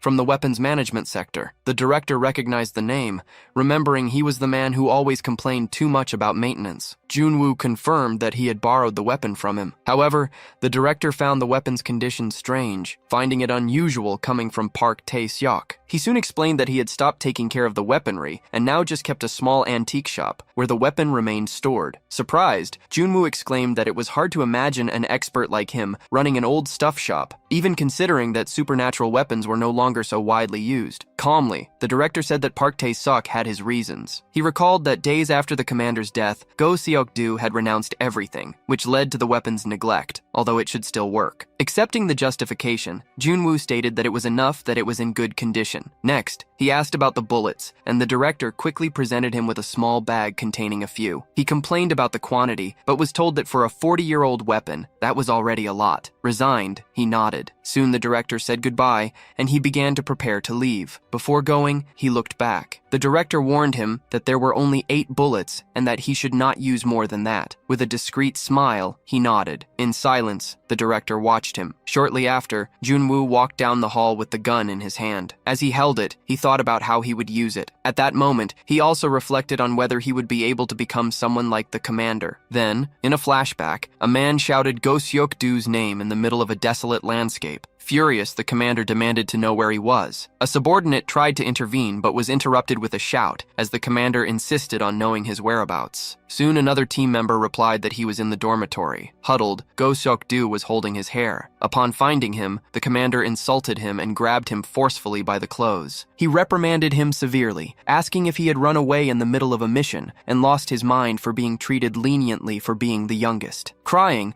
the subordinate replied that In Bayom and Bosik had been injured injured because of him, and that they were just lucky the enemy was only a green monster. Next, the commander threw him brutally to the ground. He reminded him that he himself had asked to fight by his side. Trembling with fear, the young man tried to explain between sobs. With a choked voice, he could only call for the commander. The commander sighed, revealing a silent weariness. Meanwhile, Go Seok-do huddled in the corner of the dormitory, remembering that he had joined the unit at just 18 years old, with a clear reason in mind. His parents had been murdered by a runaway monster, and all he wanted was revenge for them and for his younger brother. After 2 years of training, he was finally sent to Operations Team 5, where he faced a monster for the first time. However, the trauma of the loss was so deep that he could barely stand during subjugation missions. Approaching, the commander lamented having believed he would overcome it and questioned his own decision to have put him on the team. He said that anger could be a good motivation, and so he thought he could overcome the trauma while showing a family photo. But in the end, he acknowledged that he had made a mistake. In a firm tone, he informed Go Seok-do that he was no longer part of the subjugation management unit. Impacted, he asked what that meant, but the commander was direct. It was time to forget about revenge and live as a civilian. He stated without hesitation that he would never be able to get his revenge. On his knees, Go Seok-do pressed his fist against the floor, gritting his teeth in frustration. With a trembling voice, he asked how he could become someone like the commander. With his back turned, he replied that Go Seok-do could never be like him. At that, Go Seok-do remained kneeling on the floor, looking at the shadow projected in front of him. The scene dissolved into darkness, and even there he remained in the same position. A month later, under a clear sky, the unit's building returned to the scene. Terrified, a subordinate ran through the corridors calling for the commander. Not understanding, he wanted to know what had happened, and the young man replied, stammering, that Go Seok-do had returned. Surprised, the commander turned around. Go Seok-do appeared in the courtyard, dragging the bloodied head of a monster. The others watched in silence, in disbelief. One of them recognized the creature. It was the monster that had killed Go Seok-do's family. Then the commander approached and asked if he had subjugated it alone. With his face covered in dirt and exhausted, he looked at him in silence. Shortly after, he swore that he would never run from a mission again and asked to be accepted back into the unit. The commander remained silent for a few moments. Then, he turned to Pyeongchang and asked if there was still a spot. Upon hearing the confirmation, he ordered them to collect his belongings and give him food. Grateful, Go Seok-do simply nodded. He then addressed the team leader, Park Tae-seok. He asked for his help in using the monster's core to create a weapon. In the present, Junwoo observed the persona weapon in his hands. Shortly after, he resumed walking down the corridors in silence. Meanwhile, the director was sitting at his desk, thoughtful. He then reflected on the commander's request to find the best supernatural weapon, the persona. He then looked to the side, still concentrated. With that, he made a call, asking if the person was busy and if there was an urgent request. Next, he greeted Junwoo over the phone. As the sun rose, it was the day of the promised meeting with Go Seok-do. At that moment, Junwoo was holding the weapon, thinking seriously about the situation. He then wondered why the meeting location was coordinates, as if it were a treasure hunt. Shortly after, he checked his cell phone, confirming that he was in the right place. Suddenly, he looked up in surprise at what was in front of him. Before him was the entrance to a dungeon, and he wondered if it was really a dungeon. With that, he understood the reason for the coordinates for the meeting, as no one would agree to go there. Thus, he realized that the intentions were obvious, and that the opponent underestimated him for being just a student. Shortly after, someone approached, saying that he had arrived on time. In response, he gave the person a cold smile. Then he asked where Director Go Seok-do was, and why he was there in his place. The man then explained that the director was not available to deal with high school students. With that, he smiled, thinking that Go Seok-do was playing hard to get. He then questioned Won Chang-so about how he had gotten out of prison so quickly. In silence, he was observed, while the others suggested that the director cared a lot about him. For a few moments, both observed each other without saying anything. He soon asked if prison time had made him quiet, and commented that he had heard about his vacation homework. At that moment, the ex-inmate confirmed that he indeed had a task. Then, he was observed with confusion. Firmly, he said that the task was difficult without contacts and asked if he was prepared. Thus, he wanted to know what he was talking about and if he needed help. In response, Won Chang-so simply pointed to the dungeon entrance. Shortly after, he revealed that the task was house observation. At this, he understood the man's true intentions and how the game would be played. With a smile, he was advised not to be afraid, as they would be in charge of his safety. At that moment, 2 men in caps appeared discreetly. Without a sound, they emerged around him. They then all positioned themselves behind him, who was still on the path. He then heard that safety would be guaranteed,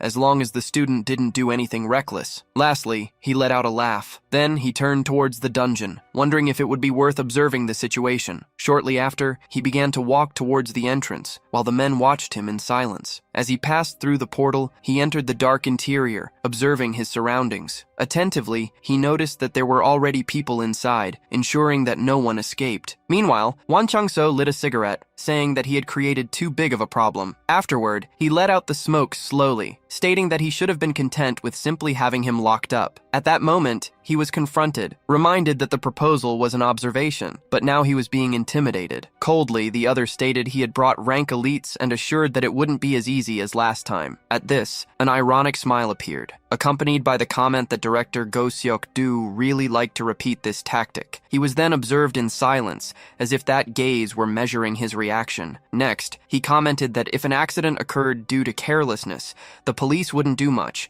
and if the body were thrown to the monsters, not a trace would be left. Then, he received a compliment for his knowledge, though he was asked if he believed that logic only applied to him. In response, he maintained a dark smile on his face. This caused surprise in his opponent. Immediately, his weapon was equipped, revealing the persona. He then aimed it and asked if they really believed he could be defeated by that number of people, showing the 8 remaining bullets. Next, he pointed the weapon directly at the opposing men. In response, Wan Changso laughed at the situation. Soon, he let out a loud laugh, looking at the weapon with contempt. Ironically, he mocked, questioning if he thought he could face him along with the elite hunters of the Aces Guild, using just that worn-out weapon. Faced with the provocation, he got angry, wondering what was wrong with that man. Shortly after, the other laughed until he wiped away a tear. Then, he heard, surprised when he was told that he was not just an ordinary bastard. With that, the tone changed, and a new proposal was made, something unexpected. He was then confused to hear that they should reach a real agreement. Finally, his surprise grew upon hearing the direct question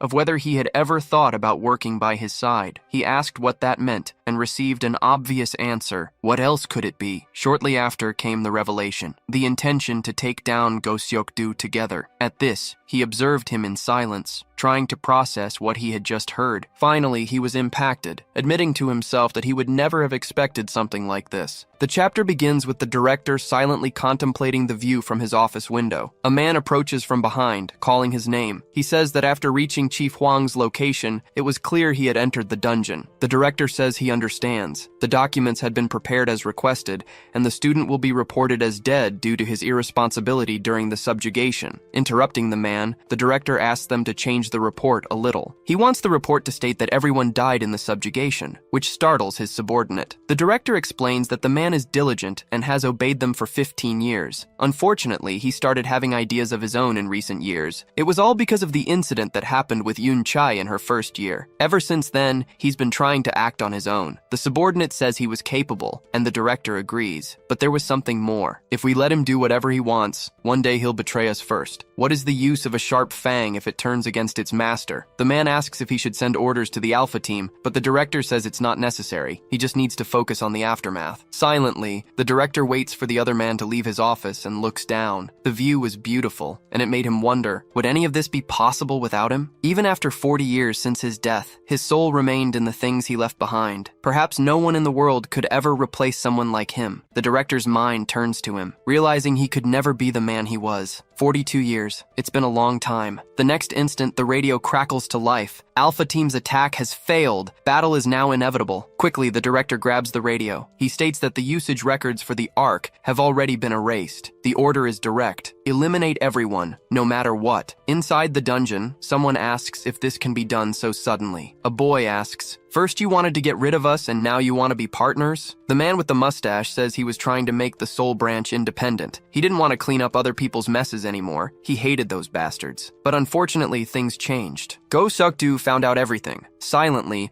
the boy watches, waiting for the man with the mustache to say more. He says to his group that now they only have 2 choices: continue cleaning up the association's filth or die doing the same thing. Curious, the boy asks if he intends to take down Seok-do before that happens. Stepping closer, the man with the mustache says yes, and that he knows the boy shares his goal. Extending his hand, He says they should take what they both want, together. Smiling, the boy asks if asking him for help doesn't hurt his pride. Laughing, the man with the mustache says he's no ordinary person. He says if the boy can find anyone else like him, he should bring them along. This makes the MC think, maybe the man with the mustache is right. Maybe he isn't ordinary. A little embarrassed, the man with the mustache says he needs to be honest. No matter how hard he tries, he just can't see a way to eliminate the MC. With a straight face, the MC remarks that he sounds very confident. The man with the mustache replies that experience gives you a certain feeling for these things. With his hand still outstretched, he asks again for the MC's decision. Observing the man with the mustache, the MC remains silent. The next instant, he extends his hand, and the two of them seal the deal. Pleased, the man with the mustache says he's made a good decision. The MC then pulls the man's arm towards him, startling him. A fire projectile grazes over the top of the man's head. It hits a wall and an explosion erupts. Looking at the mustached man's group, the boy says, "It seems your subordinates don't know about the deal you just made." One of their hands is still smoking. He contacts the director, telling him that the attack had failed and they would have to fight. Hearing the orders, the man says he understands and will obey. Leaping to his feet, the mustached man starts cursing at his own group. 6 men stood there, ready to eliminate them both. This was far too dangerous. Every single one of them was handpicked by him, which would make taking them all down at once extremely difficult. Startling the mustached man, the MC says he likes the idea of taking down Go Seokdu. However, there was one condition. The mustached man had to work under his command. Nervously, the mustached man asks if he really wants to talk about this in a situation like this. Still, the mustached man is overcome with a sense of victory just by being on the MC's side. He then grits his teeth into a grotesque smile. Preparing for the battle, he says that kids these days have no respect for their elders. One of the men charges at the MC, but he barely seems to react. With his persona weapon equipped, he fires a single shot that strikes the man perfectly. The shot wasn't fatal, but the enemy drops to his knees, trembling. Only 7 bullets remained in the MC's gun, but he wasn't worried. He stands before the enemy he just shot, but doesn't even bother to look down at him. Instead, he simply repeats that kids these days have no manners. It was a dark night in the middle of a forest. Jong-hyun was hidden among the bushes, checking the coordinates that had been sent to him. Earlier, he had received an order from the director to follow Junwoo and look after him. The director explained that it wasn't about worrying for his safety. He just needed to stop the boy if he ever crossed a line he shouldn't. Nervously, Jong-hyun scans the area, thinking about the director's words. Junwoo had already crossed that line dozens of times. Finally, he seems to have found the location he was looking for. The meeting spot was a cave. The brunette appears behind him and asks if that isn't a dungeon. A blonde girl quickly appears, saying she can't believe this is the meeting spot. It's so weird. They notice some strangers at the entrance, at least 15 of them. Watching carefully, the blonde asks where Junwoo is. It looks like he's already inside. She wants to go in and help him, but the entrance is too well guarded. The two girls start arguing, while Jong-hyun watches in disbelief. Frustrated, he tells them to stop fighting or they'll be caught, but they just seem to argue even more. The boy starts to wonder if he should have just come alone. He had been monitoring the situation on his phone, and after asking them one simple question, he ended up like this. Jong-hyun again tells them to stop fighting, and the blonde asks if they're just supposed to wait there. Something catches the other girl's attention, and she gasps. She recognizes one of the men there. His name is Seokjae. The boy asks if she knows him, and she replies that he's a member of her father's guild. If that's true, then he must be from the Aker Guild, but this only gives him a bad feeling. Watching the man's movements, Jong-hyun finds the whole situation even stranger. Several men suddenly start running into the dungeon. This makes the boy nervous, and the blonde girl asks what they should do now. The other girl quickly stands up, saying they have no choice, but Jong-hyun still thinks it's too dangerous. She doesn't seem worried at all, since she's known those men for years. One of them even gave her a laptop as a gift when she joined the academy. The girl approaches this Seokjae and greets him, startling the man. He asks Ji-yeon what she's doing there, and she claims she got lost but happened to find him. Curiously, she asks what he's doing there. Is he on a subjugation mission? He suddenly gets a message on his radio and tells her to wait a moment. Apparently, someone on the other end gives an order concerning her because he protests, leaving Ji-yeon confused. In the next instant, electric magic is cast, and a paralyzing rope catches the girl completely by surprise. The girl falls to the ground as another man appears. He asks what she's doing here, then reveals she's the daughter of director Hwang Chang-soo. He doesn't know how she found this place. It's not like her father told her about it. He tells the other man to hurry up, saying he'll take care of things here. And so, the man leaves. Furious, the girl starts screaming at Seokjae, while he just gets more agitated that she's here. Unfortunately, he starts casting another electric spell, and this time, it doesn't look like it's just meant to paralyze her. As he's casting the spell, something catches his attention. A projectile pierces the palm of his hand, leaving him confused for a moment. Looking back, he sees someone casting a fire spell. Quickly, the other girl, the blonde one, lands a direct hit on Seokjae's face. He's thrown backward into a wall, startling some of the men standing there. Jong-yeon appears and manages to free Ji-yeon. They were there to save her. His colleagues ask if he's okay, but he just tells them not to let the kids escape. One of them conjures a giant hammer with his magic, and alongside the other, they get ready to finish off the kids. Jong-yeon nervously warns them that this is real combat, so they need to be careful. The man with the hammer charges forward, while Ah-hyun and Jong-yeon take their positions. With a single leap, he's in front of the kids, ready to bring his hammer down with full force. The blow shatters the ground, but he fails to hit them. Jong-yeon gets nervous. If they get hit by that, it's game over. Leaping into the air,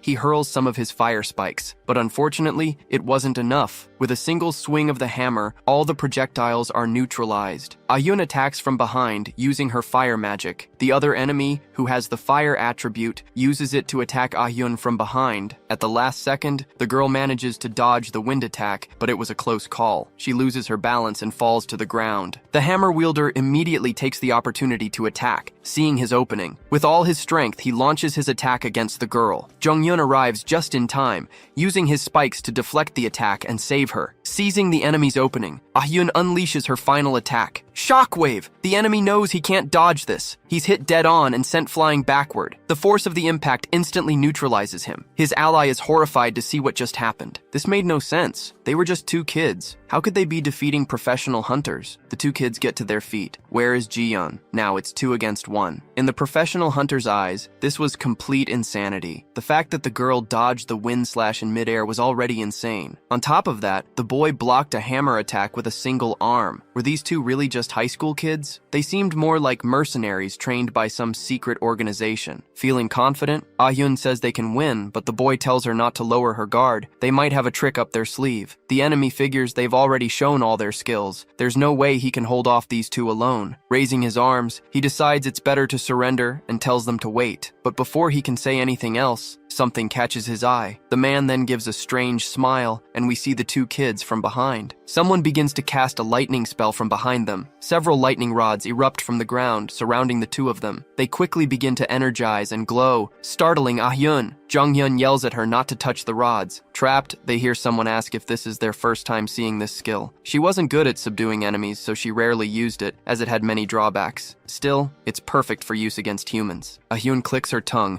saying she should have made sure he wouldn't be getting up anytime soon. The Wind Hunter approaches, thanking his commander. He admits he let his guard down because they were just students, but he won't make that mistake again. Remembering Ji-yeon, he reports that she managed to escape, but he no longer cares, and says he'll just request a search for her at the mountain's base. The two kids overhear this, and Ah-hyun calls Ji-yeon a coward for running away. The next moment, someone casts a summoning spell and attacks the two adults by surprise. One of them is pushed back, right toward the electrified rods. The moment his body touches the rods, he's electrocuted. Ji-yeon appears, irritated, asking who said she ran away. The boy is terrified to see her, but Ah-hyun asks where she's been. She complains that she was shaking off the paralysis, just as her acquaintance tries to attack her again with his electric magic. A shower of lightning bolts heads toward the girl in her summon. She quickly dodges all the projectiles, with her monster leaping around. She finally neutralizes the enemy, who is impressed by her growth. Furious, she tells him to shut up and release her friends. Now! He just laughs, as he had no such intention. On the contrary, he begins to cast a judgment spell to eliminate them both. The rods start to glow even brighter and emit more lightning. They were running out of space and huddled together to avoid the damage. Furious, Ji-yeon asks what he's done, and he tells her that if she doesn't surrender in the next 3 minutes, her friends will be fried. The man makes it clear he won't give in, not even under torture, because he was also desperate. In a desperate attempt, Jong-yeon asks the girl to destroy the Ark. The enemy says it's no use. It has enough mana to last for 10 minutes. If she destroys the ability, she'll only destroy the one way to deactivate it, but she's free to try if she doesn't believe him. He quickly apologizes for what he did before, saying he didn't want to eliminate her. If she surrenders, he says he can guarantee her safety and that of her friends. What will she do? This puts the girl under extreme pressure. Her summon stops biting the enemy, and he tells her she's made the right decision. He asks her to cancel the summon, but before he can finish speaking, the girl stomps on his arm. He lets out a loud scream of pain. She had shattered his bones. She leaves him screaming and realizes he really wasn't bluffing. The trap couldn't be deactivated easily, and this makes the other two even more desperate. Jiyeon then says she's going for the arc, which confuses them. The girl explains that she'll use her summon to remove the rods. Calling her an idiot, the commander says it's no use.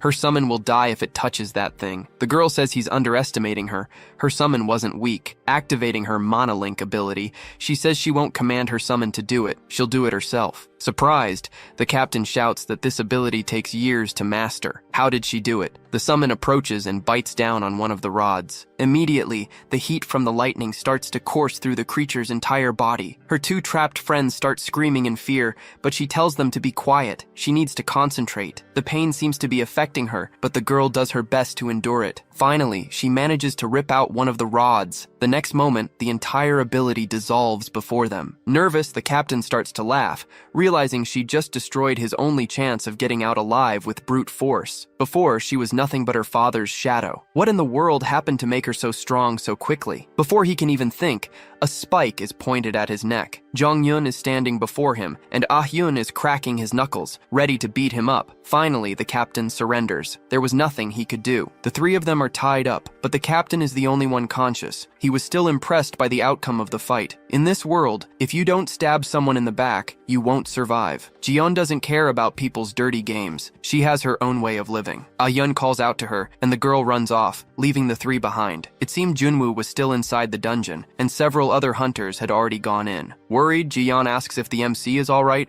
but everyone there trusts that he's fine. Still, they had to go in and help him, because he rarely ever needed it. Professional hunters are rushing towards the MC. They shout that they can't give the kid and the man with the mustache a chance to move. Quickly, several of them start casting various spells from different elements. The sheer amount of magic causes a massive explosion. The dust begins to settle, and we see that someone is still standing. With his weapon, Persona, equipped, he activates Time Out and starts firing. Two enemies are hit, but they aren't necessarily injured. Quickly, the MC approaches them while they're still falling to the ground. It was as if the two of them were frozen in time. The kid walks between them and places his hand on one of the enemy's shoulders. With a simple movement, he shoves the guy backward. He falls to the ground completely defenseless. The others are shocked by the kid's ability and wonder what's going on with his weapon. The ammunition could paralyze a target for a short time. The only drawback was its 1-meter range, but against this mob of idiots, that was hardly a problem. All the enemies prepare to attack, but it won't be enough. In one swift move, the MC dashes past them, neutralizing them all. They all shout to get him, but they weren't faster than him. No one could land a hit. Outside the circle of enemies, a sniper appears, activating his skill. He says he's finally got the bastard and uses his pinpoint skill. The bullet is heading towards the MC, and it seems to be in his blind spot. Like Saitama, he whips around and spots the bullet coming right for him. He easily dodges the attack. Everyone is stunned by the kid's speed and reflexes, and they begin to attack him even more desperately. One of them tries to use a lightning skill, but the MC dodges and finds an opening. Taking the opportunity, he grabs the enemy and easily takes him down. Falling to the ground, the enemy roars in pain. Junwoo grabs the guy by the leg, which leaves the man slightly confused. With a crazed look on his face, he does something that makes the hunter scream in pain. Seeing 7 of them defeated in a single instant was terrifying. They needed to retreat immediately. It was already too late. A summoning spell conjures a mountain lord behind them, and it was gigantic. One of them starts screaming in despair, and the man with the mustache says he didn't even need to join the fight. Still, these guys were incredibly annoying, which makes him want to finish them all off right there. The Lord attacks with full force, wiping them all out in a single strike. Screaming in desperation, they begin to cry for help. They were all strewn across the ground. It was a complete massacre. Stepping on one of their heads, the man with the mustache says he never thought he'd be betrayed by this bunch of idiots. That's why they say you shouldn't raise black-haired beasts. And the MC adds that Seokdu already knew about their move and decided to act first. Lighting a cigarette, the man with the mustache says there was nothing to be done. The old man was quick to adapt to situations. Then he thinks about Seokjai and wonders if he's also one of the traitors, which was true, but he didn't know it yet. Someone activates a weapon skill, and an instant later, a sword flashes. The strike catches the attention of the man with the mustache. In a single strike,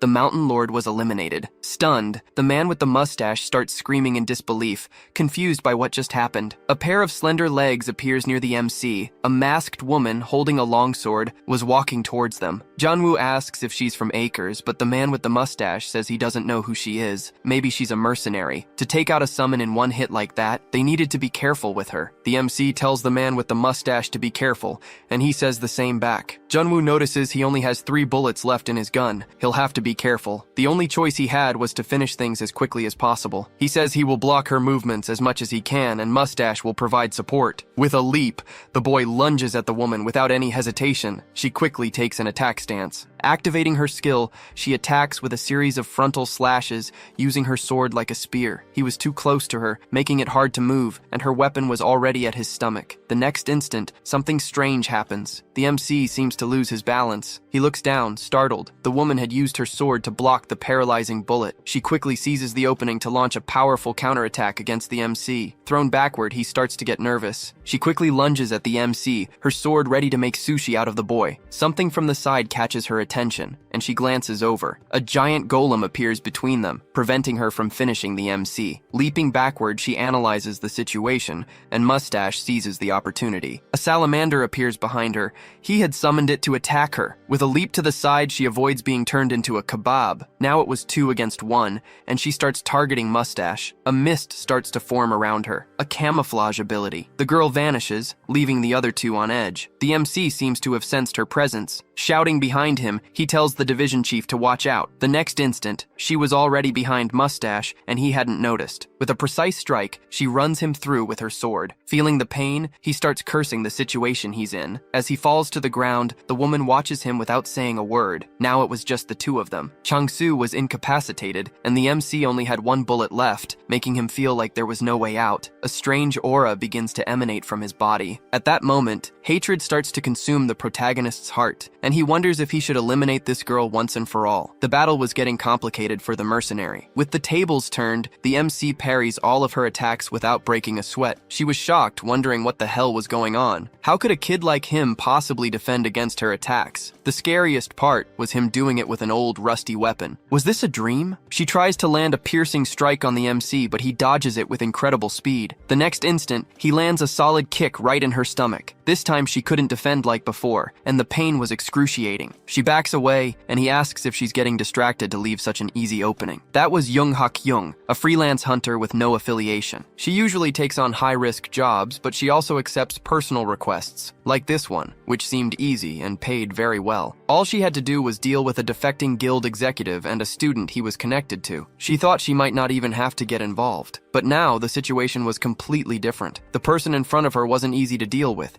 He was an extremely dangerous fighter. Thrusting her sword into the ground, she begins to cast a new ability. Once again, a mist begins to envelop her body, allowing her to camouflage herself. The MC looks around, instantly realizing the mercenary's intention. In this thick mist, no one could see their surroundings, but she had the ability to see everything inside it, so she felt she had the advantage. The sound of the grip on his own weapon, the sound of his left foot moving quickly forward, and even his softest breath was detectable to her. Rushing forward at full speed, she thinks this is the end for the MC and uses her shadow offensive skill. Now was the time to end it all, before he could even realize what was happening. Junwoo lets out a sigh and with a small laugh says, "It's been a while." Hak-young delivers her final blow, aiming straight for the MC's neck. Her expression is one of shock at what she sees in front of her. There was nothing there. This leaves her extremely confused and terrified. She didn't feel her blade cut anything at all. The MC then begins to walk. Quickly turning around, Hak-young gets into a defensive stance. She strikes again, and this time, it seems like she hit something. Confused, her eyes widen as she tries to understand what's going on. All of her attacks are being deflected by the MC, as if the mist didn't even exist. The protagonist's fist flies straight towards its target. He smashes the mercenary right in the face. She can't even process what just happened. She quickly tries to use her sword to slash whatever is in front of her. Looking from side to side, she grows even more desperate and confused. The scene changes, and now we see what looks like a public square. A younger Hak-young was shocked to learn that her master's sea mist technique didn't work. He thought it had worked at first, but soon his enemies began to read the flow and sounds of the mist. All the senses he had spent his entire life honing were surpassed in mere minutes. It was as if his entire life's work had been denied. This story leaves her stunned. She wonders who it was, and her master points to someone, saying you'd have to be at that level to break his technique. The hero's bust was right there in front of them, as if it was always waiting to be pointed at. His name, Kim Jun-woo. The master begins to walk away, saying he never wants to go through that experience again. That mist was supposed to be his exclusive battlefield, but it wasn't anymore. At that moment, it had become the most dangerous place in the world for him. Trembling, Hak-young thinks that this makes no sense. It took her 10 years to learn how to master this technique. How could a child have surpassed it so quickly? Was he Jun-woo reincarnated? It was impossible for this to be true. There was no way this could be real. She had been taught that these senses couldn't be learned by just anyone, especially not a child. The girl continues to slash the air desperately, trying to hit anything. In the next instant, Jun-woo was already behind her, and she seems to realize it. With a single kick, the MC sends her flying. Thrown to the ground, she begins to groan in pain. She quickly recomposes herself and kneels, pointing her sword forward. The MC approaches, saying she did her best to hide her presence, but with the air moving like that, it was pointless. She finally realizes he wasn't just listening to the sounds, but also feeling the vibrations in the air. This was the level of mastery her master had told her about. The girl lets out a soft laugh and then dispels the mist. The MC asks if she's planning something else, but she says no. She's simply admitting she was at a disadvantage in the mist. Confidently, the MC then asks if she thinks she has the advantage now. Charging forward, she says they're about to find out. Drawing his weapon again, he manages to parry the mercenary's strike. His identity didn't matter. She knew she had to do something about him. All that was left was to bet everything on a single strike that would finish him for good. Drawing her sword from her back, she prepares herself. With all her speed, she tries to pierce the boy, but he dodges again. Taking advantage of the opening, he kicks the girl in the back. Something catches Jun-woo's attention. She had managed to grab his weapon. She says she knew something was wrong. If he has a gun, he should be shooting it, not using it as a club. It was as if he was saving one last shot. Pushing the gun upwards, she pulls the trigger. He ducks his head, and the bullet flies right over him. The last paralyzing bullet. This makes the MC realize that he's now in deep trouble. Staring at him menacingly, she says she no longer has to worry about his gun, so he'd better prepare for the worst. Without a hint of concern, the MC says that's the problem with kids these days. Firing another shot right into her stomach,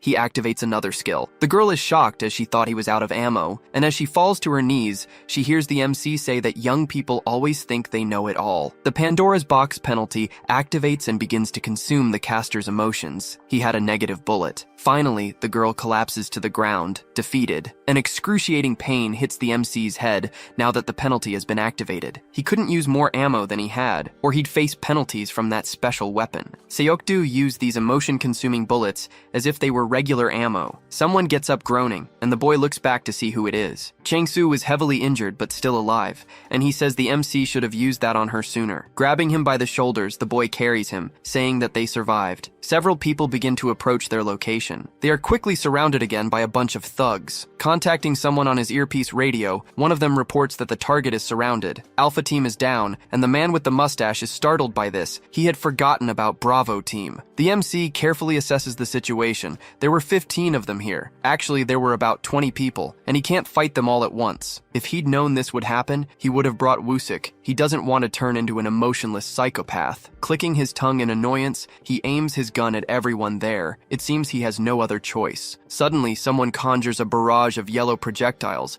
hitting all the men from Bravo Team. A fire spell appears as well, hitting several of them from behind. Watching this scene unfold, all the MC can do is call Woosik a bastard. He mutters that he shouldn't have mentioned him, and just like that, we see the two kids there for the rescue. Furious, the professional hunters regroup to counter the surprise attack. Ah-hyun and Jong-yun charge forward to save the MC. Gang-soo asks if the MC called those kids here, but he says no, this place is far too dangerous. Looking at them, the man with the mustache has a strange thought. That one-armed boy is even stronger than before, and he still has so much more room to grow. The other girl was also at an absurd level. Looking at the MC, Gang-soo can't help but wonder if their power is Jung-woo's doing. One of the enemies lunges at Gang-soo with a giant claw. He panics, knowing he has no way to defend himself. A firefox appears between the man with the mustache and the enemy, blocking the attack. Finally, we see that Jiyeon was also there with them. Anxiously, she asks if Jung-woo is okay. Then, looking more closely, she sees her father. Gang-soo is just as shocked to see her. He asks what she's doing here, and she asks him the same question. Seeing the wound on her father, she asks if he was involved in all this. He replies, how could she even ask that looking at his injury? Helping him to his feet, Jiyeon says they need to get out of there as soon as possible. The MC then tells her to be careful with her father's injuries, and Gang-soo looks surprised. Seeing the MC carrying Hak-young, he asks why he's doing that. The MC replies that he still has business to settle with her. Two enemies rush in, shouting not to leave any survivors. Jiyeon once again calls on her summon. Performing a magic link, the creature begins to attack the hunters effortlessly. The man with the mustache asks why she did that, but she just tells him if he has time to talk, he has time to keep moving. This answer leaves the girl's father speechless. For the past few years, he has been working for his group's independence. This made him distance himself from his family and relationships, focusing on escaping Seokdu. The only person who stayed by his side was his daughter, but he never had time to support her as she grew up. While he neglected her, she ended up growing up largely on her own. The old man starts to praise the girl, as if he were on his deathbed. She says she always wanted to hear those words from him, even if it was just once. But now, that's changed. Those words don't move her anymore. Gang-soo is embarrassed, but says nothing. Finally, they catch a glimpse of the exit's light and start moving as fast as they can. Several men were still running after them, chasing Ah-hyun and her friend. They couldn't let themselves be caught, and Ah-hyun says she'll slow them down. With a combined technique, she creates a fiery earthquake that throws several men back. Shouting, Jung-hyun says that's enough and calls for her to escape too. Before she could go, one of the hunters manages to grab the girl. She falls to the ground, and the boy is terrified to see it happen. His sword was at Ah-hyun's neck. With a hostage, he orders everyone there to stop running, or she won't see another day. Yelling, he orders the guys to put the ark on the ground and raise their arms. In the next instant, a projectile hits him right in the shoulder. Junwoo fired at point-blank range, but says it's still hard to hit a target who's holding someone else. Another penalty is applied,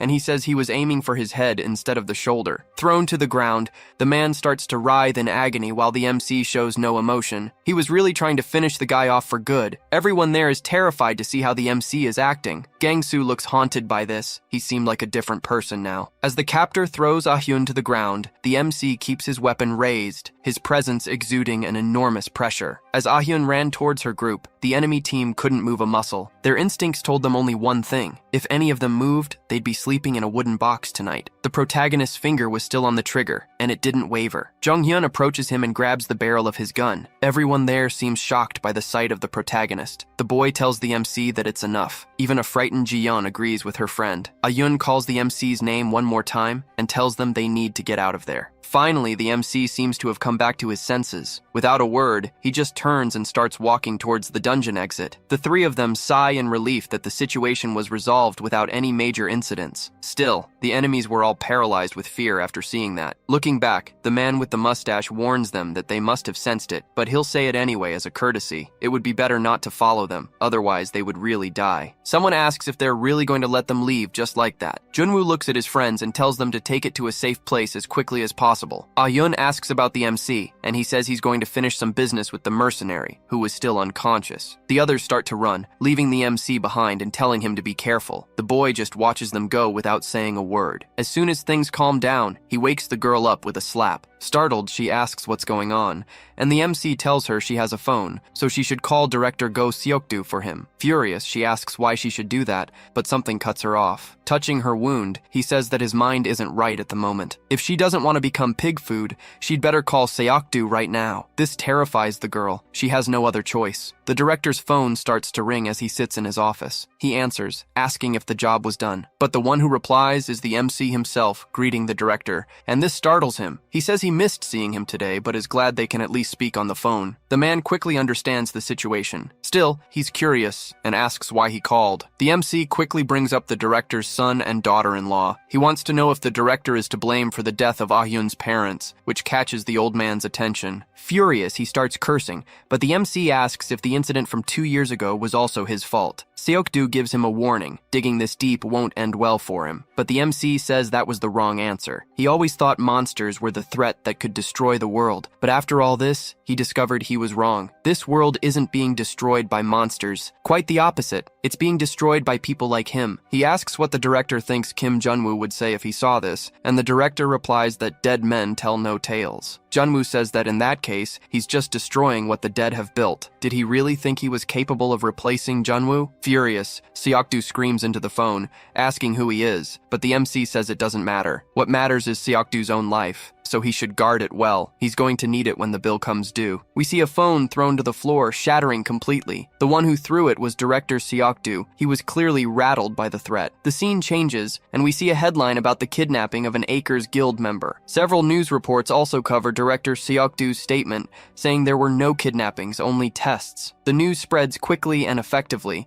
which leaves Chang-soo frustrated with the strategy they've adopted. They were trying to bury the whole story, and it was frustrating because they hadn't gained anything from it. Junwoo says they at least gained the commander, but Chang-soo tells him to save that line for his girlfriend. Curious, the man with the mustache asks what their next step is, and he says they need the media. Their next target is the Dungeon Daily. Chang-soo starts laughing out loud in the middle of the street and calls the MC insane. The company's VP is on the first-year parents committee, and the man with the mustache knows his son. Junwoo says he'll give him the details later, but to stay in touch. Now, they were going to start an all-out war against Seokdu. It seemed there was no other solution. The old man says he wasn't expecting anything different. Ever since the guildmaster showed up, he realized his retirement wouldn't be peaceful. Junwoo notes that he seems to have used the special rounds, and the old man comments that's what Jung-hyun told him to do. Smiling, the old man says he doesn't need to worry. It would only be a problem if he used them casually, like what happened with Seokdu. After his master died, he got worse, and started surgically removing his emotions. Junwoo tries to say his situation is different, that he didn't choose this, but the old man says he just needs to be careful. For a moment, the two stand in silence. Then, the old man suddenly asks if he's finished his vacation homework, which makes the MC nervous. The two start to argue, since the boy hasn't done any of it yet. If he keeps this up, the old man will start charging the guildmaster for the use of weapons and ammo. Furious, the MC calls the old man a bastard. He doesn't want to get in trouble because of him and asks what the price is. 100,000 for the weapon and 420,000 per round,